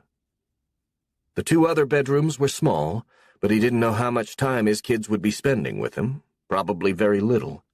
But this way they could come whenever they wanted. The kitchen and bathrooms were brand new, and the furniture was plain and inoffensive. It looked more like a fancy hotel suite than a home, but it was what he needed now. It had a small study, a dining area, and a big living room. And there was a gym with a pool in the building, which Mike thought the kids might like if they stayed with him. The building manager explained that the owner had bought the apartment as an investment to rent and had never lived there, which was why it seemed so impersonal. It was all he wanted now, a place to stay where no one hated him, or was angry at him all the time, or reminded him of past sins. It looked like a clean slate, which was all he needed. He packed that night. He took a lot of his clothes and asked Maureen if he could take 4 pieces of art, paintings he had bought, and she said she didn't care. And he took some framed photos of the children from the living room, and one of him and Maureen when they were younger. She was smiling in the photograph. He hadn't seen her look like that in years. He hired a van and driver in the morning, dropped everything off at the apartment, and then went to work. He was smiling when he walked in. "How's your cold?" Renee asked when she saw him. "You look a lot better today." "I am," he said. He felt lighter. He didn't tell anyone at work. He wasn't ready to. And he booked a ticket to San Francisco for the weekend and told Jenny he was coming out. He said he had work in San Francisco, and she said she was free for dinner on Saturday and could spend time with him in the afternoon, too. He dreaded telling her, fearing she'd be upset. It went better than he expected. They took a walk on the Stanford campus on Saturday, and they sat down on a bench under a tree. The weather was warm, and it was a beautiful day. He hesitated for a minute before he told her, and then he jumped in. "Your mom and I made a decision," he started seriously, and she finished the sentence for him. "You're getting a divorce," she said quietly. He searched her face to see if she was heartbroken, but she didn't look surprised or upset. He thought Maureen had told her and didn't warn him. Yes. He had made the decision to divorce, and not just separate in the past few days. Maureen agreed. "Your mom told you?" "No, Dad. She didn't. It's been coming for a long time. I've been expecting it since I was about 14. It'll be better. Can I stay with you when I come home?" "Don't you want to stay with your mother? It's your home." He was surprised by her question. "I can go back and forth. Mom and I fight a lot. She thinks I'm on your side, and I guess I am. She's so mean to you. And she often was to Jenny, too." It struck him as sad that there were sides at all. "I don't want to tell Zach till he comes home," he said, and Jenny nodded. She was tall, with jet-black hair like his, and she had his smile and blue eyes. It was all so reasonable. "You don't have to take sides, Jen. None of this is your fault. Our marriage just died a long time ago. I wasn't home enough for any of you.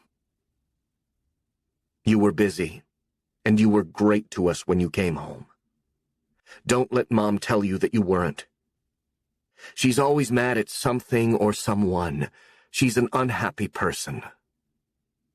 Maybe this will be good for her. She'll have to figure out her own life and stop blaming you for everything." Jenny was fair about it, and he was impressed by how mature she was and how well she had taken the news. "I hope you like the apartment. There's a gym and a pool in the building. I don't care what there is, or if we live in a barn. I love you, Dad." She kissed his cheek and hugged him, and he smiled with tears in his eyes. Not over what he'd lost, over what he'd gained. It had gone so much better than he had expected. His daughter was terrific. He had always known that, and now she'd proven it to him. Over dinner that night, Jenny asked him about what had happened with his plan to invest in Brooks. "It didn't work out. The owner doesn't want to give up control or sell it. I don't blame her. It's a cool place." Jennifer looked disappointed. "I was hoping I'd get a discount. I love that store." "Me too." He smiled at her, thinking of Spencer. He would have liked to introduce Jenny to her. Mike and Jenny spent a nice evening together, and he felt relieved when he left her. She was solidly on her feet and well-grounded. She didn't say it, but he had the feeling she was relieved about the divorce, too. It was more honest than the lie he and Maureen had been living for years, which didn't fool anyone, not even the children. He was glad he had come to tell her in person, and they had had some time together. It was always quality time with her. He slept all the way back to New York and felt energized when he got back to the apartment. He unpacked all the clothes he had brought there and hung the 4 paintings Maureen had let him take. He put the photographs around the apartment, and the place looked a little more lived in. It all still felt very new. A new chapter of his life had started. He hoped it would be a good one. He had learned from past mistakes. Now he wanted Zach to come home, so they could be a family again. Chapter 8. Spencer continued to use the makeshift office in the basement of the store. The workmen were around all day. She checked their progress regularly, asked questions, sought out the contractor, and made constant decisions about what to keep in terms of design and what to change. It was a perfect opportunity to refresh everything. She brought in the architect to make some changes to the restaurant and the top floor. The smell of smoke on the lower floors was gone within a week. The merchandise had been aired, and only a few things were too damaged to repair. Spencer had cleaning crews working throughout the building. Within 3 weeks, it looked more like a remodel than the aftermath of a fire. Spencer didn't want to go overboard, but she wanted no evidence of the trauma the store had been through to remain. She walked around the store in overalls and working boots and a hard hat with a clipboard, and Paul Trask followed her with a list of the estimates they'd signed and the bills they'd received. The restoration of the store was costing a fortune, but it was going to be beautiful, and Spencer was doing all she could to keep the costs down. Insurance was paying for most of it, but there was still a margin of expenses that fell into the no-man's land between the insurance and what they had to pay for themselves, and there were a lot of those items. Paul sat down in her office with her one day to pursue their earlier conversations. "We still need investment money, Spencer. The work we're doing now is costing a fortune, and we're missing 2 months of sales with the store closed. We can't open with construction still going on. Someone will get injured and will wind up in a lawsuit." Paul had already contacted a firm to help set up their clothing online for purchase. They had shelved the idea of an annex for now. As far as Spencer was concerned, a move was out of the question, and far too expensive. The neighborhood was dicey, but they had lived with it for this long and would continue to do so. The threat of losing control of the business entirely and selling a majority investment to someone was everything she wanted to avoid. She thought of Mike Weston occasionally, and wondered how he was doing. She was sure he was making fabulous investments that were far more profitable than his investment in her store would have been. She had no remorse about turning him down. It had been the right thing for her and for the store. Paul had reminded her several times that Mike Weston had been their only option, and she reminded him each time that it had been no option at all, and was the wrong one for them. It had been plain to her. She supervised every inch of the work and pitched in occasionally. The energy she demonstrated to all inspired others to do the same. Spencer had never shirked hard work or even manual labor. She was tireless. With everyone helping, they managed to open the store a week earlier than promised, and it looked better than ever. Mike had settled into his apartment, and Jenny was due home from her internship in July and wanted to stay with him. Maureen wasn't pleased about it, but she could hardly forbid Jenny, now 20, to stay with her father. They had heard from Zach, and he was back in Paris. He wanted to take a short class at the Louvre and was promising to be home by the first week in July, and he told his father that he was ready to go back to school and that as soon as he got home he'd apply for January. Mike wasn't sure how serious he was, but Zach was in good spirits and enjoying the last of his nearly year-long odyssey. His two friends were coming home too. One of them had renewed his acceptance at NYU and would be going to school there, and the other was going to work for his father for a year while he decided what to do next. Mike was just about to leave the office at 6 o'clock, earlier than usual, when he got a call on his cell phone from one of Zach's traveling partners. It was midnight in Paris, and Luke's voice was shaking. All three boys had turned 19 while they were traveling, and none of them seemed more grown up to Mike than when they left. He could tell from the sound of Luke's voice that something terrible had happened, and was praying that he hadn't called to tell him that Zach was dead. "Is Zach okay? What happened?" Mike asked. He could feel his heart pounding in his chest. "Yes, sort of. He had a biking accident. He got hit by a bus. He's in the hospital." "A bus?" Mike's heart pounded. "Is he conscious?" Mike asked, as he sat back down at his desk with shaking legs, fearing a brain injury. "Yes, he's conscious," Luke assured him. "Was he wearing a helmet?" "No one wears them here." Mike felt sick as he listened, imagining Zach permanently impaired. "He broke a leg and both wrists, but his head is okay. We were in the bike lane, and the bus just nicked him and he fell. He's going to be okay." "What hospital is he in?" Mike tried to gather his wits and didn't know who to call. "I don't know. It has a weird name, like Pity, Salty, something.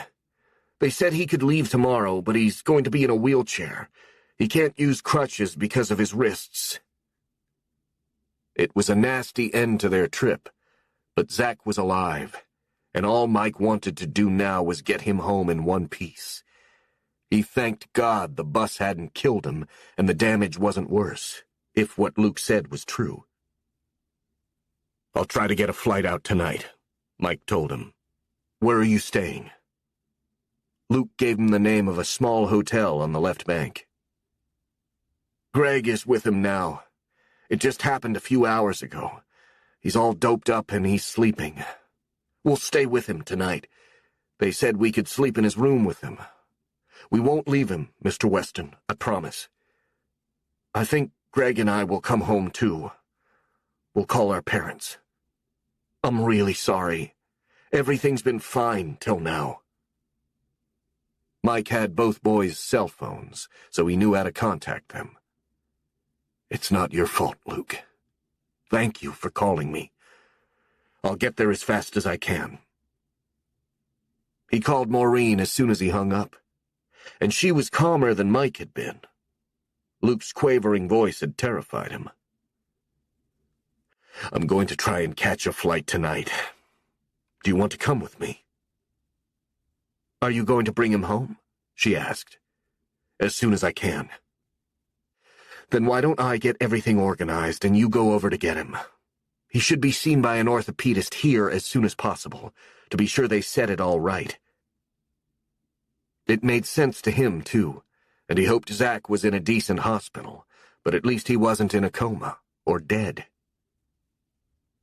He called the airline after that and got a seat on a midnight flight to Paris, with a return for both of them the night of the day he arrived. He didn't want to waste time in Paris. He just wanted to get Zach home now.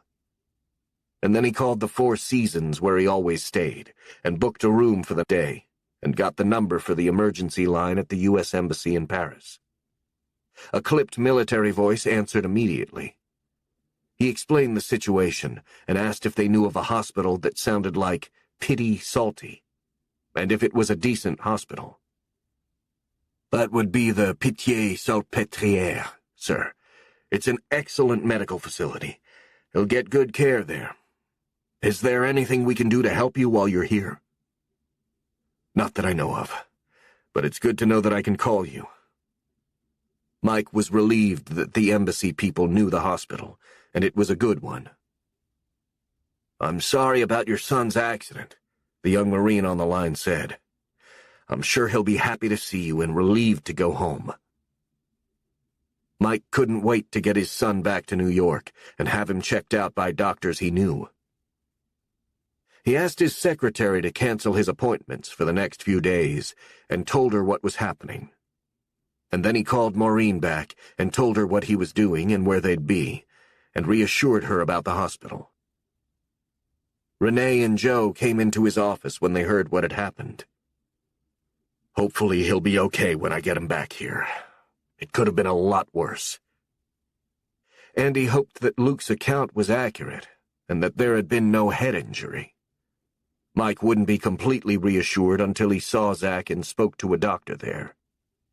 He hadn't seen his son since he'd come home for 2 weeks at Christmas, and then went back to continue the trip. Mike was sorry now he'd let him go back. Enough was enough. He went home to pack then.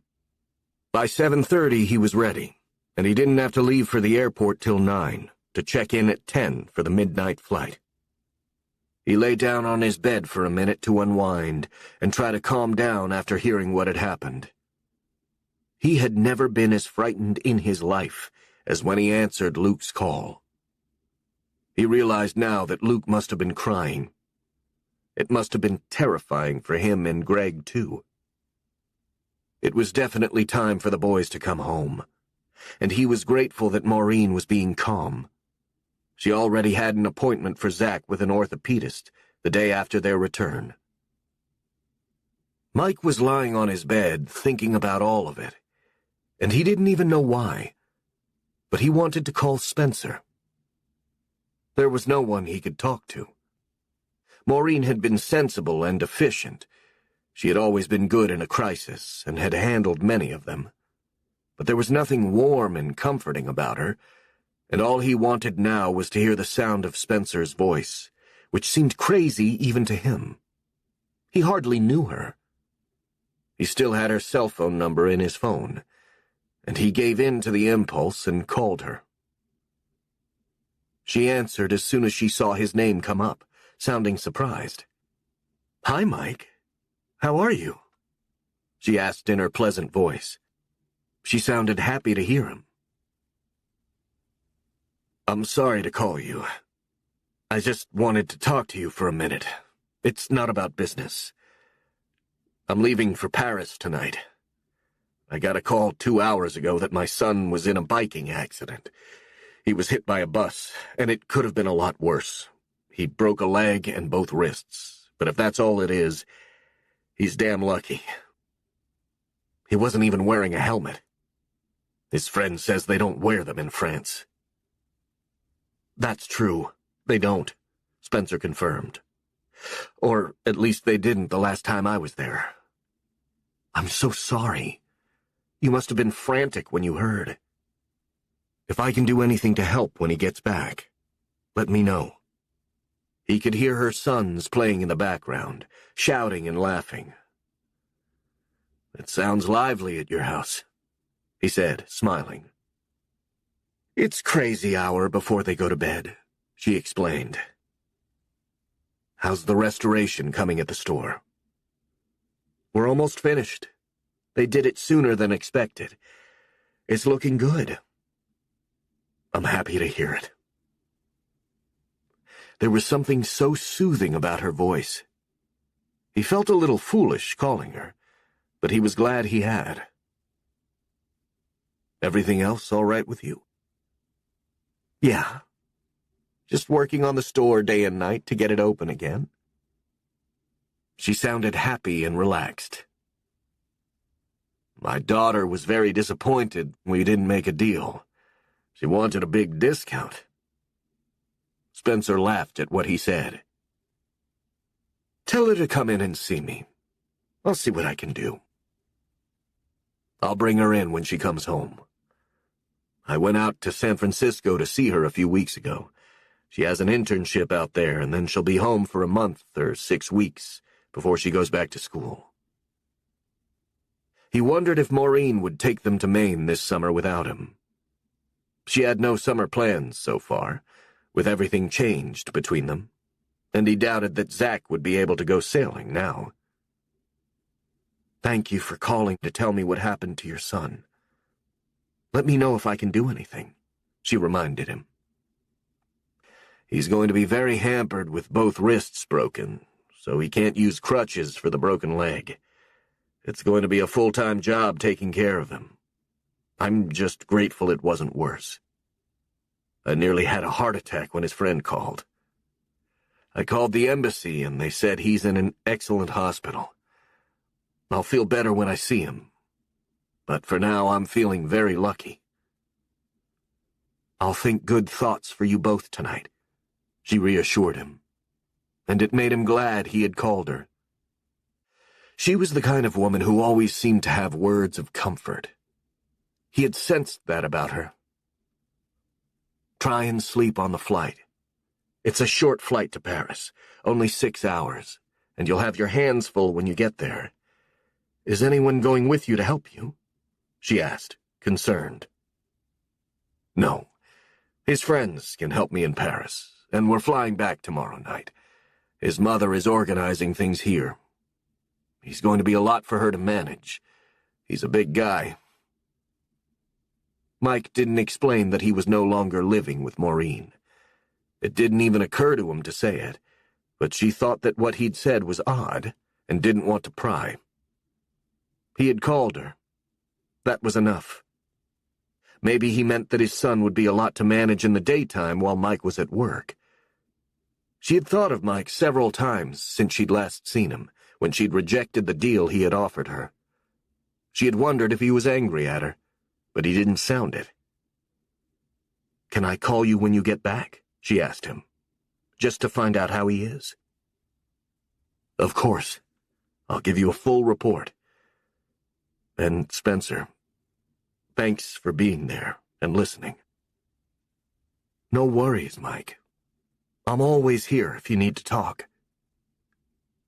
It was more than he'd had from Maureen in the past 10 years. It was 8 o'clock by then, and he lay on his bed for another hour, thinking about Spencer before he left for the airport. He checked in and went to the first-class lounge and helped himself to some snacks, still thinking about his conversation with Spencer. It had been nice to hear her voice and find out that things were going well with the renovation.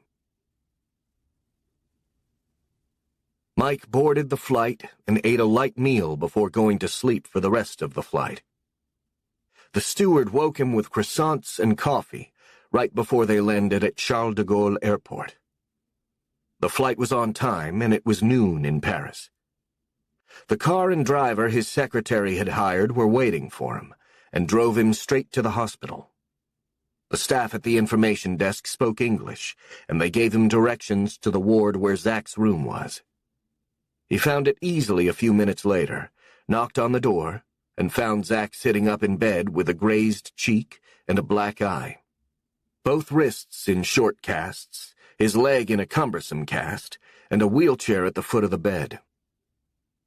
Luke and Greg looked relieved to see him, and Zach looked sheepish, but there were tears in his eyes when his father approached the bed and leaned down to kiss him. "Training for the Tour de France, were you?" he said with a rueful smile, and Zach laughed, relieved that his father wasn't angry. The doctor came to check on him a few minutes later. He told Mike essentially the same things the boys had reported to him. He said that it had been a clean break, but Zach would have to wear the cast on his leg for 8 weeks, which would hamper him for most of the summer. The wrists would heal more quickly. The doctor reiterated that Zach had been incredibly lucky. He could easily have been killed by the bus, and he admitted to his father that he had drifted slightly out of the bike lane, that the bus had not slipped into the bike lane. The accident had been Zach's fault. The hospital discharged Zach shortly after Mike got there, and they all went to a suite at the Four Seasons for the day. Before they left the hospital, Mike called Maureen and handed the phone to Zach so he could talk to his mother. With the broken wrists, he couldn't do anything for himself. They ordered room service at the hotel, and the other boys went to get Zach's things from their hotel and bring them to the Four Seasons. He was traveling very light, with everything in his backpack.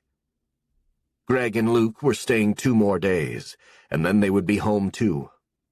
Their year of trekking around Europe was over. Mike was relieved. Mike and Zach were on an 8 o'clock flight that night back to New York that was due to land in New York at 9:30 p.m. local time. Mike had told Maureen he'd have Zach home to her around 10:30 or 11, and she said she was ready for him. It was going to be hard managing him with a broken leg and 2 broken wrists. Mike wasn't sure of the timing, so soon after the accident, but he told Zach on the plane that he and Maureen were separated. Zach would know as soon as Mike left the apartment to go back to his own place, so he had to tell him. Zach looked sad, but not surprised. It had been obvious for years that his parents didn't get along, and had deteriorated into a loveless marriage. "Are you getting divorced?" Zach asked him. "It looks that way," Mike told him calmly. And then Zach surprised him. "Can I stay with you, Dad?" he asked. "Don't you want to stay at your mom's and sleep in your own bed?" Zach shook his head. "I'd rather stay with you. And I can't even go to the bathroom by myself without help." There was a practical side to it now that Mike hadn't thought of. "But I'd want to stay with you anyway," he added, and smiled shyly at his father. "I want to see your new apartment. Do you have room for me?" He looked worried. "Of course. And there's a gym and a pool for when you're feeling better." Zach looked excited to be with him. So for all Maureen's claims that Mike had ruined his relationship with him forever, there was no sign of it. Zach was happy to be with his dad. Maureen wanted Mike to think his kids hated him. Mike had had his secretary order a wheelchair for Zach that was supposed to be in the car when the driver picked them up in New York. He was going to have to explain to Maureen that Zach wanted to stay with him. He decided to use Zach's bathroom needs as the excuse, but he suspected she would be disappointed anyway. But Mike was going to drop him off to her in the daytime. He would need a lot of help for a while, and some tender, loving care. Mike's mind raced ahead to the thought of hiring a helper of some kind at home for Zach while he was at the office every day. Mike had texted Maureen right before the flight took off to assure her that everything was on track and in order, and the flight was on time. And then he had texted Spencer. About to take off. All well in Paris. The young eagle is in surprisingly good shape, all things considered. Talk soon. Best, Mike. He settled back to have dinner with Zach on the luxurious first-class flight. Zach looked right at home. After having backpacked around Europe for 8 months, Zach was ready to come home and be pampered for a while, and Mike was excited that his son would be staying with him. He may have missed out when Zach was a little kid, but in spite of all of Maureen's dire predictions, he wasn't missing out now, and Zach had forgiven him his earlier absences and loved being with him. Mike felt like a lucky man as he watched his son sleep on the flight, and thanked God again that Zach was alive. Chapter 9. The orthopedist Maureen took Zach to looked over his x-rays and was satisfied with the way the bones had been set. He told him what they all already knew, that Zach was lucky to be alive. It was a miracle the bus hadn't killed him when Zach drifted out of the bike lane. The driver didn't even see him until he was on the ground, and people were screaming to warn the driver. All Zach could do now was wait until the bones healed. He was going to be very hampered in the meantime, particularly with both wrists in casts. Mike and Maureen organized a babysitting system for him. Mike dropped him off at his mother's on the way to work, and picked him up on the way home at night. That way Zach got to spend time with both his parents, who had missed him for so long, and he was enjoying having his father to himself at night in Mike's new apartment. Maureen knew a college student looking for odd jobs who had agreed to come to her house in the daytime to help them out. Zach settled in quickly and felt at home in the new apartment. Once Greg and Luke were back in New York, they often came over in the evenings, sometimes with other friends, and hung out with him, while Mike ordered food for them and let them spend time together without interfering. When he did join them, they told him about their adventures on the trip. For the most part, it sounded like wholesome good fun, with a few scary episodes that had added some spice to their long trip and had proven to be harmless in the end, except for the final chapter with the bus. Spencer sent Mike an occasional text to ask how Zach was doing, and it sounded as though they were managing very well. During his second week home, Zach had sent in his applications to NYU, Eugene Lang College, and Columbia for admission in January. He rejected Mike's suggestion of MIT. Having been away for a year, he wanted to stay in New York, and Mike didn't object. He was happy to have his son home, although he'd be living in the dorms once he started school. When the store reopened, Spencer was busier than ever, and she noticed that the homeless population in the neighborhood seemed to have increased. While the construction was in progress, there had been nooks and crannies where they could set up their cribs, as the homeless called them, and their tents, and there was garbage near the entrance to the store every morning, rolled-up sleeping bags in doorways, and shopping carts full of belongings along the sidewalk. Spencer's customers commented on it, and she was trying to figure out ways to help the homeless while keeping them at a distance from the store.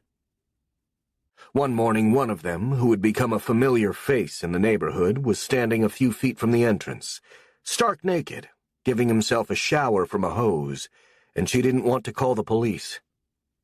The doorman had escorted him rapidly away, but it was an ongoing problem she was eager to solve.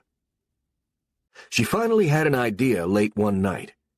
In the morning, she spoke to Paul Trask about it and asked for his help. "I need some kind of space to rent, with a large interior area, like an old garage, a warehouse, an art gallery. I need one big room. It doesn't need to be habitable or pretty or chic, but it has to be big, about 10 blocks from the store. It's going to be a work and storage space. not a store," she explained. "And we need a bathroom." "Is this for our annex?" Paul's eyes lit up at the prospect, and Spencer shook her head. "It's not our annex. This is for something else. I'm not ready for our annex yet." She didn't explain further. The insurance had paid for a good part of the repairs and renovations after the fire, but not all of it, so it was an added, unexpected expense. She didn't want to incur more big expenses at the moment, but if done right, the project she had in mind shouldn't cost too much. After that, she spoke to HR and asked them to put up a notice asking people to sign up if they wanted to make some extra money working late on a special project. She was going to pay them and also the rent for the location out of her own pocket. She assumed she would get mostly the young employees who might sign up. She was planning to pay minimum wage and didn't want to pay more. They had about 15 names at the end of a week, and 2 weeks after Spencer had asked them, Paul Trask walked into her office with some photographs. "I don't know what you want it for, Spencer, but I think I might have found what you're looking for. It's an old brick garage. A car mechanic rented it for 30 years. He retired, and it's standing empty. It's 10 blocks from here. It's no thing of beauty, but it's functional, and it's big, and it has a basic bathroom." "It sounds perfect. When can I see it?" She smiled at him. "Is it expensive?" "No, it's cheap. It's been standing vacant for 2 years. Now, are you going to tell me what you're up to?" "Soon," she promised him. She made a date to see it with him that afternoon. She was thrilled when she saw it. It was exactly what she had in mind, and now she had to do the rest. She'd been refining the concept in her head for weeks and was excited about it. She hadn't told a soul what she was up to. She asked Marcy to place an order for 100 down jackets at wholesale prices, in 4 sizes: medium, large, extra large, and a small average size for women. 100 sleeping bags, gloves, beanies, blankets, sweatshirts, t-shirts, and big white cotton shirts for summer, insulated tarps, some collapsible umbrellas, small tool kits, hygiene supplies, non-perishable food snacks, and staples like instant coffee, tea bags, and sugar. "This isn't for Brooks," she explained to Marcy. "It's for me to give away. I want solid quality that won't fall apart in your hands at the best prices we can get. This is an experiment. And I need big, cheap tote bags to put it all in, 1 for each person. And a bottle they can carry water in." Marcy was intrigued, and so was Paul Trask. Spencer signed a 6-month lease for the garage at a ridiculously low price. It needed some repairs, but not for what they were doing, and it had an alarm to protect it, and an iron gate in front, and the bathroom worked for the employees who would be there. "What are you going to do with all this stuff?" Marcy asked her. "Who's it for?" She was intrigued. "You'll see," Spencer said mysteriously. "When do you need it?" "As soon as you can get it."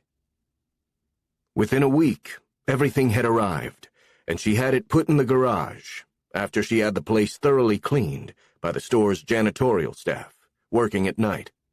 She had Paul buy her some old collapsible card tables, and they bought a few long ones second-hand. Spencer sent emails to the 15 employees who were interested in extra work at night, and asked them to come to the garage a few days later, after the store closed. She was there herself before they arrived. Marcy and Beau had volunteered to come with her for her mystery project. She had spread the supplies out on the tables herself before the employees showed up. She explained the principle of it when they got there. She wanted to load the tote bags they'd gotten with 1 of everything: a jacket, a sweatshirt, a pack of t-shirts, socks, sleeping bag, food, tools, basic hygiene supplies, all of it. I want us to pack the bags, and we're going to leave the bags here, as neatly as we can. We're going to put these signs on the windows of the store." Spencer had made big red hearts herself, and on each of them it said, "We want to help. If you need supplies, brand new jackets, sleeping bags, etc., come to," the address of the garage, "every Tuesday after work hours." And underneath it in bold, "Please don't camp here at night." "It's a trade-off," she explained to Marcy and Bo. "Don't camp in front of the store, and we'll give you great new stuff for free. And we found a spot that's just far enough away, so I hope that out of respect, they won't come back to the store to camp. And they'll stick around where their own store is." "Oh my God, Spence. You're a genius," Bo said. "It's a brilliant idea. If it works, we'll be giving them great supplies and keeping them away from our customers. Everybody wins. It's like the lottery for everyone, and they're all winners." Spencer explained the plan in detail to the 15 employees who had shown up. Half a dozen of them could man the tables with the supplies. The others could walk past with the bags and fill them. "We'll pile them up here, and one night a week, Tuesday or another day, we'll hand out the bags. We can open on other nights if we want to." "You want to do this once a week?" Marcy asked her. "It's going to cost you." "I know, but someone has to help the homeless. It breaks my heart to see them on the street. And if they do us the courtesy of not camping in front of the store, our customers will be happy too, and so will we. I don't want people afraid to come here because they think the neighborhood is dangerous. It isn't, but it looks that way at times. I've been trying to think of what we can do to help the homeless. No one is doing anything for them. It's time we did. And I'm hoping they stay closer to the garage at night, rather than setting up camp in front of our windows. If they don't camp at the store, it will be a bonus for us." "It'll be good publicity for the store," Paul commented, always with his eye on benefits to Brooks. "That's not the point. But maybe it will set an example for others to help them too. If every business in the area reached out to help all these people, they'd be better off than they are now. Everyone wants to turn a blind eye and let someone else help them. I want to be the someone else. I thought about starting a soup kitchen, but it's too complicated. You need a lot of permits to serve food, food spoils, and you lose a big percentage. Tarps and sleeping bags don't go bad, and you don't need a permit to give them away. Maybe no one will show up, but let's try it and see what happens." Two of the female employees looked nervous after Spencer described her plan and spoke up. "What if they attack us, and someone gets hurt, or they rob us?" one of them asked Spencer. "I hope that won't happen, but you should only do it if you want to. There are no points for doing it, and no black marks against you if you don't. This isn't part of your job at Brooks. It's an experiment I want to try. We may find out that it doesn't work, or that no one comes. It's just a drop in the ocean of what they need. But if we can ease their pain a little, then it's a good thing to do. But only do it if you want to." Marcy was smiling as she listened to Spencer speak to the group standing in the garage. She was thinking how proud Thornton would have been of her. He had had a strong sense of community, too, not just commerce. He had a big heart, just like his granddaughter. "Your grandpa would be very proud of you," Marcy whispered to her, and Spencer smiled. She pointed to the coffee machine she had bought and promised that there would be donuts, fruit, coffee, and sodas on the nights they worked there. "How late will we stay open?" a young man asked, whom Spencer recognized from designer shoes. He was wearing torn jeans and high-top Converse for his off hours. Each employee had a locker at the store where they left their uniform clothes. "As late as we have customers," Spencer answered. You can leave whenever you need to. We'll need a night or two to load the bags, and a night or more to hand them out. I have no idea how many people will show up. This is all new to me, too." They stayed to chat for another hour and agreed to load the bags on Monday, and they planned to hand them out on Tuesday. Only one young man dropped out. He said he was afraid to catch an illness from being in close contact with the homeless people. He said it quietly to Spencer before he left, and she smiled and said that was fine. The other 14 were excited about the plan. They were all chattering animatedly when they left, and Spencer was left with Marcy, Bo, and Paul, as she turned off the lights and locked up, and closed the iron gate.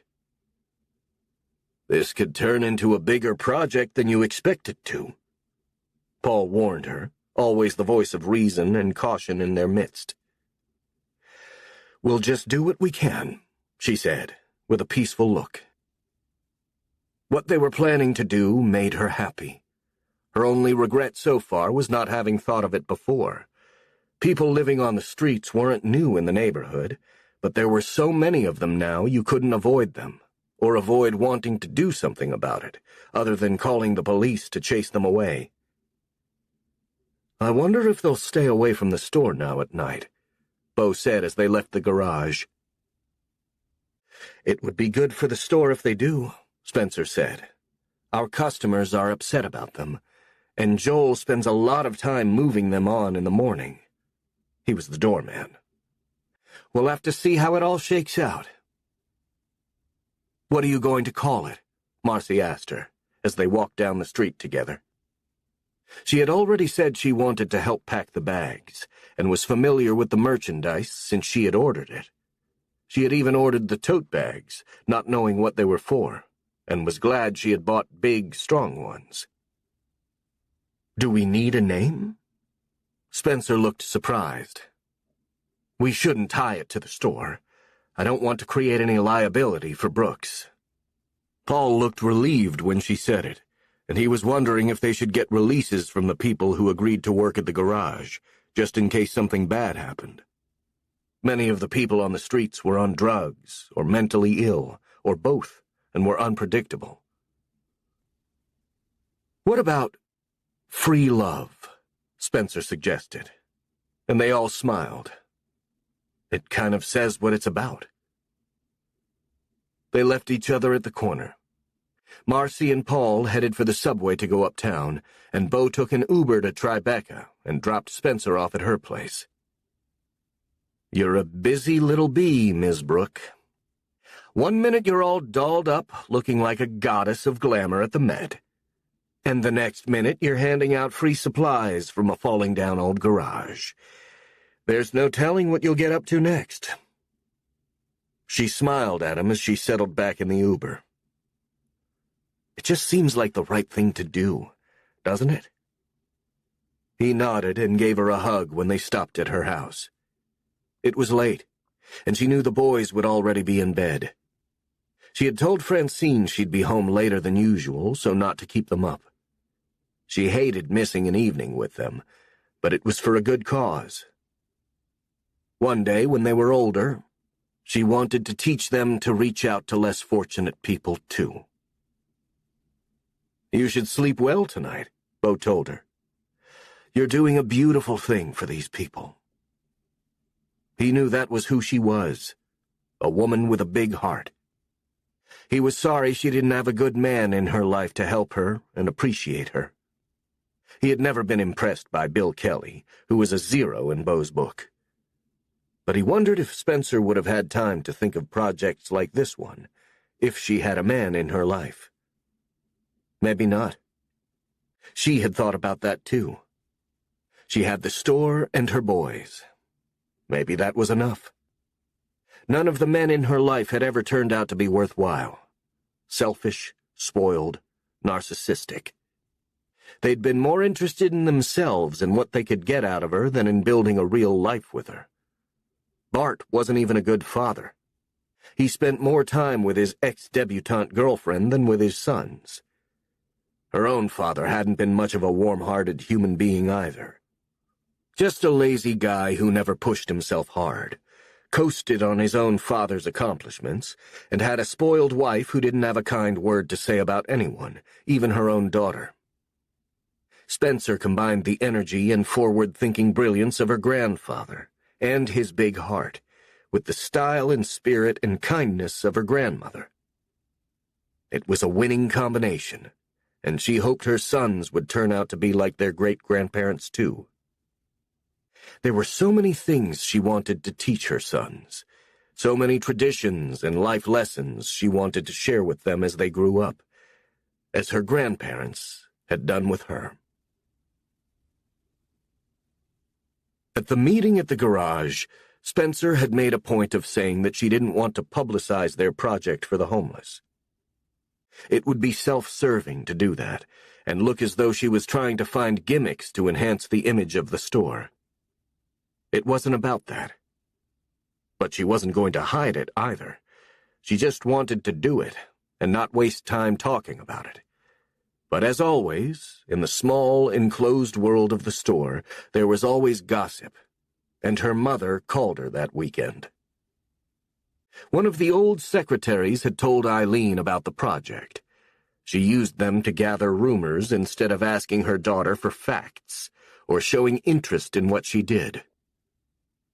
"I hear you're collecting old clothes for the homeless, and going to hand them out in front of the store," her mother said in a disapproving tone when she called her, and Spencer laughed at how distorted the rumor had gotten. "No.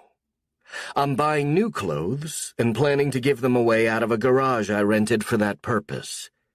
We're overrun with homeless these days. They're camped out all over the neighborhood, and they like doing it in front of the store because it's well lit and safe."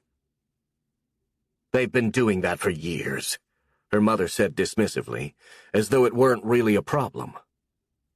"Why don't you just call the police? That's what your father did to get rid of them." It didn't surprise Spencer to hear it. "I'd like to help them, if I can, and encourage them not to just set up camp in front of the store. I didn't know that Dad used to call the cops to chase them off. Sometimes he gave them a little extra cash to send them away if he saw them inside himself. It always worked." "For whom?" Spencer said. "For the store, of course. You don't want those filthy people hanging around." The way her mother described them made Spencer's heart ache. But it didn't surprise her about her mother. Nothing did. The milk of human kindness did not run thick in her veins. "So what's new with you, Mother?"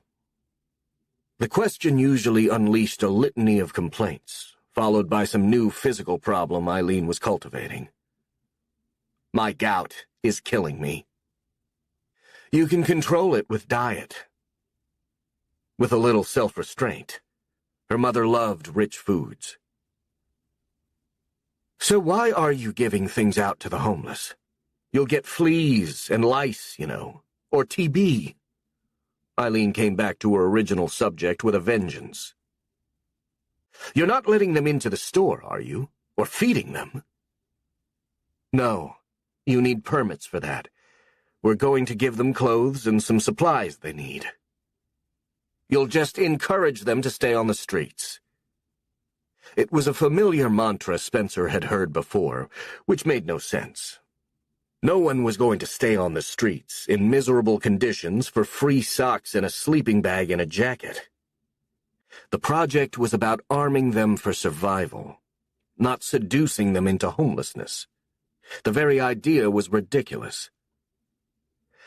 "I don't think that's the issue, Mom," Spencer said simply, and moved on.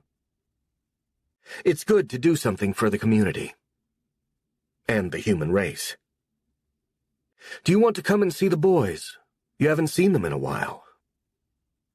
Spencer hated her mother's visits, but felt duty-bound to ask her. She was their only grandparent, but hardly ever saw them. She was more involved in herself. "They always have runny noses or stomach flu.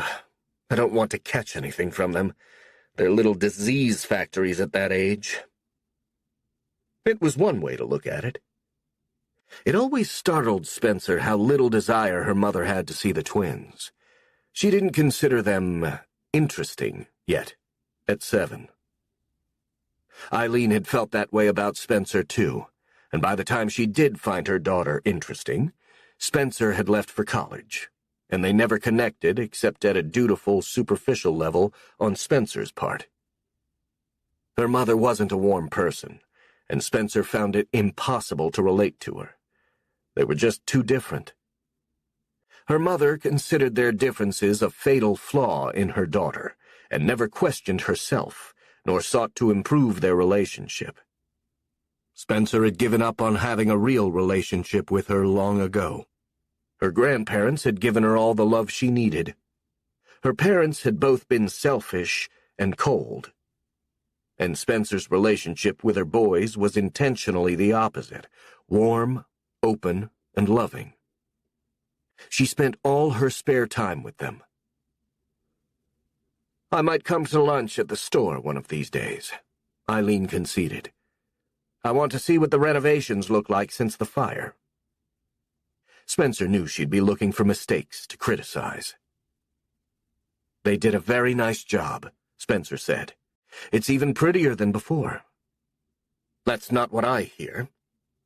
Spencer could just envision Eileen's expression when she said it, with pursed lips. It was the facial expression Spencer always associated with her mother, as much as she did her grandmother's shy, flirtatious smile, and her grandfather's laughing eyes, and her father's stern expression of long-suffering disapproval. Like many families, hers was a mixed bag. The good genes had skipped a generation. The first night of packing in the garage was predictably chaotic. No one knew exactly what they were doing, since they hadn't done it before. They were learning as they went along. Marcy and Bo were on the team to pack the bags. Spencer walked from group to group, seeing how it all fit together, and tried packing one of the bags herself to find the best system. It all worked, and what they were giving people would keep them warm in winter, cool in summer weather, covered, dry, and lightly fed. They gave them what they needed to sleep, for rain, utensils to eat with, what they could use to get clean, and even a deck of cards. It was a survival kit for the streets. They ran out of a few items, which Marcy replaced, flashlights and batteries, and they needed more socks. With 18 of them doing it, since everyone had showed up. 14 employees, 3 department heads, and Spencer herself. They packed all 100 bags in one night, and had scheduled their opening night for the following day, after work. Spencer had made the big heart-shaped red signs, which she was going to tape inside the store windows the next day and leave them there. Big, beautiful red hearts, with glitter letters that said, "Free Love," and all the pertinent information for the garage below them, and at the bottom, in smaller but noticeable black letters, the gentle request not to camp in front of the store at night. She wondered if it would work. Whether it did or not, the local homeless would get supplies they needed desperately. They were all excited when they left that night. It felt like the eve of opening night of a big event. They were looking forward to it, and planned to be there the next night to hand the bags out. Spencer and Bo high-fived each other, as Marcy looked on, smiling broadly, after Spencer taped the signs inside the windows, for all to see as they walked past the following afternoon. She saw people stop and read them, and hoped the homeless population would too. Their first customer peered into the big open doors of the garage the following evening around 8 o'clock. Spencer and her team had had a nervous hour waiting, eating donuts Spencer had brought with her. It was a balmy evening, and she and her staff looked at each other, wondering if anyone would come. Maybe no one would show up.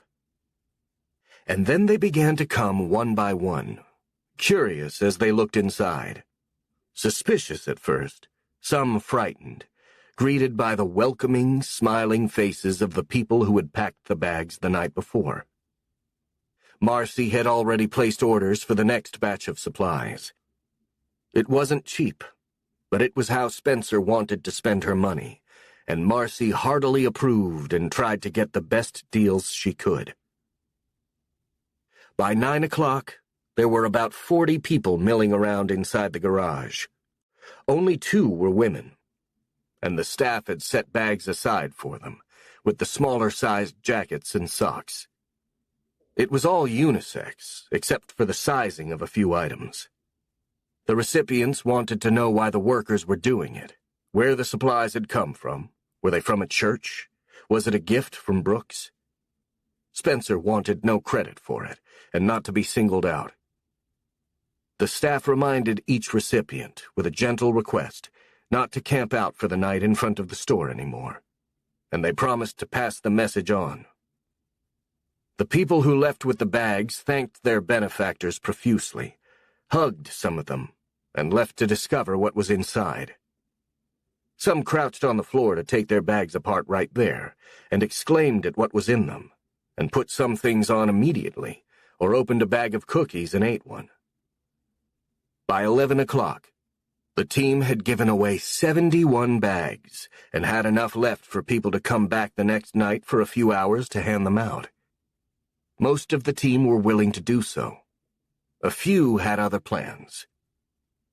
They hugged each other as their last customer of the night left. They all agreed the evening had been a roaring success. They all felt great about it. The faces of the grateful recipients were unforgettable. Spencer took an Uber home and had the driver go past the store. There was only one man in a sleeping bag lying in front of one of the windows, where an air vent would keep him warm. And the sleeping bag wasn't one of those they had given out, so he hadn't heard the word, although he could see the sign in the window. Spencer had tears in her eyes as she rode home. She could hear her grandfather's voice in her head. Good girl. It was one of those precious moments in a lifetime when all the ugliness faded and she knew who she was and that she was doing the right thing. It made her feel like she had wings and could fly. She kissed Ben and Axel asleep in their beds when she got home, just wanting to share the love with them. Chapter 10. Mike was learning a lot about parenting from living with Zach when he came home from Europe badly injured.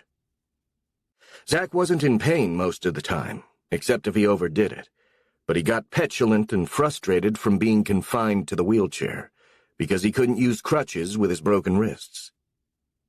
Mike was learning about his son's maturity level and his more open-minded view of the world than his father's, which were astonishing at times. And so were his total lack of maturity and insight at other times, when Mike thought he acted like a 5-year-old. In fact, they were learning a lot about each other, and filling in the years they had missed.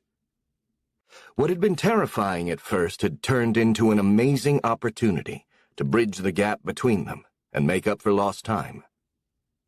It annoyed Maureen to see how close Mike and Zach were becoming.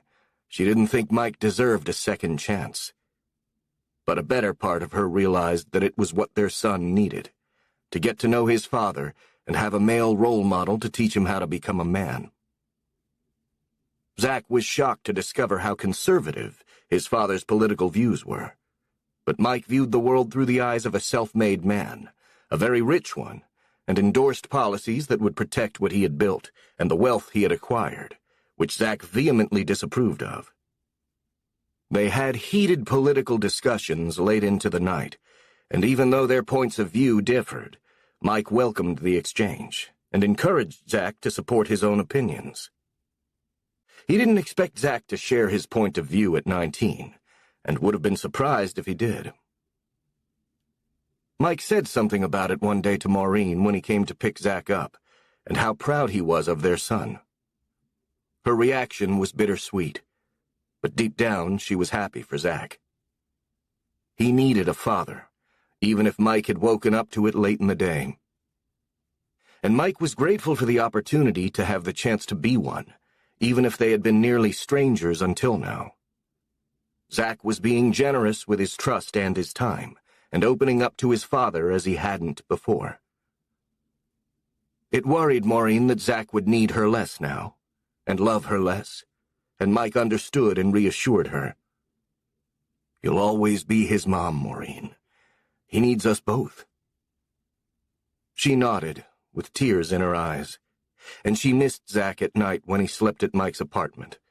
But it worked better for Zach, needing Mike's help to shower, use the bathroom, and get into bed with his casts.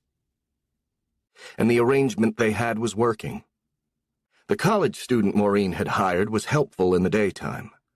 Mike was strong and in good shape, and he could manage to help Zach at night, although Zach was bigger than he was and had shot up and filled out during his time in Europe.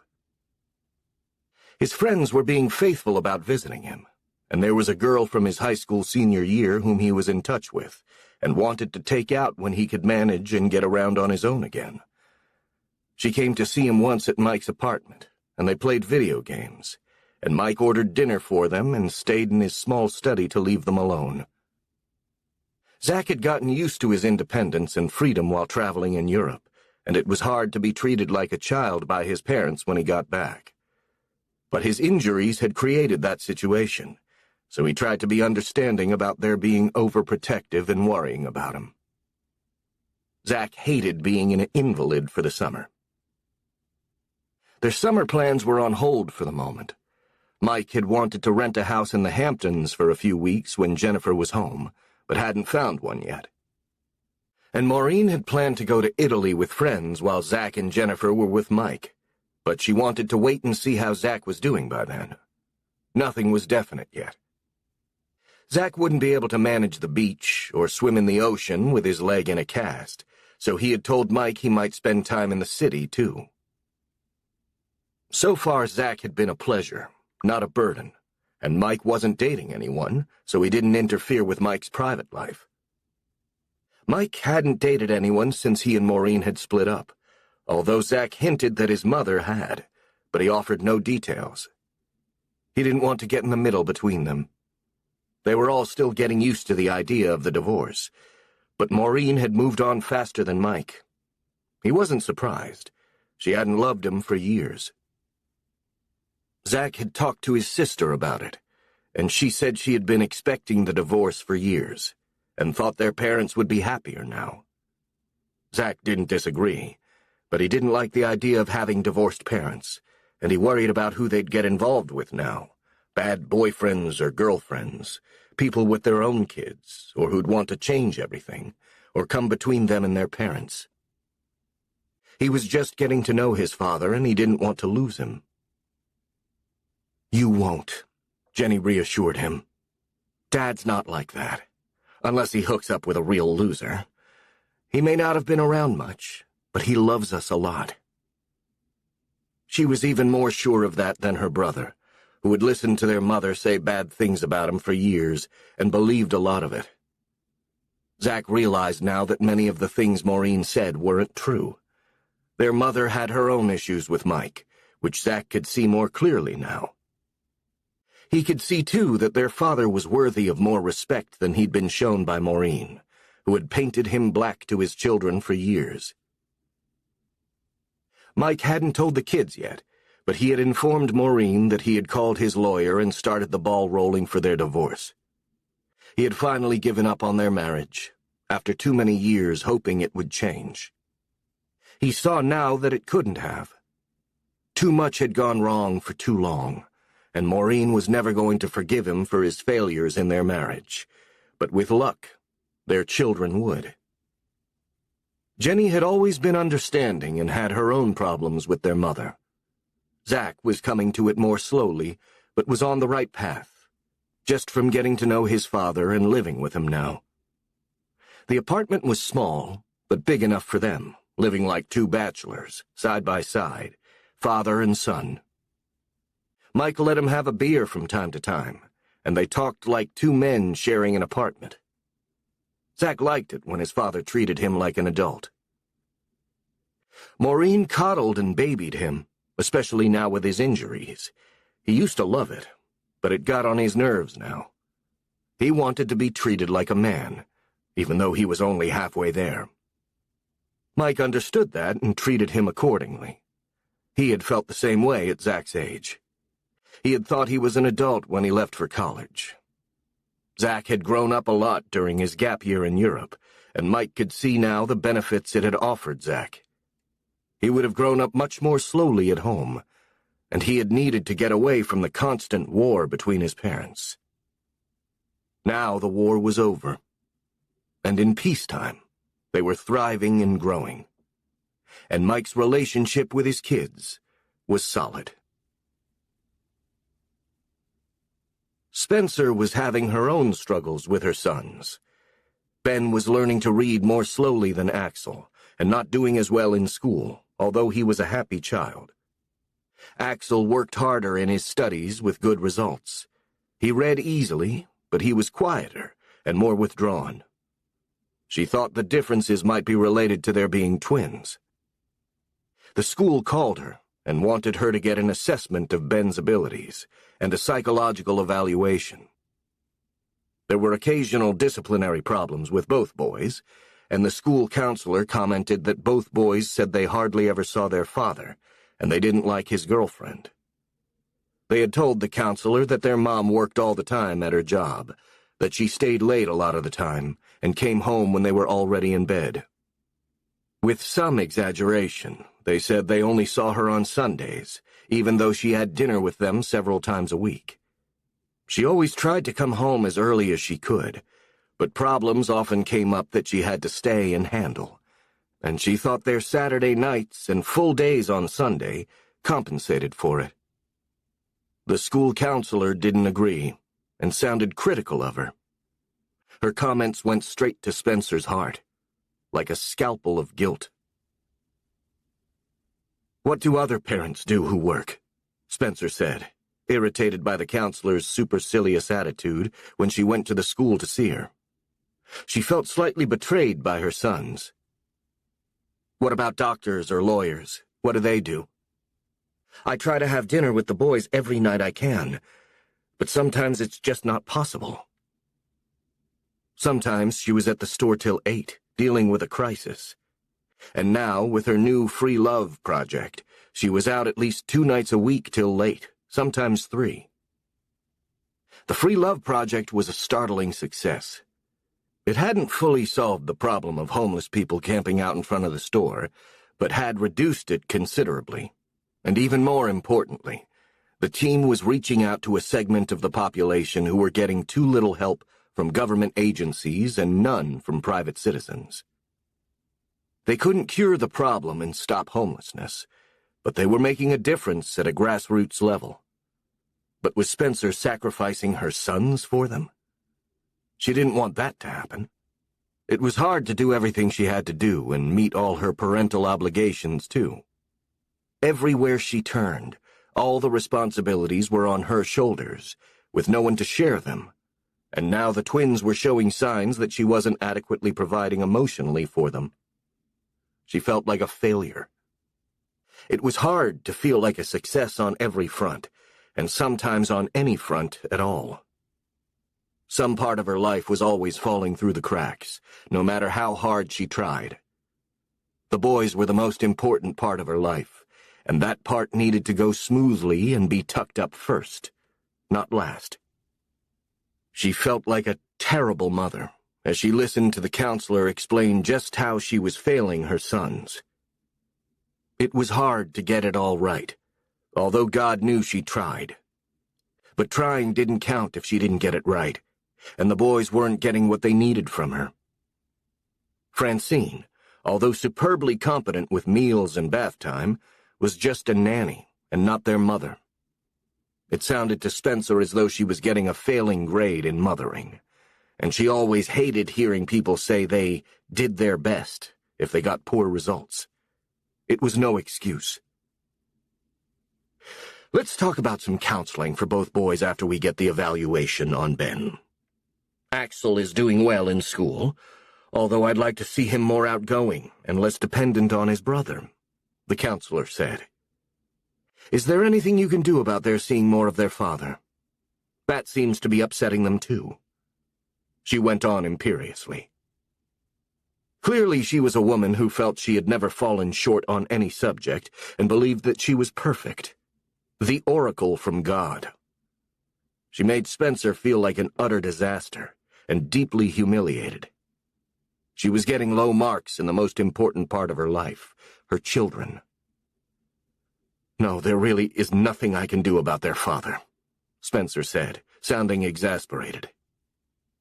I've tried. We got divorced when they were very young, and he's never been very involved, nor very interested. There's nothing I can do about it.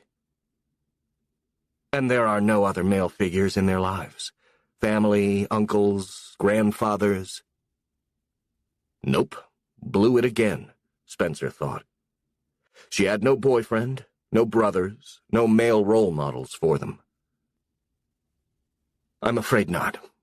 And I can't trade them for a pair of girls. She was annoyed at the counselor. We're doing the best we can with what we've got. It sounded like a lame excuse to Spencer. I'm sure you're trying, Ms. Brooke. We just need to get better results. We'll see what the evaluation says about how Ben is doing. And then what? They fire her as a mother? What more could one do when one's best was not enough? How did one ever give children all they needed, when life pulled you in 1,000 directions all at once? Spencer's mother helped to reinforce Spencer's sense of inadequacy. She pointed to everything she thought Spencer was doing wrong, and never to her successes.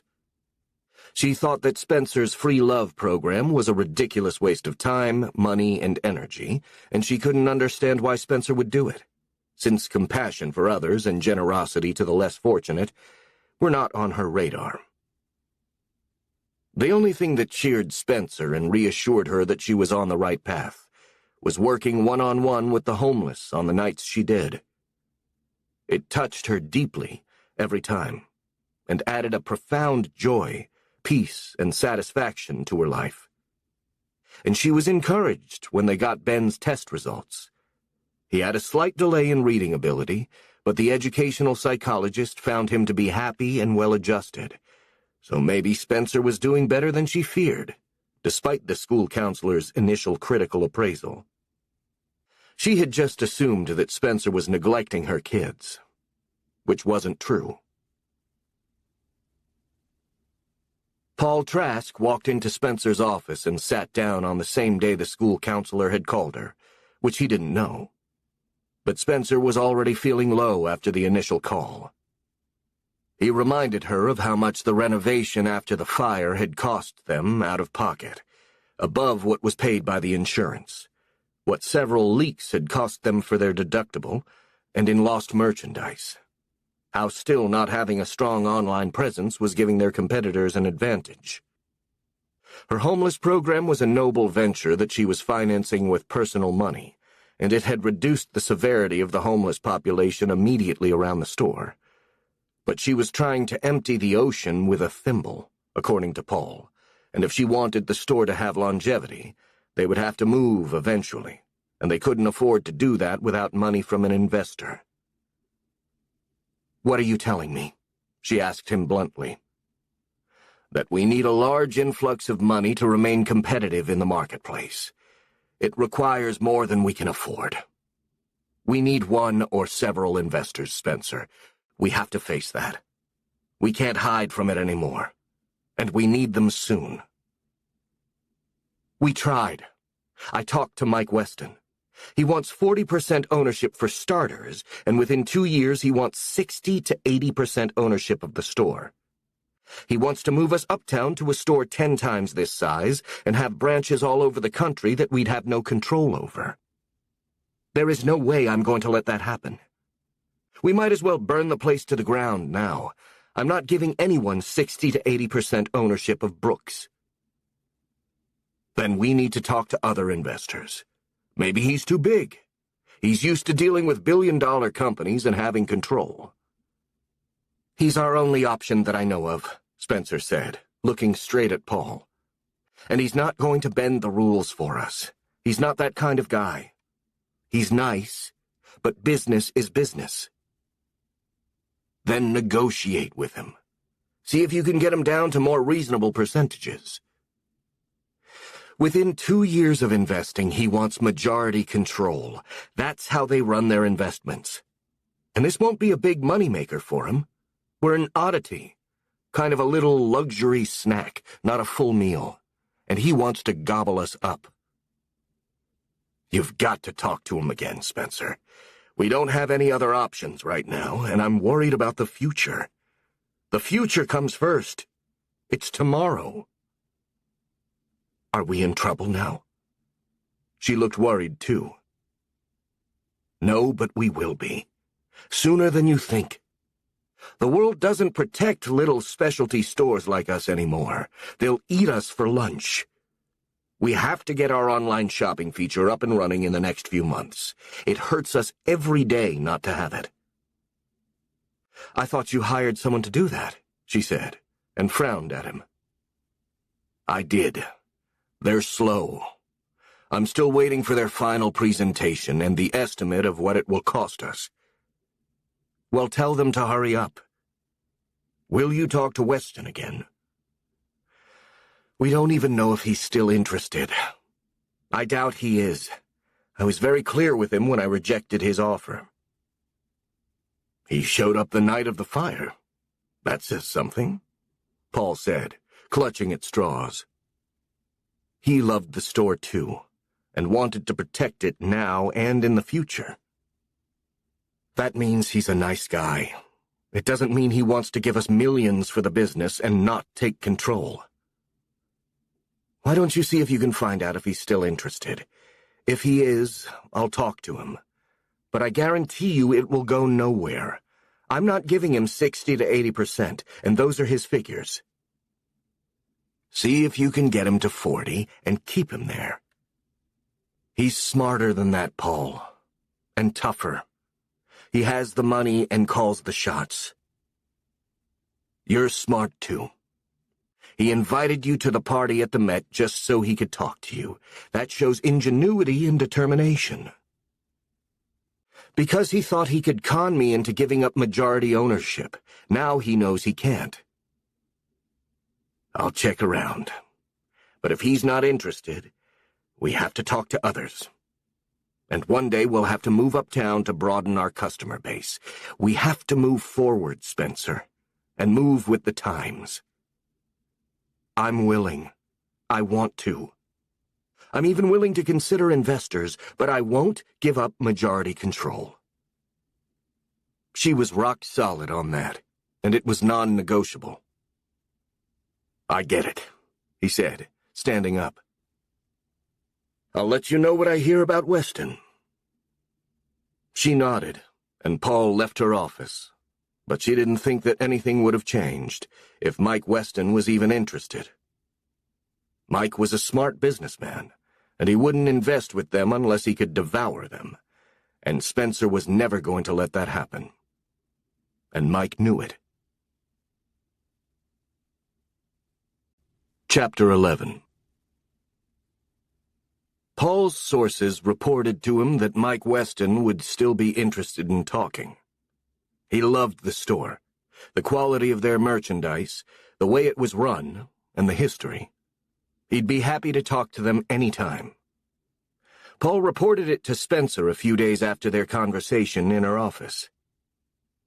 Give him a call. My source says he'll talk to you, Paul urged her. I feel like an idiot calling him, she said.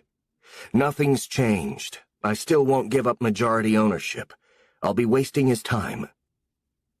Talk to him. You never know what can happen with some artful negotiation.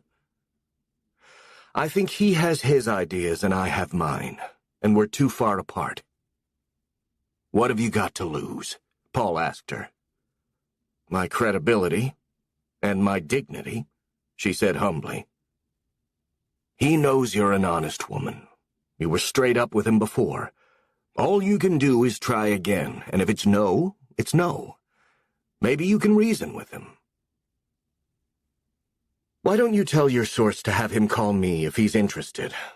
That's a little less embarrassing. Paul left her office with his mission clear.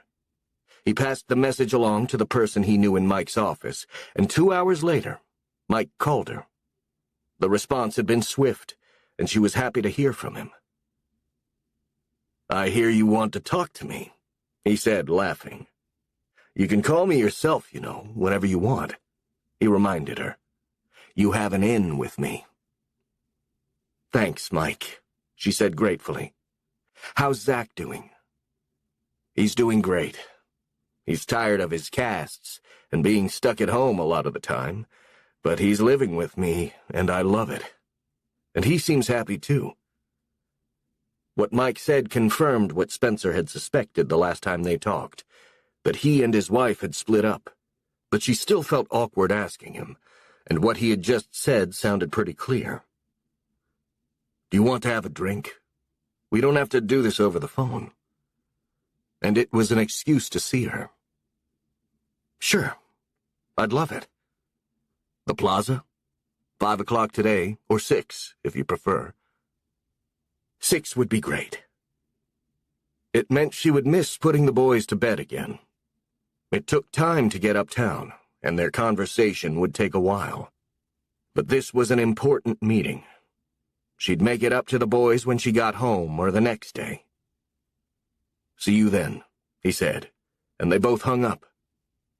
She was wearing a plain black summer dress and a blazer, and she wished she had worn something more exciting. But maybe it was better to be businesslike with him. For this purpose, anyway. Traffic was heavy, and she was 10 minutes late when she arrived.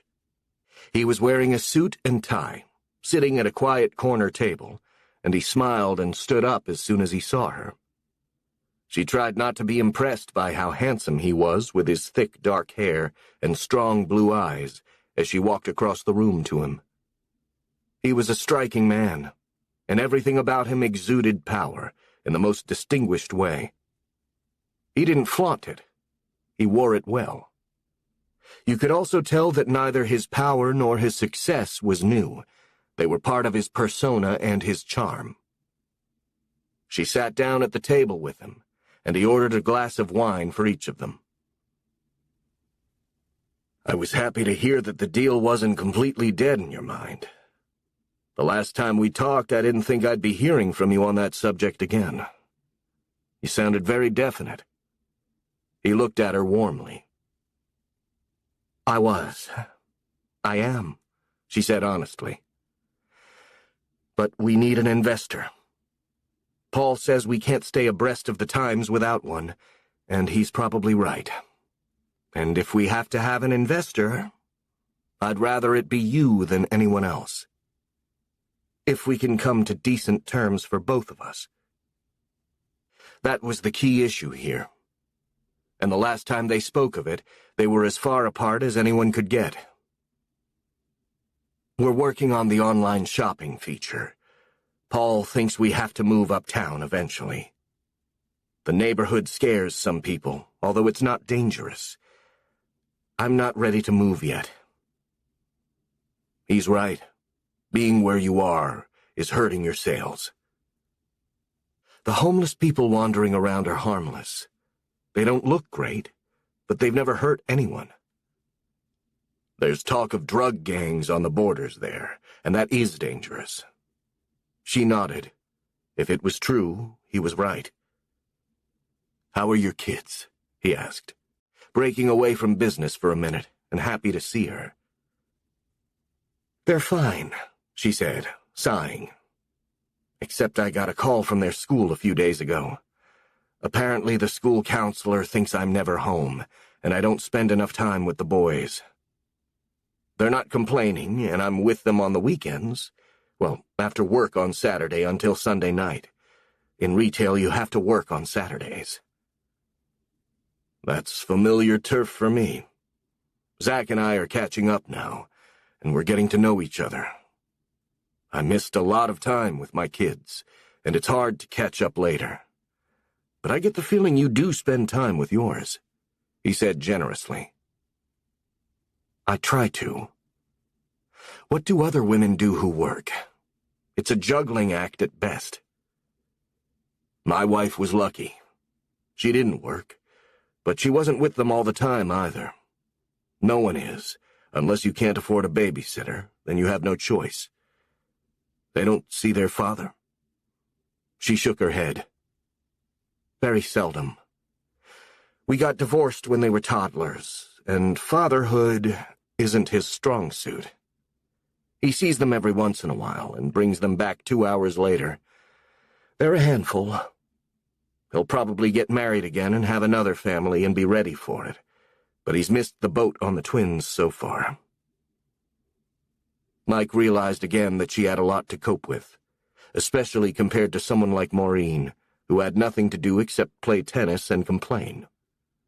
Spencer was a much more exciting woman, and he was sure that what she did wasn't easy. And she was busy with her work and all the problems and demands, not just her kids.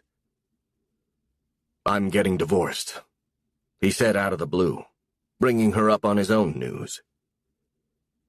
I sort of suspected that when you said Zach was living with you. Is it going okay? More or less. Our marriage has been dead for years. We never had the guts to bury it. I finally did. I couldn't take the punishment anymore for everything I didn't do and hadn't done all the times I worked late or traveled. She's been wearing her anger and bitterness like a shroud for years. It was killing both of us. All of a sudden, I couldn't see the point of being punished for the rest of my life. The practical stuff is a little complicated, but she's fairly reasonable. I feel like I just got out of prison. I'm sorry to say that. It sounds disrespectful and ungrateful, but it's true. She smiled as he said it. He looked so earnest. I should have done it years ago. She was never going to forgive me, so what's the point? He looked peaceful as he said it. Did the kids take it okay? I flew out to see my daughter in San Francisco to tell her, and she was fine with me. She wasn't surprised. I think she was relieved, too. The atmosphere has been poisonous for years, and she and her mother don't get along. Jennifer is too much like me, which irritates her mother. Zach was sad about it when I told him on the plane flying back from France. We were waiting till he got home to tell him. He's adjusting pretty well. He says he wants to live with me, but that could change. And he's finally going to college at the end of the year. Right now he's spending days at his mother's and nights with me, because he can't manage with his casts. So I guess it's all turning out okay. He smiled at her. He didn't look unhappy. In fact, he looked more relaxed than when she'd last seen him. And at the Met, the icy tension between him and his wife had been palpable. I think I'll be poorer, but a lot happier. I'm not going to sacrifice my life to save on a divorce. If I live another 40 or 50 years, I don't want to be unhappy for all that. That's what finally convinced me. Life is short, but it can be long, too. Too long to be miserable. He smiled at Spencer, and then they got back to business. So, what are we going to do about your store? I take it you've given it some more thought, or we wouldn't be here. I have. And I always come out in the same place. It hurts, but I could live with the 35 or 40% investment you spoke about initially, but the jump after that to your owning 60 to 80% of the business would kill me. I can't give that up, Mike. I've worked too hard to preserve Brooks and bring it this far, to give up control to someone else. The trouble is, he said quietly, no one will invest in it unless you do. Those are the kind of percentages people expect, and I do too. And there's no way to turn Brooks into a big money maker unless you make the kind of changes I was suggesting. Make it exponentially bigger, move it uptown or downtown, open branches around the country. It's the kind of growth my investors would expect. He was matter-of-fact about it, although sympathetic to how she felt. It wouldn't be the same store then, she said sadly. No, it wouldn't, he admitted. You wouldn't accept less ownership. I couldn't. And you won't make enough increase in profits unless someone puts a lot of money into it. Or you can keep it a small specialty store, but then it's not an interesting investment for someone like me. You've got to go big and spend big to earn big. And it's tough to do with the model of a store like Brooks. If you hang on to majority control and don't give the investors a free hand to do what they need to do. He looked regretful as he said it, and so did she. He knew how much the store meant to her and how hard it was for her to let go. I can't give up majority control, Mike. Not to that degree. I know, he said kindly. But that's what any big investor will want. We don't need stores all over the country, or a huge store. You can't maintain the quality control that way. He knew that too. At a certain point, it's about revenue and return on the investment more than quality. There's going to be some slippage if you grow. She nodded. He was being honest with her. It's everything my grandfather didn't want, and I've been committed to maintain. If you want serious investment money, you'll have to give up control. It sounded like a death sentence to her. I'm not that desperate yet. We're doing okay. Okay isn't good enough. Paul Trask is right. You won't last long with okay. Only the big fish survive now. The small ones don't. In order for my investors to accept a deal like yours, we'd have to own a very heavy majority. I can't negotiate that down. No one would want the deal. Why don't you think about it? The kind of money you could make on it long-term would be an important legacy for your boys. The money matters, too. I'd be giving up and betraying everything I've stood for. I'd be the sellout, the traitor. I can't do that. She looked him squarely in the eye, and he respected her for everything she stood for, but they both knew there was no way to make a deal. You're a woman of principle, Spencer. But you're paying a high price for those principles. Better that than selling my soul, and my grandfather's legacy. They had another glass of wine and talked about other things, but the deal they'd been talking about weighed heavily on them both. It was never going to happen. He wanted to invest in the store, but he had to do it on his terms. He couldn't on hers. What about a smaller investor who would ask for less? She asked him. You won't get enough return on the deal for a small investment. And a big investor wants control. That's how those deals work. She knew it too. She was quiet when they walked out to the street. It had been a futile effort meeting him to negotiate, and he looked unhappy. He would have loved to invest in Brooks and work with her, but not on her terms. Call me if I can do anything, he said as they stood on the sidewalk. He didn't want to insult her by saying, if you change your mind, because he knew she wouldn't.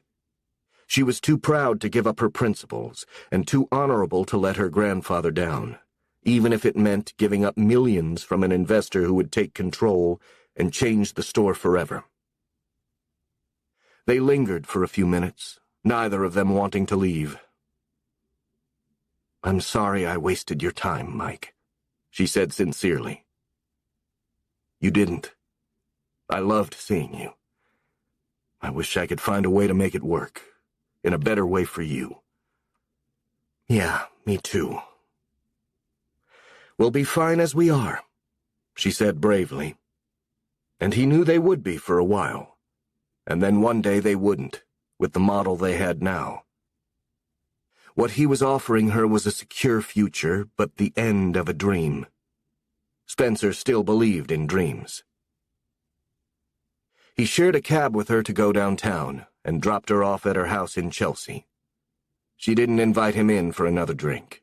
It was late by then, and they were both tired, and she wanted to see her boys. It had been a disappointing meeting. Paul was foolish to have her try to negotiate with Mike again.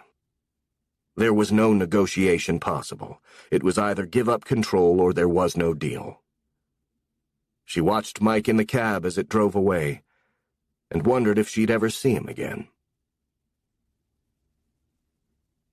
Mike was eating pizza and watching TV with Zach when Jenny called them that night. She talked to her brother, and then her father. "Did you see the article in the New York Times on Sunday about Spencer Brook?" she asked him. "No." And Spencer hadn't mentioned it when they had drinks. Maybe she'd forgotten. "I just had a meeting with her. What did it say?" "She started something called Free Love in an old garage downtown in a bad neighborhood. They're giving away bags of brand new clothes and tools and food and supplies to homeless people. There are signs on the windows of the store about it. In exchange, they've made a discreet request that the homeless people not camp out in front of the store because it upsets their customers. And so far it's working. But Spencer Brook is giving away a fortune in new goods to the homeless people who turn up to get them. 100 bags a week so far, and they're thinking of giving more. They hand it out 1 or 2 nights a week, with a small staff to pack the bags they give away and hand them out. She's paying for it all herself. It's not paid for by the store." Mike was silent for a moment, thinking about it. She hadn't said a word about her project. It was a stroke of brilliance to use it as gentle persuasion to get the homeless to stop camping out in front of the store. She was helping them and the store at the same time. "She's an amazing woman," he said to Jenny. "I just turned down her deal again, or more precisely, she turned down mine. She won't give up control of the store, and she'd have to for us to want to invest in it." "She must love the store a lot," Jenny said quietly. "She does," he said. "It shows. I'd really love to meet her sometime, Dad. I'd love to work for her. Maybe I can next summer, and then I'd be in New York, and I could stay with you too." "You can stay with me any time, and I'd be happy to introduce you to Spencer whenever you want. I wonder why she didn't tell me about her project." Except he knew why. She was a profoundly modest woman and didn't want to brag about what she was doing. The project sounded remarkable to him, and if Jenny hadn't mentioned it, he'd never have known. He had been so busy lately with Zach, he had just scanned the papers on some days. "You should donate to Free Love, Dad," Jenny suggested, sounding passionate about it. "She didn't ask me to or tell me about it. I'll have to look into it. Thanks for telling me about the article." He looked it up after they ended the call, and it was all there. There were no photographs in order to respect people's privacy, but he was vastly impressed by the description of the project, and Spencer for organizing it. He was sorry that he couldn't give her the investment money she needed to give longevity to the store, but if she wouldn't give up majority control, there was nothing he could do, and he understood her reasons for it. He read the article again that night after Zach went to bed and he was alone. She was a remarkable woman, and he wished there was more that he could do for her. Instead, she did for everyone else, even for her grandfather long after he was gone, at her own expense. And Mike couldn't do anything to help. She was on her own. Chapter 12. Mike was watching TV with Zach, as they did every night. It was a British spy series that they'd been following together since Zack got back, and Mike switched to the late-night news when the episode was over. Zack rolled himself to his bedroom in the chair. He was getting quite adept at fending for himself, and couldn't wait to get his casts off. They had settled into a friendly routine together. Mike was watching the local news when a familiar sight filled the screen. It was Brooks, lit up with police and riot gear filling the street around it. The announcer explained that a full-blown war had erupted downtown between two rival gangs of drug dealers on the edge of Chelsea. Some big shipment of drugs had been delivered from South America, and there was a shootout between rival distributors and the two gangs. 3 men had been shot on one side and 2 on the other. A passer-by had been injured, and 1 police officer was in critical condition. The narcotics squad was there in full force, and SWAT teams, and shots rang out while the announcer explained the situation from a covered position at a safe distance. And behind the scene of carnage sat Spencer's store. She saw it on TV at the same time Mike did, and heard the announcer say that there was some concern that looting might occur. 2 of the store's windows had been shattered, and the glass had been completely shot out of one of them, giving easy access to the store known for its expensive, exclusive merchandise. Burglar alarms could be heard sounding in the distance as Spencer hurriedly put on shoes and a denim jacket, with her jeans and t-shirt, and rushed to tell Francine she was going out. She didn't say where or why. She found a cab in a few minutes to travel the short distance to the store. There were police officers and barricades blocking traffic, and they stopped the cab a few blocks from the store. Spencer paid the driver and got out, and spoke to one of the officers. There were ambulances speeding by. "You can't go down that street, miss." A police officer wearing a bulletproof vest stopped her. "Do you live there?" Spencer pointed to the lit-up hulk of Brooks. "That's my store." "There's active gunfire." They heard shots ring out in the distance after he said it, and Spencer looked at him, shocked. "Are they looting the store?" she asked. "Not yet," he said, and listened to something on the radio. Another officer was down, and one of the shooters had been killed by the rival gang. It was a mad scene of heavily armed police officers, riot troops, SWAT teams, and emergency vehicles. As the officer turned to say something to a colleague, Spencer slipped quietly down the street, staying close to the buildings. She just wanted to see what was happening at the store, and if anyone was climbing through the shattered windows, or stealing what was in them. But there was no sign of entering near the windows, as she huddled in a doorway, watching the action. The gunfire had slowed down to an occasional shot, and the entire area had been sealed off to keep people out. There was no one on the street except police and presumably gang members hiding in doorways and behind cars, taking aim at each other and the police. Spencer had been there for half an hour without moving when a cluster of armed men in motley clothes carrying a variety of weapons ran toward the store and started to climb through the windows. She didn't know if their intention was to loot the store or to take refuge from the police shooting at them. Several men ran through the open windows and disappeared into the store as Spencer moved closer to the scene, although she knew there was nothing she could do to stop them, if the police couldn't do it with gunfire. All she could think of was the damage they would do, so soon after the fire. It silenced forever the argument that the neighborhood was safe. There was no way she could claim that now, with rival gangs in the drug trade shooting at each other and police crouching behind cars taking cover and shooting at them. Helicopters were hovering overhead. She couldn't believe what she was seeing and that the store was being invaded by gangs.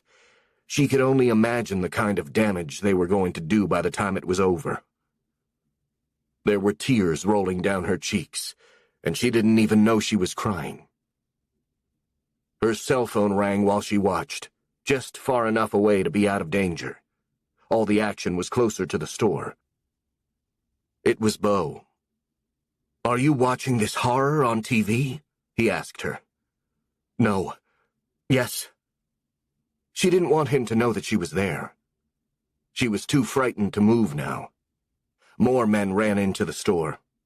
The police shot one of them, and he lay sprawled in one of the windows, writhing in pain, until 2 more officers dragged him out of the window and paramedics took him away. "Oh my God, this is crazy," Bo said, terrified by what he was seeing on the screen. "I'll call you back," she said to Bo, and hung up. She didn't want to talk to anyone. Marcy called her too, and she didn't answer. The store was now the scene of an ongoing shootout, as several more of the gang members ran through the windows into the store and began shooting each other as the 2 gangs collided again. And the store was an ideal place for the bad guys and the police to play hide-and-seek. Mike was watching it, mesmerized at home. He picked up his cell phone and called Spencer's number. She didn't want to talk to him either, but answered anyway.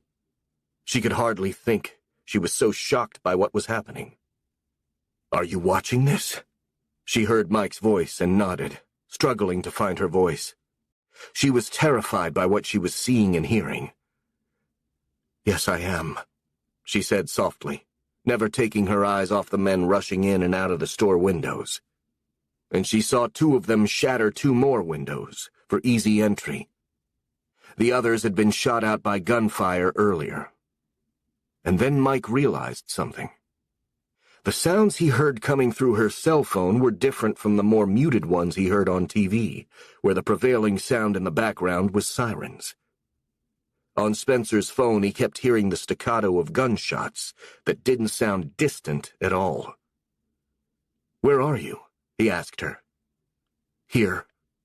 I'm watching the store. The bad guys keep running through the windows into the store, and now they're shooting each other, and the police are shooting them." "Oh my God, you're down there?" Somehow he had known she would be, which was why he had called her, to make sure she was okay. "Where are you?" he asked again. "A little less than half a block from the store. I'm in a doorway. No one can see me. I'm okay." "Spencer, get out of there. Go home. There's nothing you can do. They won't let you go inside anyway, even when the shooting's over. It's a crime scene." "It's my store. I want to go in when the shooting stops." "They won't let you. Get out of there." All it would take was one stray bullet to kill her. "Go back down the street you came. I'll pick you up in a cab." His voice was strong and firm. "I'm not leaving," she said stubbornly. Mike was shouting at her then, and Zach came back from his bedroom in his wheelchair to see what was happening. "Spencer, get out of there! Can you get into the building you're in front of?" She tried the door handle. "No, it's locked. I'm safe where I am. I'll call you later," she said, and hung up and continued watching the carnage happening in front of her. 20 minutes later, the gunfire had stopped, and a full SWAT team entered the building. There was no further gunfire, and minutes later, they radioed other police and SWAT teams to enter. Only one man was let out alive, covered in blood. The others inside were all dead. They had shot each other. It was said to be the bloodiest gang war in New York in years, over a recent delivery of heroin that had come in by ship from South America. As the police came out of the store again, through the windows, and the bodies were brought out on gurneys through the front door, with the alarms still sounding, Spencer came out of the doorway where she had been concealed for nearly an hour, and approached the shattered windows of the store. 2 police officers barred her way immediately, as she looked up at them with a determined expression. "Get behind the barrier," one of them shouted at her. They still weren't 100% certain that there weren't additional shooters hiding somewhere inside. "This is my store," she said, and didn't move an inch. "I want to go in and see how bad the damage is." "We're still bringing the bodies out," one of the officers told her, and she stood her ground next to him. Then I'll wait." The two officers looked at her, and one of them asked for her ID. She handed it to them, and her business card, and they nodded. "You still have to wait. You can't go in yet." She nodded and took a step back so she wouldn't get in their way, but didn't leave. Half an hour later, all the bodies were out. There was blood on what was left of the displays in the windows, including a beige alpaca and sable blanket draped over an antique Louis XV chair. The blanket was priced at $100,000 and was splattered with blood. All the window displays had been destroyed, all the mannequins knocked down. Spencer cautiously approached the building, and while a cluster of NYPD police were talking to each other, she hopped up to one of the windows and walked inside. No one saw her go in. She bumped her arm against a shard of glass hanging from one of the window frames and paid no attention to it as she slipped inside. There was blood everywhere on the floors. Displays had been knocked over. Vitrines had been shattered by gunfire. A wall of perfumes had been shot out, and the perfumes were running down the wall. On the floor there was a blood-stained running shoe that had come off one of the bodies when they removed it. Police photographers were taking pictures of the scene, and one of them looked up and saw her. They looked shocked to see each other. "What are you doing here?" he called out to her, thinking she was there to steal something. "I own the store." She pulled her ID out of her pocket and handed it to him. "You shouldn't be here. Something could fall and you'll get hurt." "I wanted to see how bad the damage was. Did they go upstairs?" "We don't know yet." He turned to his partner then. "Take her outside." The police officer led Spencer back through the windows, and she saw that the sleeve of her jacket was drenched in blood, and it was running down her arm. The officer helped her down out of the window and signaled to a paramedic. "She's hurt!" he shouted, and the paramedic came running with a gurney for her. "I'm fine," she insisted, as he looked her over quickly and pointed to her arm. "Were you shot?" She shook her head. He pulled back her sleeve and exposed the nasty gash she'd gotten from the shard of glass in the window. The cut was so fine she hadn't felt it. It had cut her like a scalpel, and blood was gushing from the wound as a tall man came forward and spoke to the paramedic. "That needs to be sewn up." Spencer looked up and saw that it was Mike. "What are you doing here?" she asked him, shocked. "I came to get you. I'm taking you to the hospital." The paramedic pulled a bandage out of a kit and offered to send her in an ambulance. She tried to tell them she was fine, but Mike and the paramedic lifted her onto it, and Mike climbed in with her. "Why is it that I know now that whenever there's trouble, I'm going to find you in the thick of it?" He held her other hand as they careened through the night, with the sirens screaming. "How bad did the store look?" he asked her softly. He could tell she'd gone inside, which was how she'd cut her arm. "Pretty bad. A lot of blood. A lot of them got killed in there, except one guy, and he was shot too." They got to NYU Medical Center quickly. Mike climbed out of the ambulance behind Spencer and followed her inside, while one of the paramedics pushed her in a wheelchair. The bandage on her arm was a dark burgundy color by then. She was losing blood at a rapid rate, and Mike was worried. It had been foolish of her to push into the store, but it was too late to say it now. He waited in the emergency room with her while they cleaned the wound and tried to stop the bleeding, and she looked faint for a minute as he gently held her shoulders. The doctor came in quickly, gave her a tetanus shot and a shot to anesthetize the arm, and sewed it up carefully. She was in shock from all she'd seen, and from her injury, and her teeth were chattering while the doctor sewed her up. The nurses had cut off her denim jacket and her t-shirt, and covered her with a hospital gown, as Mike stayed with her and never left her side. The police took a statement from her to make sure she wasn't one of the active victims of the gangs, and she inquired what would happen at the store. They said that the police would be there all night, protecting the crime scene and taking evidence, so she knew the store was safe until morning. She had a long bandage on her arm, and she looked pale and felt dizzy when she and Mike left the hospital together. Mike hailed a cab and covered her with his own jacket over the hospital gown she was wearing with her jeans. He had been sure she would try to enter the store as soon as she could, and he was right. "I'm taking you home." He gave the driver her address and put an arm around her as they walked inside. He was afraid that she might faint, but she was steadier once she got a breath of the cool air. She had her house key and the keys to the store in her pocket. "Do you want to come in?" she asked him, and he nodded. He was impressed by everything he'd seen that night, and by how bold Spencer had been going into the store to check it out. She was fearless when it came to protecting what she loved. He followed her into the front hall of her orderly house, and she walked him into the kitchen. Van and Axel's toys were there, and there was a pretty garden outside with a set of swings. "Do you want something to eat?" she asked him. "Let's get you to bed. You've had a rough night." He had a strong, protective presence. "I'm okay," she said, and sat in a chair at the table.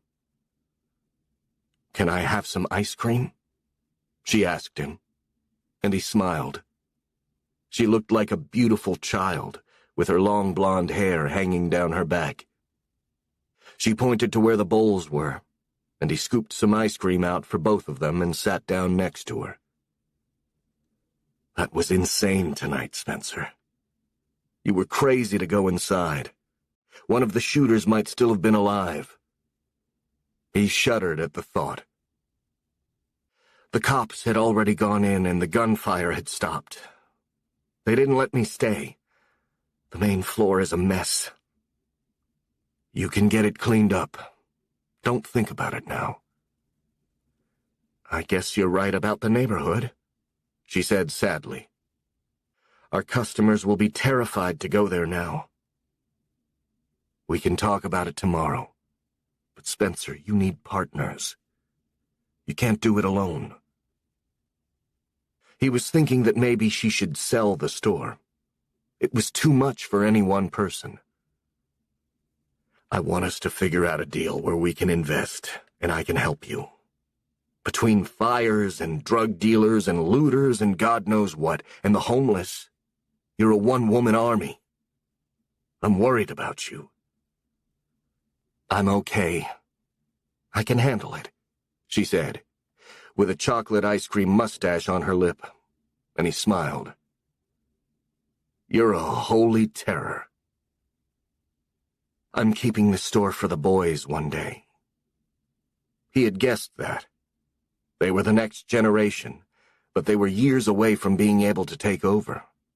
She'd be ready to retire by then, if ever. "What if they don't want it?" he asked her seriously. "Kids are unpredictable." "Then they'll sell it. But I won't. That'll be up to them."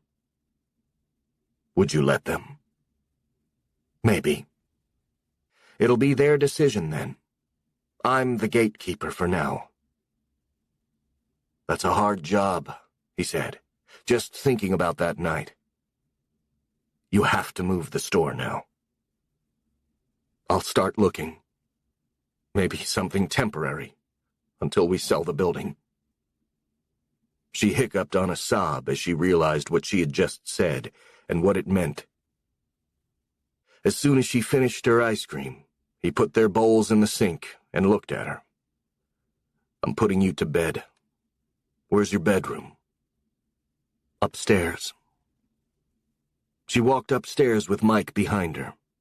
She was at the opposite end of the hall from Francine and the boys, with a door that closed off her suite. He followed her in, closed the door, and waited in her bedroom while she took off her jacket and the blood-splattered hospital gown and put on a cozy cashmere nightgown. It wasn't a seduction scene. He wanted to make sure she didn't faint or fall or hit her head or go into shock again. She came out of the bathroom in her pink cashmere nightgown and a flowered de-Porto robe. "Now get into bed," he said, and she giggled. The bandage on her arm looked enormous on her thin arm, and there was still blood seeping through, and it was starting to hurt. The anesthetic had worn off. She slid into her bed between the sheets, and he sat down on the bed next to her and stroked her hair. And then he bent down and kissed her gently on the lips. She was startled, but it felt natural and right to her. The effect on him was searing, but he had no intention of following through now. The night had been too traumatic for her, worrying about the store, and for him, terrified she would be killed once he knew where she was. "That's all you get tonight," he said with a smile, as she smiled up at him. "You're an amazing woman, but you can't do it all yourself. We'll talk about everything tomorrow." He kissed her again, and then he went to sit in a chair before he could do something he might regret later, and stretched his legs out ahead of him to watch her sleep. He didn't want to leave her, and she didn't mind his being there. She liked it. She opened her eyes once or twice to make sure he was still there. He didn't say anything. He just watched her as she drifted back to sleep, and he sat in the chair to be sure she was all right. And eventually he dozed off too, exhausted after the traumatic evening, and worried about her. Mike woke up with a start with the sun streaming into the room, and a little blond boy in pajamas staring at him. Mike smiled at him, and whispered to him so they didn't wake Spencer, who was sleeping soundly. "Hi, I'm Mike. I'm a friend of your mom's." "I'm Axel. Do you like pancakes?" Mike followed him out of the room so they didn't disturb his mother, and Axel's identical twin was waiting for him on the stairs. Mike went down to the kitchen with them, where Francine was making pancakes, and looked at Mike in surprise. She didn't question who he was, but could guess his presence was related to the shooting. She had assumed that Spencer had gone to meet with police once she knew she was out. "Did everything turn out okay last night?" she asked Mike. She had seen the news on the TV in her room, but it wasn't over yet when she turned it off. "Relatively. It was quite a scene." He didn't want to go into detail in front of the boys. "I'm Mike, by the way." The boys chattered all through breakfast, and showed him their car collection, and he tried hard, but couldn't tell them apart. He wrote Spencer a note, peeked into her room, saw that she was still asleep, and left it next to her bed. He said goodbye to Francine and the boys, and took a cab back to his apartment. It was still early, and Zach was still asleep. Mike showered and dressed and left for the office. He knew Zach could get up by himself now. He kept thinking about Spencer, braving the scene last night. He didn't know how he would do it, but he had to find a deal that worked for her, at least to help her move the store to a safer location. He couldn't let go of wanting to protect her. He had no idea how he'd do it, but he had to. And as he took a cab to his office, the one thing he knew was that when he kissed her the night before, he meant it. He wanted to do that since the first trip he'd met her, and he'd been so relieved that she had survived the night before that he didn't hold back anymore. Chapter 13. The aftermath of the drug war on the Brooks' doorstep was much more complicated to deal with than the results of the fire. When Spencer woke up, the boys had already left for school. She read the note Mike had left on her night table. All it said was, "Please take it easy today. Love, Mike." She called Marcy as soon as she was awake enough to ask what was happening. We closed the store. We got a company in that specializes in cleaning up crime scenes. 5 men died on the main floor last night, and 1 made it up the stairs and died in men's shoes. The carpet there is shot. I was there right after they took out the bodies, Spencer said calmly. How did you get in? Through the windows. I went down there while they were still shooting. I went in right after, but the police wouldn't let me stay. She didn't tell Marcy she'd been injured. I'm sorry I overslept today. What are you doing about the windows? Having them replaced. It'll take a week, so they're boarding them up now. Paul wants a meeting, she said ominously. Are you coming in? I'll be there in half an hour, Spencer promised. She was surprised to find that her legs were shaky as she took a shower and dressed, and she felt weak. The night had taken more of a toll than she expected, and her arm was throbbing. She'd had to keep it out of the shower because of the stitches. She texted Mike on her way to work and thanked him for staying with her the night before. When she got to the store, it was eerily quiet. The special cleaning crew was hard at work, cleaning up the bloodstains. Another crew was cleaning up the broken glass, and store employees were collecting the ruined merchandise. Paul and Marcy were waiting for her in Paul's office. Paul looked acutely worried. We have some decisions to make, he said, as soon as she sat down. She had worn a long-sleeve sweater, so they didn't see her bandage. She had had to throw the denim jacket away at the hospital. The nurses had cut it to shreds, and it was stained with blood. It's not a conversation anymore. We have to give up this location. It's done. I know you love it, Spencer, but it's not safe anymore. No one will come here after last night.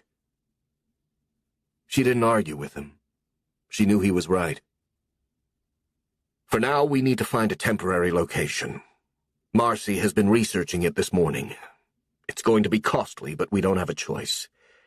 Even though Brooks had nothing to do with the shooting, we'll be associated with it, and men died in the building. That's the kiss of death to any store, especially one like ours. Spencer nodded again. I know none of us want to, but I think we need to sell the building.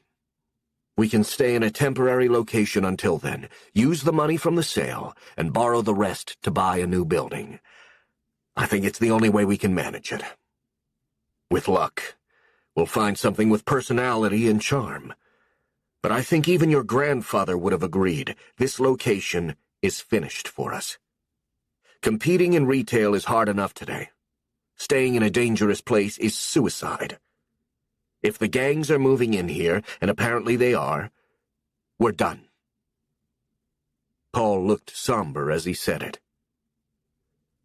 I think the plan makes sense, Spencer said quietly. Both of them were surprised that she put up no resistance. She knew when they'd been beaten by events.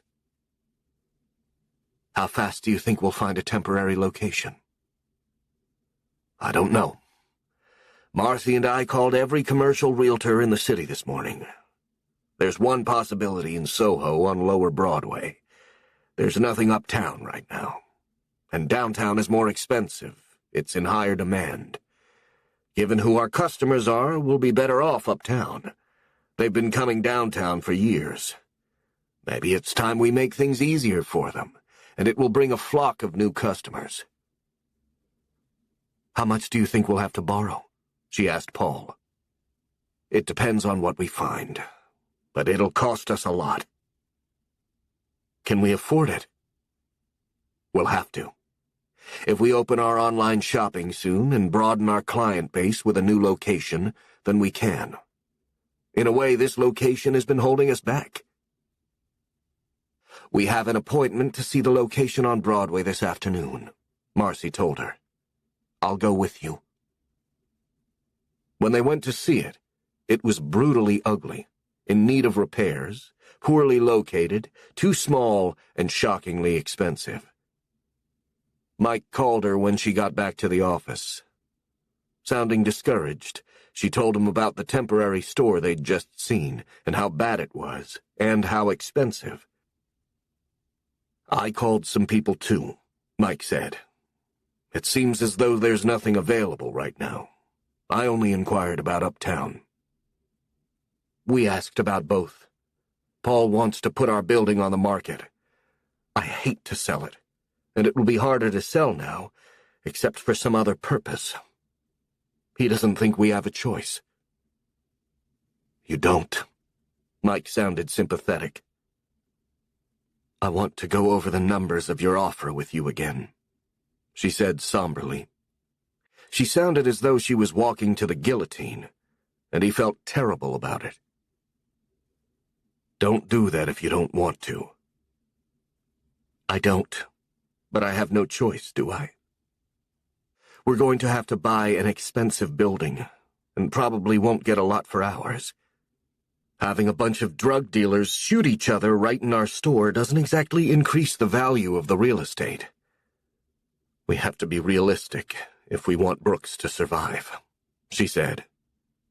He could hear the sadness in her voice. "Why don't you take a few days and let the dust settle before we talk numbers again?" he said. "Keep looking at temporary locations, and I'll see what turns up at my end. I'll ask my father. Sometimes he knows about some interesting deals. Between the two of us, we know all the big commercial real estate brokers. Something will turn up. Are you going to reopen downtown in the meantime?" "I don't know," Spencer said, feeling lost. "They're scraping the blood off the walls now." "How's your arm?" he asked. He worried about her. Her life was so hard sometimes, with so much on her shoulders. It didn't seem fair.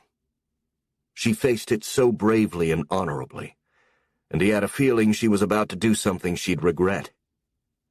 He could tell that she was seriously considering the deal he had offered her, and he felt guilty about it now. She would lose all control of her store if she did that. But she had her back to the wall, with no better offers or options. Zach asked him about it that night when they ate dinner together. "What happened with that story about the drug war last night? You were very interested in it." "Two gangs of drug dealers got in a shooting war over a big shipment of heroin that came in. It all happened in front of that store I was thinking of investing in, the one that your sister likes so much. In fact, they broke into the store before it was all over, and 5 of them died there, and one of the cops." "Sounds ugly," Zach said. "What happens in a case like that? Do they close the store? Would anyone still shop there?" "Probably not. They won't close, but they have to move, which is an expensive proposition. They're not too happy about it." "Yeah, I bet they're not. Is there blood all over the place?" Mike nodded. "Are you still going to invest in it, or is it a bad investment now?" Zach was more interested in his father's business than he had been before his year in Europe. "I don't know. I might. The owner turned my original offer down." "Why?" Zach looked puzzled. "Because the terms of the deal were tough. They'd have to give up the controlling interest in the store, and the investors and I would control it." "That doesn't sound very fair." Zach looked surprised. "It's not, but that's the way business is sometimes. When people want something or need money badly, they pay a high price for it." "And you take advantage of it," Zach said. And his father didn't answer for a minute. "I guess we do. That's why I don't like business. It's not nice." Zach put it so simply, but it was true. "Do you think they'll take your deal now?" Zach asked him. "They might have to. I think they're considering it. It's a big decision for them." "Sucks for them. First a bunch of drug dealers kill each other in their store, and then they lose control of their business. They must be pretty miserable." Mike realized that Zach had summed it up perfectly, and that some of Spencer's misery was due to him. Jenny called that night, too. She had read about the downtown shootout in the online news at school, and she had seen that Brooks was involved, and some of the drug dealers had shot each other there after breaking into the store during the shootout. How awful. Did they mess up the store? Some. Will they fix it? It's such a beautiful store. It's like a little jewel. They're going to move. The neighborhood just isn't safe anymore. Will the owner continue her homeless program? Jenny was concerned for Spencer, even though she didn't know her. She says they will, wherever they move to. They're looking for a temporary location now. They haven't found anything yet. How sad. How terrible that people broke into the store to shoot each other. It was pretty bad. He didn't tell her that he'd been there, or that the owner had gotten hurt. Jenny gave him her news, but had really only called to comment on the shooting at Brooks, which shocked her when she read about it. Mike's children were both very compassionate about it, which touched him. Spencer called him 2 days later. Mike had been giving her some space to recover. She had seen 2 more temporary locations by then, smaller, uglier, and even more expensive than the first one. The store was still closed, and they hadn't made a decision yet about whether to reopen or when, before a move. "I'd like to talk to you when you have time," she said. He could guess what it was about, and Zach's comments leapt to mind. "Do you want to come to my office, or should I come to your place?" he asked her. She was working from home since the store was closed, and Marcy, Bo, and Paul were working from home too. There was a skeleton staff at the store in their offices to tend to things like accounting and to keep current with their bills. "What's best for you?" she asked him. "Why don't I come by at the end of the day today, on my way home? Does that work for you?" "That's fine." She was painfully quiet, which disturbed him. She was normally so full of energy, and now she sounded so subdued. She was waiting for him in slacks and a sweater when he arrived. He could hear her children squealing and laughing upstairs. It sounded like bath time, and they were having fun. Spencer offered him wine, and he declined. He decided that he'd better be cold sober for this meeting. He didn't want to do or say the wrong thing.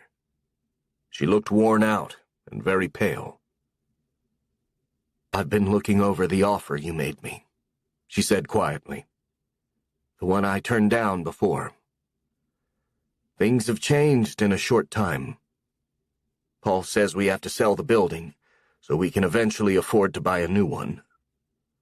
And it's going to take a lot more money than we'll get for our current location.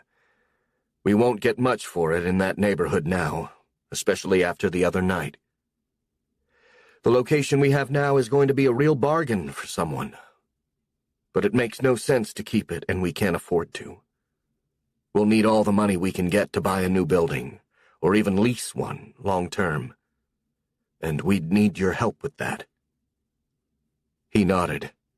That would have been part of the deal if she had accepted. "What stuck in my throat before, and I just couldn't live with, is that I'd give up majority ownership of the store and lose all control to you and your investors. I felt as if I was betraying my grandfather. But realistically, I just have no choice." She was a practical person, despite her loyalty to her grandfather's principles. And she wanted the store to survive. You wanted 40% ownership the first year, which was fine with me, and seemed reasonable if you're going to invest to the degree you said you would. And a new building will cost us both a fortune in the right location, particularly uptown, which is where most of our clients live, so that makes the most sense. You wanted another 20% ownership from me in the second year, which would put you up to 60% ownership within a year. So, within a year, you'd be the majority owner and have control of the business. And a year after that, another 20, which would bring you to 80% ownership. And I'd have a very small voice in the business and no control whatsoever, with you as 80% owners and me only having 20%. He felt guilty listening to her, particularly at the look in her eyes. She looked devastated, but was being painfully gracious about it, and polite. She didn't blame him for the situation they were in, or anyone but herself, and it wasn't her fault either. It was a result of the times they lived in, and of the Brooks having established themselves in a dubious neighborhood to begin with, that had gotten worse. I could soften the third installment, Mike said in a low voice, and make it only 15, which would give us 75% ownership in the end, rather than 80. I think our investors would be satisfied with that. It's a very strong position for us as investors. And a terrible one for me, she admitted, but with no other options and no choice. The shootout had pushed their situation over the edge. Well, you've summed it up very succinctly, Mike said. And I fully understand why you don't want it. He wasn't sure why she'd invited him to go over it again. They both understood his offer and their respective positions. I actually invited you here to tell you that I accept. I really don't have a choice. We need an influx of money to keep the name and the store alive. It won't be the same store under different ownership, but I hope you'll do your best to respect what it was, she said with quiet dignity, to such a degree that it tore at his heart. She looked so brave and strong as she sat there watching him. He wanted to put his arms around her, but not while they were talking business.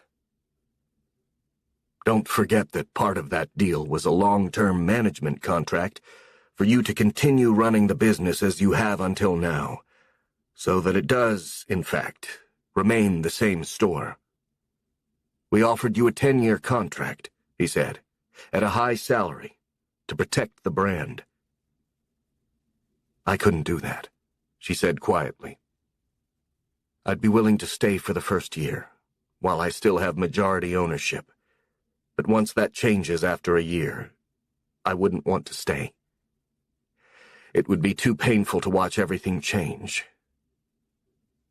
So she was willing to break her heart and give him her grandfather's business on a silver platter, but she was not willing to sell herself as a slave at any price. I wouldn't be willing to stay longer than that first year, she said firmly. But you'd have the store, and all the information I could provide before I leave. I could use that year to make sure that the transition goes smoothly, she said with a sad smile. You're the life and soul of that store, he said passionately. Without you, it would be meaningless. Just a store like any other, with a lot of expensive merchandise. You're what makes it all work, Spencer.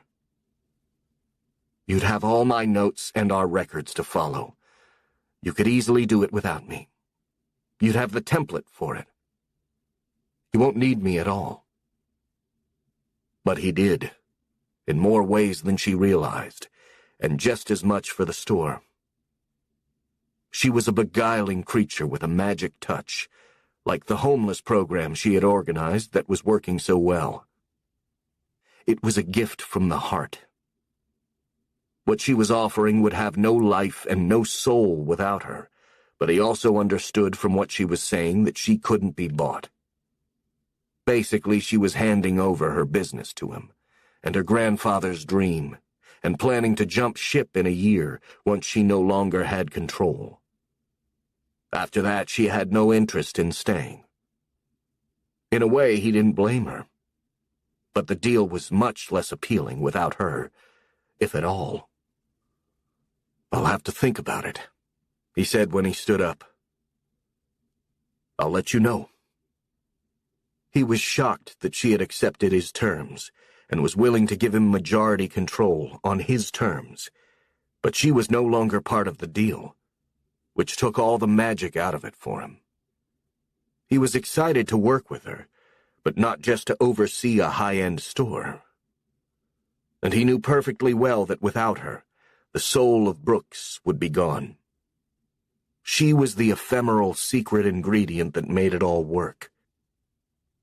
It had been a huge step to be willing to give him 80% of the business, and essentially total control, but that was all he would have.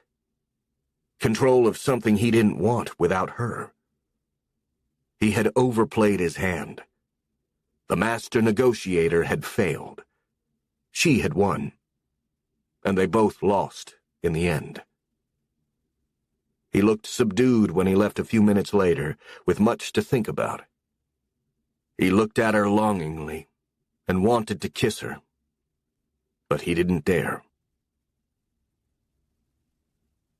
Spencer met with Marcy and Paul the next morning and told them what she'd done. "I took the deal," she said sadly. "What deal?" Paul looked confused. "Did they offer us a new deal?" He looked hopeful. "No. It's the deal I turned down before. I give up 40% of my ownership the first year, another 20% the second year, and 20% again at the end of the second year." He reduced it to 15%, which would give them 75% ownership within 2 years, and majority control after the first year. I refused the 10-year management contract they offered me. I don't want it. I couldn't do a good job for them once they owned me. They offered me $750,000 a year for 10 years, which would give me financial security for a decade. I don't care. I don't want it. They would own me like a slave, and once they have majority control, you know they'll change everything. "They'd probably fire all of us," Marcy said. Paul was shocked that Spencer had accepted the rest of it. She was giving up, beaten by events. "Maybe I should just sell them the whole thing outright. It won't be the same after this." But I told him I'd only work for them for the first year to help them set it up. But after that I'd leave and it's their baby. "What did he say?" Marcy asked her. "He said he'd have to think about it." "Do you really want to accept those terms?" Paul asked her. "No, I don't. That's why I turned him down before and was willing to fight to the death. But too much has happened now. We really have no choice. It's pathetic. It took me 7 years to destroy what my grandfather took 62 years to build. Even my father didn't do as much damage in 4 years as I have, and he did a pretty lousy job and never liked the business. I've put my heart and soul into it. And look where we end up." "It's not your fault, Spence," Paul tried to reassure her. "Times have changed. You can't fight the deterioration of the neighborhood to this degree. If your grandfather could have guessed there would be a drug war here on our doorstep and in the store, he'd never have bought here. Between the fire and this, and the importance of the internet, it really is too much." "So what happens next?" Paul asked her. "We sign the deal when he draws up the papers. And that's it." She was ready to sign away her life, and the company she loved. Spencer went to see 2 more temporary locations with Marcy that afternoon that were even worse than all the ones they had seen so far. She was thinking about Mike as they rode back to the office in the darkened store with the boarded-up windows. They were waiting for the new ones to arrive, unless they left them that way when they put the building on the market to sell. "He kissed me the other night," she said in a soft voice in the cab, and Marcy stared at her. "Who did?" "Mike. I cut my arm after the shootout when I went into the store to check on things. He went to the hospital with me when I got stitched up." "You never said you got hurt. And what was he doing there?" "He came to look for me when he figured out where I was. He called me. I was there in the side street while the shooting was going on." "You never told us that either." Marcy was staring at her intently, and at the dazed look on Spencer's face. "He spent the night in a chair, watching me sleep when I got home, to make sure I was okay. He kissed me when he put me to bed." "And sat watching you all night? And didn't sleep with you?" Marcy said, and Spencer nodded.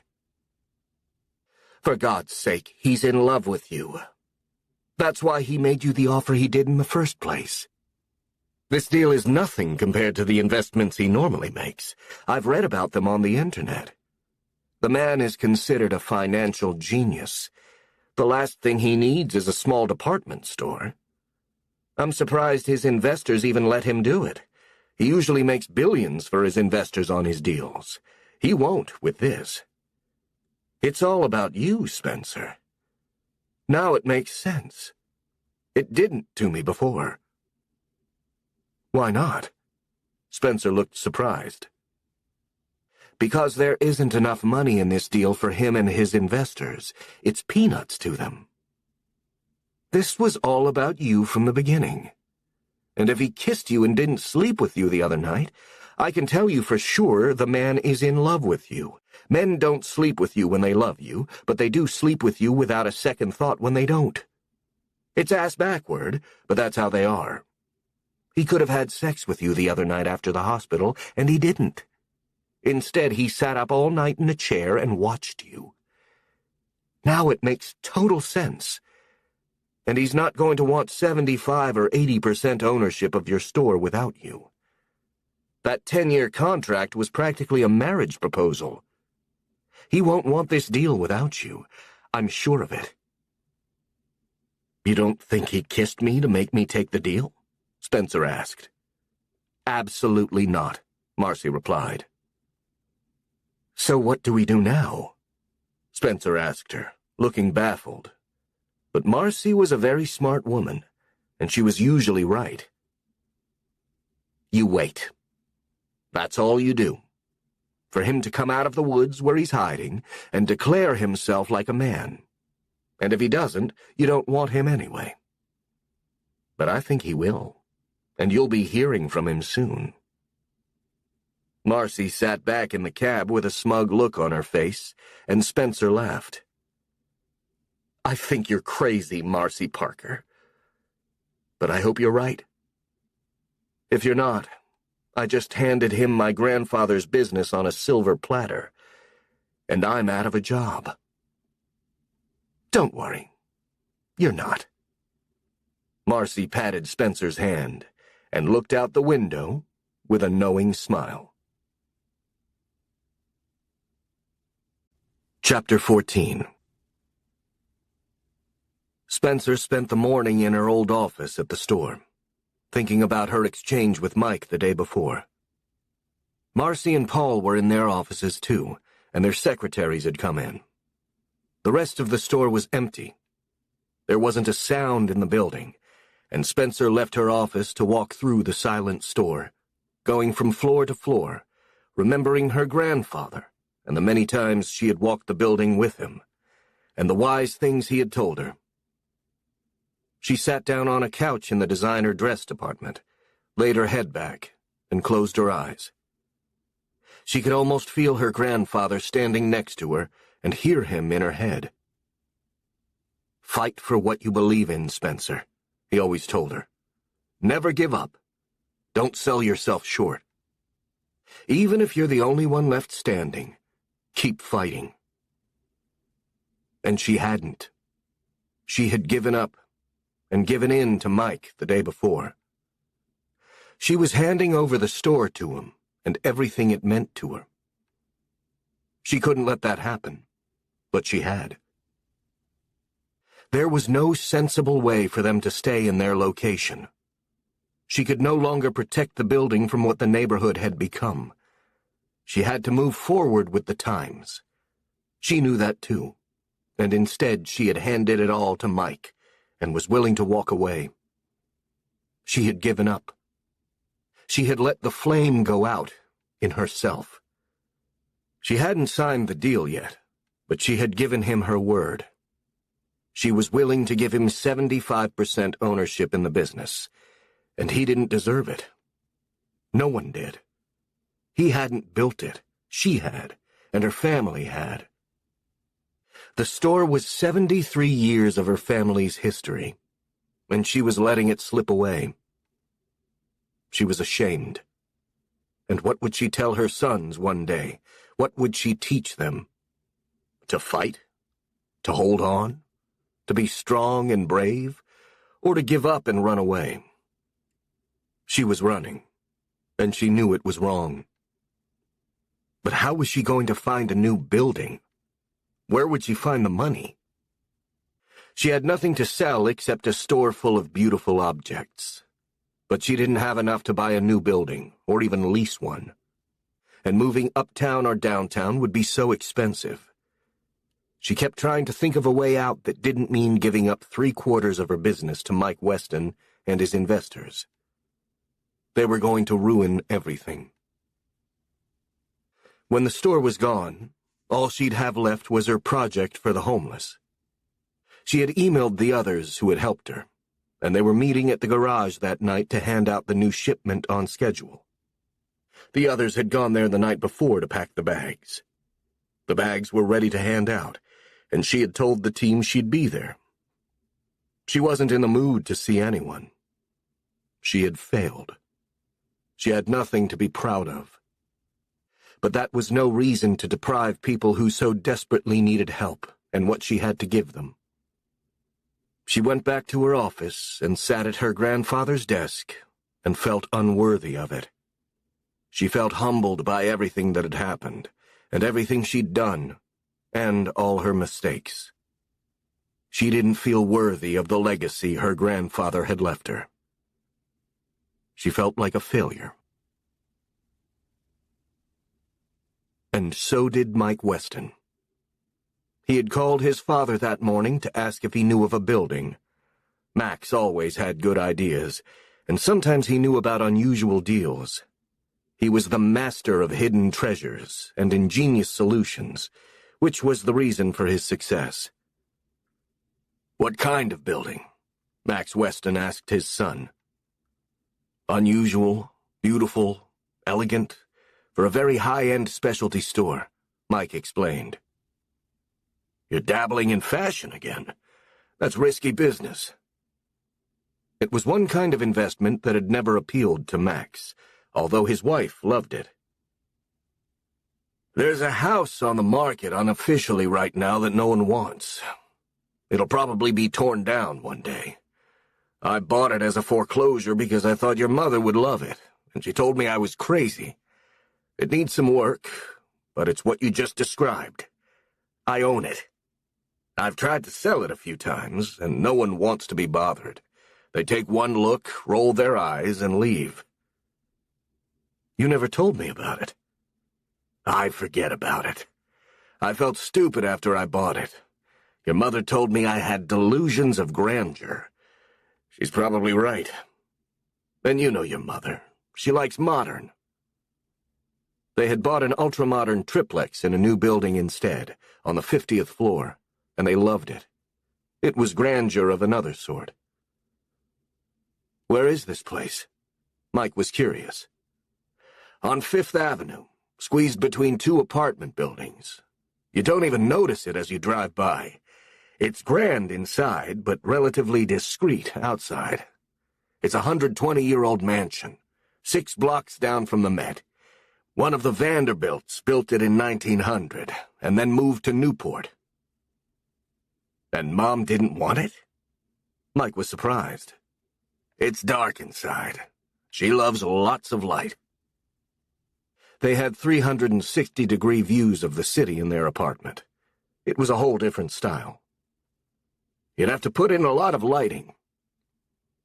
I don't think that matters. It's for a store, Mike reminded him. Most stores don't have daylight. The house has had 9 lives, as a museum, as an embassy, and a school. I don't think a family has lived in it since they built it. Can I see it?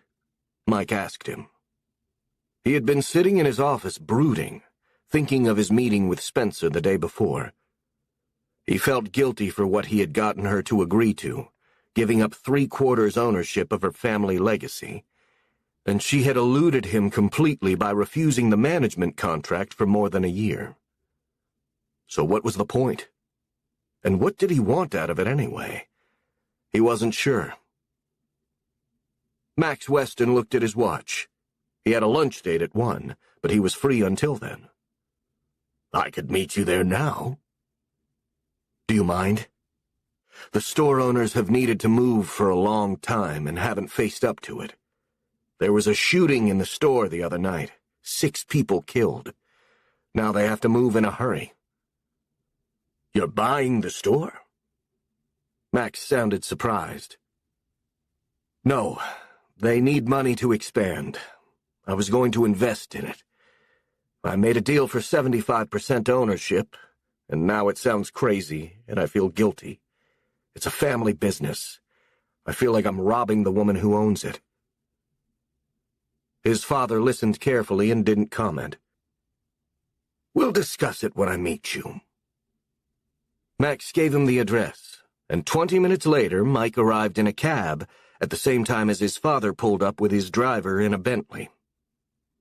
I like your car, Dad, he teased him. His father looked a great deal like him, except his hair was white and he wasn't as tall. Every time I buy a car that I like, your mother takes it. Now she wants this one. Max loved grumbling about his wife of nearly 50 years. Mike knew they adored each other. They had the kind of marriage he had always wanted, but he had made a terrible mistake with Maureen. His parents enjoyed their life together. They had fun. They had common interests. They worked on things together. They admired each other. They bought houses and sold them, and had friends. And they were proud of each other. Maureen had never been proud of him, not for an instant. She had resented him almost since the beginning. Thank you for meeting me, Dad, Mike said gratefully. Your mother called this my folly.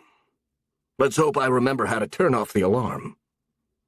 Max unlocked the front door, punched in a code, and the alarm was turned off. Everything is either your birthday or your sister's. This one is yours. Mike smiled at him. He felt like it was a sign from the universe that this house his father had bought and couldn't get rid of was standing vacant. It didn't look enormous from the outside, but as soon as they walked into it, Mike saw that it was. It was wide, although it looked dwarfed by the buildings on either side, and it went far to the back of a large lot, with a garden behind the house.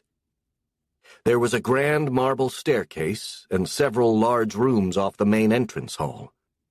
There were 5 floors, and each looked enormous.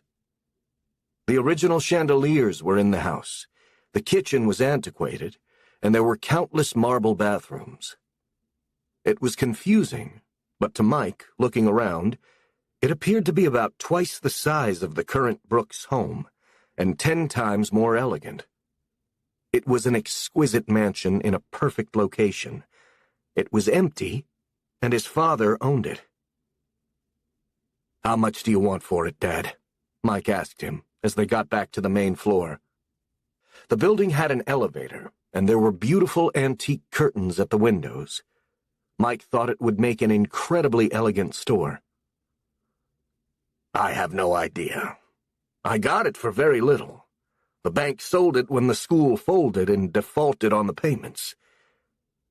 How long have you owned it? Max thought about it for a minute. Maybe 20 years. You and Stephanie were both out of college, and your mother couldn't see us living here alone. It is a little grand, Mike admitted, but perfect for what I have in mind. Would you rent it? Maybe. So, who is this woman you're feeling guilty about? What store? It's a place called Brooks, downtown, in the wrong part of Chelsea, where that drug war happened a few days ago. Mike nodded. I know the store. Interesting place. I went there a few times, but it's too much trouble to go down there. I knew the woman's father, kind of a sad, dreary guy. He was a member of my club, hated his job. I think he ran the place for a while and was embarrassed by it. I met his father once. He was on fire. Terrific guy. He'd be about 100 years old by now. This must be his granddaughter, Max Weston mused. It is. His father looked at him thoughtfully and got straight to the point. Are you in love with her? Mike started to formulate a roundabout answer because he wasn't sure himself if he was, but he was beginning to think so. I might be. You are, or you aren't. If you are, you don't need 75% of her family business. You don't need an excuse. Just tell her. And if you don't love her, the last thing you need is 75% ownership of a store. It's a headache you don't need. Mike laughed. He had always loved how honest and direct his father was, and how brave. You made a mistake once. Don't make another one. His parents had never liked Maureen, and she didn't like them. This woman isn't a mistake, Dad. She's incredible. That's what you deserve. You're a good guy, Mike, and you're brave in business. Be brave with your heart, too. That's never a mistake, even if you get hurt. She won't hurt me, Dad. She's a good person. I think I just hurt her with this stupid deal I offered her. She's got her back to the wall, so she accepted it. I feel terrible about it. Then clean it up. Mike nodded. I will. I'll rent the house to her if she wants it. She can buy it when she can afford to. Mike smiled and he hugged his father. Thank you, Dad. She's going to be the happiest woman alive when she sees this. She'd better make you the happiest man alive or I'll evict her, Max said, and dropped the keys into his son's hand. Bring her to look at it and see what she thinks. We can figure out the rent later. You make the deal. The place doesn't need much work. It's in pretty good shape, except for the kitchen. They left the house together, and Mike felt as though a miracle had happened. The building was like an answer from the universe. He couldn't wait to show it to Spencer. He called her from the cab on the way back to his office, and she didn't pick up. He left her a message to call him. He was sure she'd call him back promptly, as she always did. He had appointments all afternoon and kept checking his phone for messages, and there were none from Spencer. He picked Zach up at Maureen's and took him home. Zach could see immediately that Mike was in a good mood, that the darkness of the days before had lifted. I saw your grandfather today, he said to say hello. You should call him sometime, Mike said to his son. I was waiting to get my casts off. I can't get around with the stupid wheelchair. I'll take you to see him, Mike promised, and tried Spencer again. She had seen his calls come in, and she was sure he wanted her to sign the papers for the deal she'd agreed to, and she was in no hurry to do it.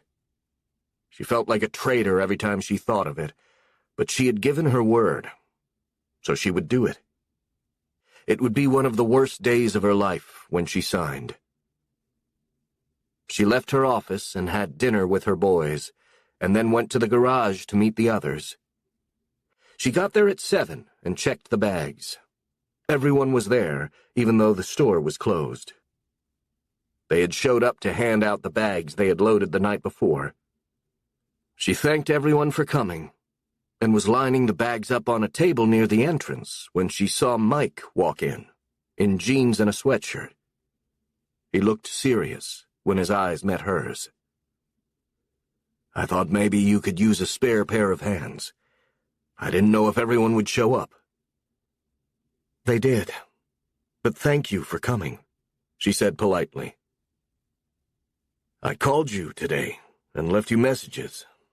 You didn't call me back." It was a statement more than a reproach. "I know. I'm sorry. I was busy. I was going to call you later." He suspected that she wasn't going to, and he didn't blame her. The heartbreak of what she'd agreed to was in her eyes. He had become her enemy overnight, because of the deal he'd offered her. But she was angrier at herself than at him. To him, it was just business. Their first customer drifted in then, and one of the team members handed him a bag and wished him a good night. "I thought maybe the garage would be closed, too, because of what happened the other night," the man said. And Spencer stepped in to assure him the garage would be open on schedule. "That's nice of you," the man said softly, and left with his bag. Others like him drifted in, and the garage got crowded very quickly, as the team handed out bags with clothing in the right sizes. Their last customer came in at 10, and they only had 9 bags left. It had been a good night, and the workers from Brooks were smiling and pleased. They helped themselves to the donuts, and Spencer offered them to Mike. She had cheered up as the evening wore on. She loved what they were doing, and Mike smiled at her. It had been a good night for him, too. It warmed his heart just being there with her. He loved what she did there. "I have a lot to tell you," he said quietly, as they got ready to leave. "Can we go somewhere to talk?" He looked hopeful, and she hesitated.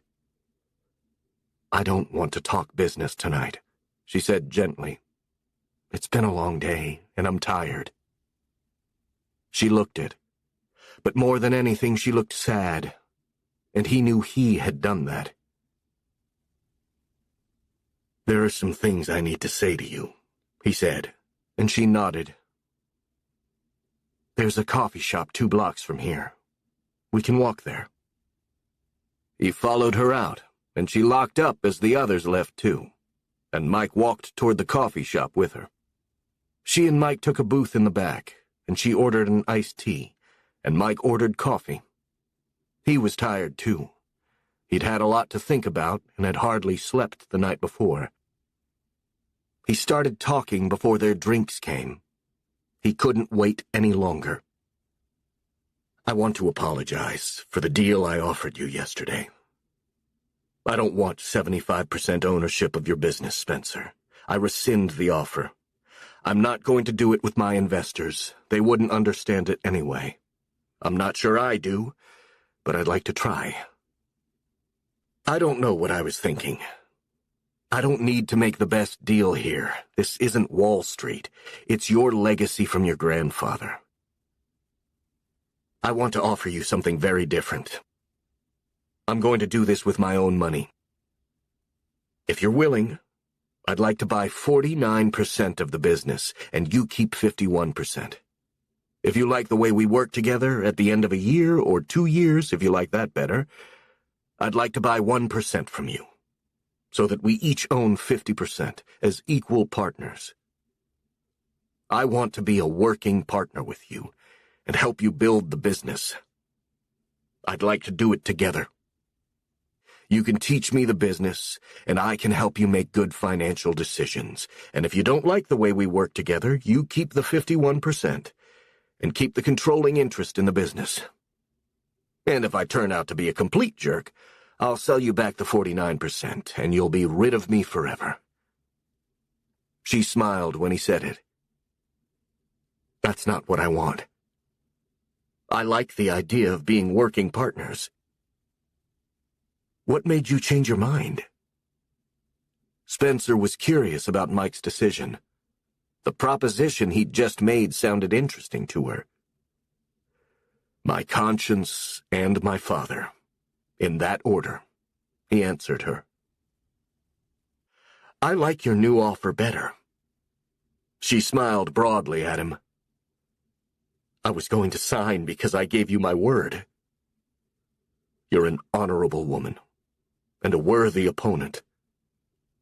He smiled back at her, and took her hand in his and held it. "I like the idea of being working partners, even equal partners, if you behave," she said, feeling brave. And then her face grew serious again. "There's only one problem. We don't have a store." "That's debatable," Mike said. "My father is something of a wild card and a little crazy. I love him. He buys businesses and houses. He has unusual ideas, and they always end up making money. He always has something up his sleeve, or a rabbit in his pocket. I called him today to see if he knew of any properties to rent or buy that would work for a store. He told me that he bought a mansion 20 years ago that my mother hated, and he never sold it. He still owns it, and it's just been sitting there for 20 years unoccupied. I went to look at it with him, and it's gorgeous. It's perfect for Brooks, and about twice the size of what you have now, which seems like the right expansion to me, without branches in every city. It's at 76th and 5th, and he gave me the keys so I can show you. He'll rent it to us for whatever we want." Her eyes grew wide as she listened to him. It sounded like a dream come true. The past few days had been a nightmare, and overnight it had changed. "Are you serious?" she whispered. The location was fantastic, and his description of it. "When can we see it?" "Whenever you want, since I have the keys. Tomorrow morning, if you're free." "Are you kidding? I'll be there at sunrise." "I'll pick you up at 8:30. I honestly think it's the answer to a prayer. I can't wait till you see it." He was grinning broadly and hadn't let go of her hand. "My father is always full of surprises. And there's one other thing. What's your position on dating your business partner? Do you have a policy on that?" "I've never had a business partner before." She smiled at him. "I think it's an excellent idea, though. We ought to try it." "I wholeheartedly agree. I think we should start with dinner on Saturday night to celebrate." "Very good policy. I second that." She was still smiling. "When do we sign the papers?" "Wait till you see the house first, and make sure you like it and think it will work as a store. We can rent it for now and buy it later if we want." "How did all this happen?" She looked at him in amazement. "I think it's because you're magic," he whispered to her, and she laughed. They saw the house together the next morning, and Spencer couldn't believe how beautiful it was. It was the perfect setting for Brooks, much more than the old store had been. She kept thanking Mike as she walked from room to room, and when she finally stopped long enough, in her excitement to see every inch of it, he put his arms around her and held her close, and kissed her for the second time since the carnage at the store. "You've made all my dreams come true," she whispered to him. "I don't deserve this." "Oh, yes, you do," he said firmly, and kissed her again. "We both do," It took us a long time to get here, and I'm going to enjoy every minute of it with you." They walked through the house a second time while she made careful notes and sketches and took pictures. She agreed with his father. There wasn't a lot of work to do. She was guessing that they could get it up and running in 3 months, by the fall. They would have to work like crazy to do it, but hard work never scared her. It wasn't far from Mike's office on Park Avenue, and he said he could meet her at the store for lunch when he was free. They hated to leave, but they had a lot to do now. She had to decide if she wanted to keep the old location open till they moved, or close while they worked on the new location and focus on that. Mike was going to provide the operating funds to get the new location set up as a store. "Why don't we figure out how much money you'll lose if you close the old store now, or if it makes more sense to keep it open? I'll work up the numbers with Paul Trask, and we can decide. What are you doing on Sunday, by the way?" "I have the boys," she reminded him, "with no nanny." "I was thinking we could take them for a walk on the Chelsea Piers with Zach. It's nice, level ground for his wheelchair, and I'd like him to meet them. And you." She smiled as they got into a cab together. She was going to drop him off at his office and head downtown to tell the others what had happened. The whole world had changed in a single day, thanks to Mike. He kissed her as the cab sped down Fifth Avenue and turned toward Park Avenue a few blocks down. "I'm very happy with our policy about working partners," he whispered to her, and she laughed. "So am I." Chapter 15. When Spencer got to the office, she rounded up Marcy, Bo, and Paul and had them come to her office. She explained the new arrangement with Mike, that she was retaining majority control, but that at some later date, if she chose to, she and Mike would become equal partners, at her discretion. And then she told them about the mansion Mike's father was going to rent to her. She showed them the photos she'd taken on her phone, and they were as astonished as she had been. They loved the location and the interiors. They were going to put the restaurant at ground level this time, and use the garden for outdoor dining in summer. Spencer had a million ideas about where to put each department. In all the rooms that had been previously used as bedrooms or sitting rooms, the main dining room, the elegant living room, with space for all their offices upstairs. It was going to be the most beautiful specialty store in New York. And Paul and Mike got to work deciding if Brooks should stay open downtown for the summer or close until they opened uptown. There were a million decisions to be made. Spencer called the realtor and put the store in Chelsea on the market. They would have to disclose the shootout that had occurred there. Spencer couldn't guess who would buy it, or how they would use it, and even though Brooks had an elegant new home to go to, she knew she would be sad when it sold. It would mean leaving a big part of her history behind. On Saturday night, Mike took Spencer to Le Bernardin, one of the best restaurants in the city. He ordered champagne, and when he took her home, they tiptoed upstairs to her bedroom and locked the door to her suite. He smiled when he saw the chair where he had spent the night watching her after the shootout. They marveled at how life could change in an instant. Everything was different now. When they made love for the first time, with the moonlight streaming into her bedroom, she felt as though she had been waiting for him all her life, and her past faded behind her like so much mist as she lay in his arms afterwards. She didn't let him spend the night because Axel and Ben were home, and he had Zach staying at his apartment. "We have to go somewhere for a weekend," he said, sad to leave her. "The boys go on sleepovers," she reminded him, and he laughed. They were refugees from their children. He wanted her to meet his parents, and so did she. She had a great deal to thank his father for, and she was interested to meet his mother and learn about her online fashion business that was a worldwide success, and his sister Stephanie, who worked for her. She warned him about her mother, who found fault with everything and disapproved of everything Spencer did. They had much to learn about each other, and new worlds to discover. On Sunday, she took Axel and Ben to meet Mike and Zach at the Chelsea Piers.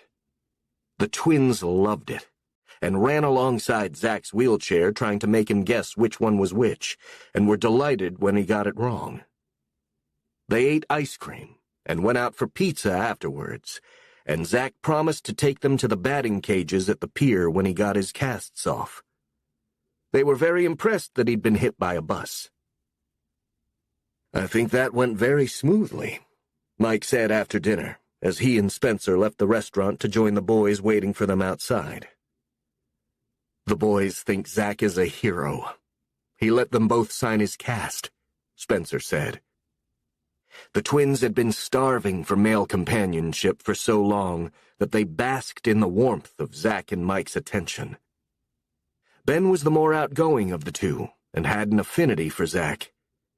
Axel was quieter, talked to Mike all afternoon, and stayed close to him, telling him all about his special reading classes at school. And Mike guessed correctly twice which twin was which impressed Spencer. Usually no one could tell them apart except her. "Ben's smile is just a tiny bit bigger, and he has laughing eyes," he said to her. "You pay attention."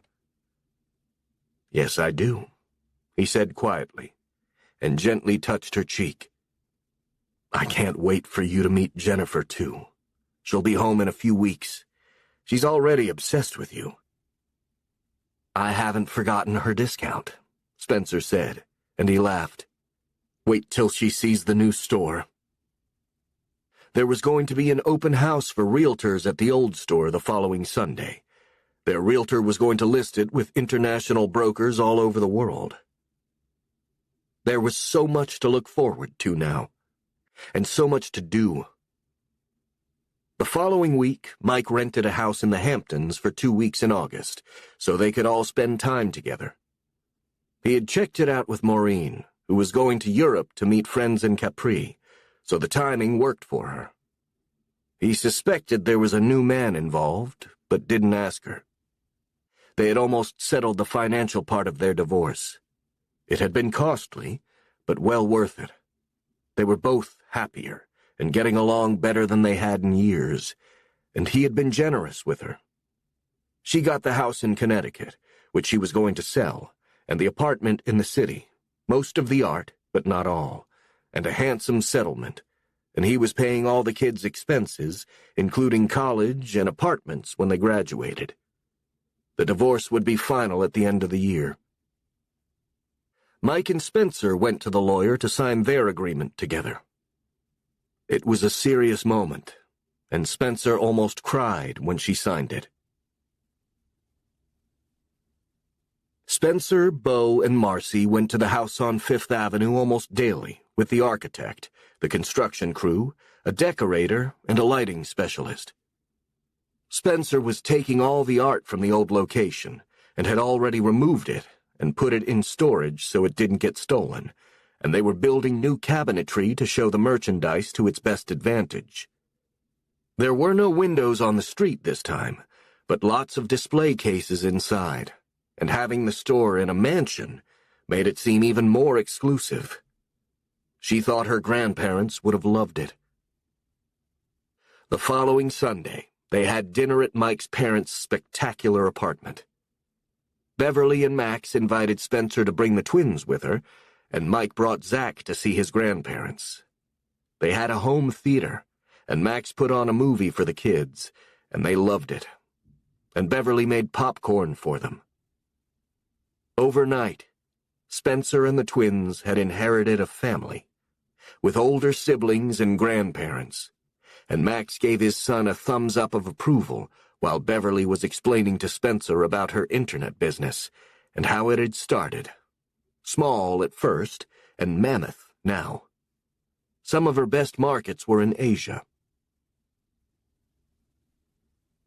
It came as a shock to Spencer in July when the realtor emailed her and said they had a serious prospect for the store. He was willing to pay their full asking price. The prospective buyer was from Singapore and wanted to turn the building into an exclusive boutique hotel. He intended to add a large security staff and set up a night patrol, which would benefit the neighborhood and make it safer. And so far his financial references had checked out, and he had agreed to their terms and was going to buy all the fixtures they were willing to leave behind. Spencer wanted to keep the iconic historical ones. Spencer had mixed feelings about the sale as soon as she read the email. On the one hand, she wanted to sell it and needed to, but on the other hand, it would be bittersweet when it sold.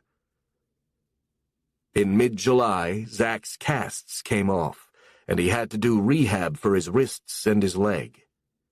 He was stiff from being unable to use them. He was diligent about the rehab so he could play sports again. The 5 of them went to the park, and he threw a ball around with the twins, and Mike joined them, while Spencer watched and lay on a blanket on the grass. They had brought a picnic with them, and spent the day there before they went back downtown. And it was cause for celebration when Jennifer finally came home in July and met Spencer. Spencer took her to see the new store in progress, and Jennifer was in awe when she saw it, and loved spending time with her. They went shopping together, and Spencer took her to lunch.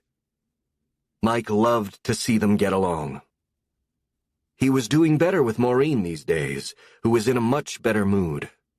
She had a new boyfriend, and was happy about the divorce now. She had forgotten what it felt like to be happy, after years of being married to a man she didn't love anymore. And at the center of it all, Spencer and Mike were happy and in love. They were worthy opponents, lovers, partners, and friends. The relationship gave them each what they wanted and had given them a new life. And his clever structure of their association made it feel like a partnership from the start. "I really like her, Dad," Jennifer told Mike shortly after she got back from San Francisco. She was staying with Mike more than with her mother. She and Maureen had a relatively peaceful truce for the moment, but she didn't want to push it. Spencer took both Zach and Jenny with her to the Free Love Garage when they asked her to, and they helped her hand out the bags. Zach even volunteered for an evening of filling them, and said he really liked the crew. Mike came with her every week when she went there. They had decided to keep the old store closed for the summer while they focused on the new one. The HR people were busy hiring additional employees for the larger store, while the ones who had worked in Chelsea were off for the summer on half pay, and most of them were happy to have the time off. A few complained, but not many. And for Spencer and Mike, the future was glittering ahead of them, beckoning them forward, like stars in a brightly lit summer sky. They had fought hard for their dreams, as opponents and allies, and they had both won in the end. Chapter 16. On the 14th of September, the car parkers in starched white jackets were lined up ready to take charge of the cars on Fifth Avenue. Most of the guests arrived with their cars and drivers. 200 people had accepted the invitation to discover the new store. The women emerged from their cars in short cocktail dresses and high heels, with impressive jewels. They were among the most elegant women in New York, wearing big-name designers and Parisian haute couture. They were all desperate to come inside and see the store. Liveried waiters were serving champagne on silver trays, with hors d'oeuvres by the best caterer in New York. The flowers in enormous urns placed in effective locations were spectacular, and people were in awe of the magnificent mansion with well-chosen furnishings in inviting groupings. There was soft music playing, and the scent of delicate perfume in the air. People were going up and down the staircase and stopping at every floor to discover where to find their favorite items. Marcy was wearing a chic black dress. The men were all in coats and ties. Spencer was wearing a short red lace dress with long sleeves and a plunging back to the waist. The mayor had come, the editors of Vogue and Harper's Bazaar, and all the right journalists from WWD and the Business of Fashion online. There was a photographer from the New York Post combing the crowd for famous faces, of which there were many. Rappers wearing all their bling, politicians, writers, movie stars. The crowd was even more exciting than the clothes, and the details of the house were enhanced by being freshly painted. No one was disappointed by what they saw that night. For those who had forgotten that Brooks existed, it was a lively reminder. And for those who had never known it, it was an introduction they wouldn't soon forget. There were TV reporters and members of the fashion and mainstream press. Spencer watched the crowd arrive and knew that the evening was a success before it even started. The atmosphere was electric and warm and excited. Mike found her and asked her to come to his office. He had to tell her something important. She was waiting for him there when he walked in, looking incredibly handsome in a dark suit, a white shirt, and the Hermes tie she had given him. He put his arms around her when he walked in and kissed her. And she smiled. "It all looks great, doesn't it?" she said happily. "Of course. Because you did it," he complimented her. His parents were coming later, and she couldn't wait for them to see it. "What did you want to tell me?"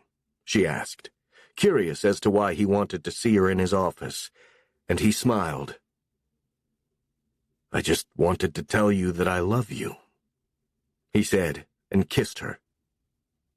"So we don't forget what this event is about, and how lucky we are." It reminded him of the evening when he had invited her to the party at the Met, and seeing her before that, at the store, when she greeted him so politely. He had dozens of images of her in his mind now, of different places and times. They had been through some hard times together, and some terrifying moments, the nights of the fire and the shooting, and happy moments alone and with their children. The contract she had agreed to and almost signed, and the one they finally did sign, which had brought them together for this magically beautiful event. It felt almost like a wedding, and was the celebration of the bond between them now, both personal and professional. When they had dined at the Met, Spencer had never expected any of this to happen, that she would be the woman in his arms one day, and the person she would share the new store and her life with, as well as her history. What she had learned in the months of working with Mike, in the hard times and the good times, was what a remarkable person he was, and he had learned the same about her. They were a perfectly matched couple, where each moment together was a graceful dance. And they had fun together, too. He kissed her one last time in the privacy of his handsomely done wood-paneled office in the old library, and then they went back downstairs to enjoy the guests and continue to show them around for the rest of the evening. When they went back to the party, Spencer heard a voice behind her speak above the others. "The lights are too bright, because the ceiling fixtures are too low." She laughed the moment she heard it, and turned to see her mother. She knew it had to be her. Only she could find fault in an evening like this. But Eileen seemed to be enjoying herself, speaking to an older couple who were newly arrived. They were telling her about their latest cruise. They had gone halfway around the world. Eileen's eyes lit up when she spoke to them, and then she glanced over at her daughter with a shy smile. Spencer couldn't imagine that it was a sign of approval. But anything was possible, on a night like this. There was a small area with a dance floor set up, and Mike danced with Spencer for a few minutes, and then stopped to say goodnight to their guests as they left. People stayed late that night. The last guest left just after midnight, although the invitation had said until 10. It was a dazzling success, and old and new customers couldn't wait to shop there. And there was a long mention of the party on page 6 of the Post the next day. The day after the party, the realtor called Spencer to remind her that the old store would be coming out of escrow shortly, and she wanted to give Spencer an opportunity to say goodbye to it if she wanted to. It seemed like a foolish gesture, but it meant a great deal to Spencer.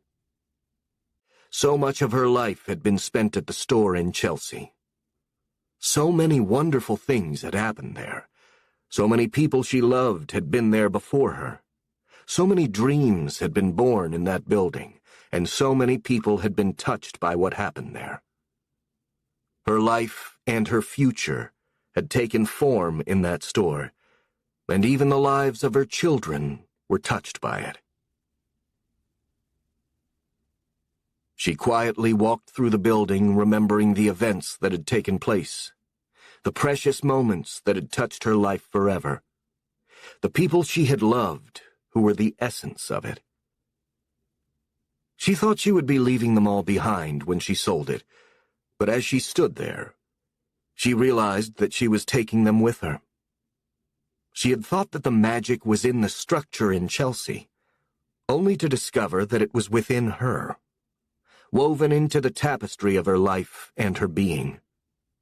And now new people had come into her life and were part of the magic too. By some miracle, she and Mike had found each other and had traveled their lifetimes to get here. Worthy opponents,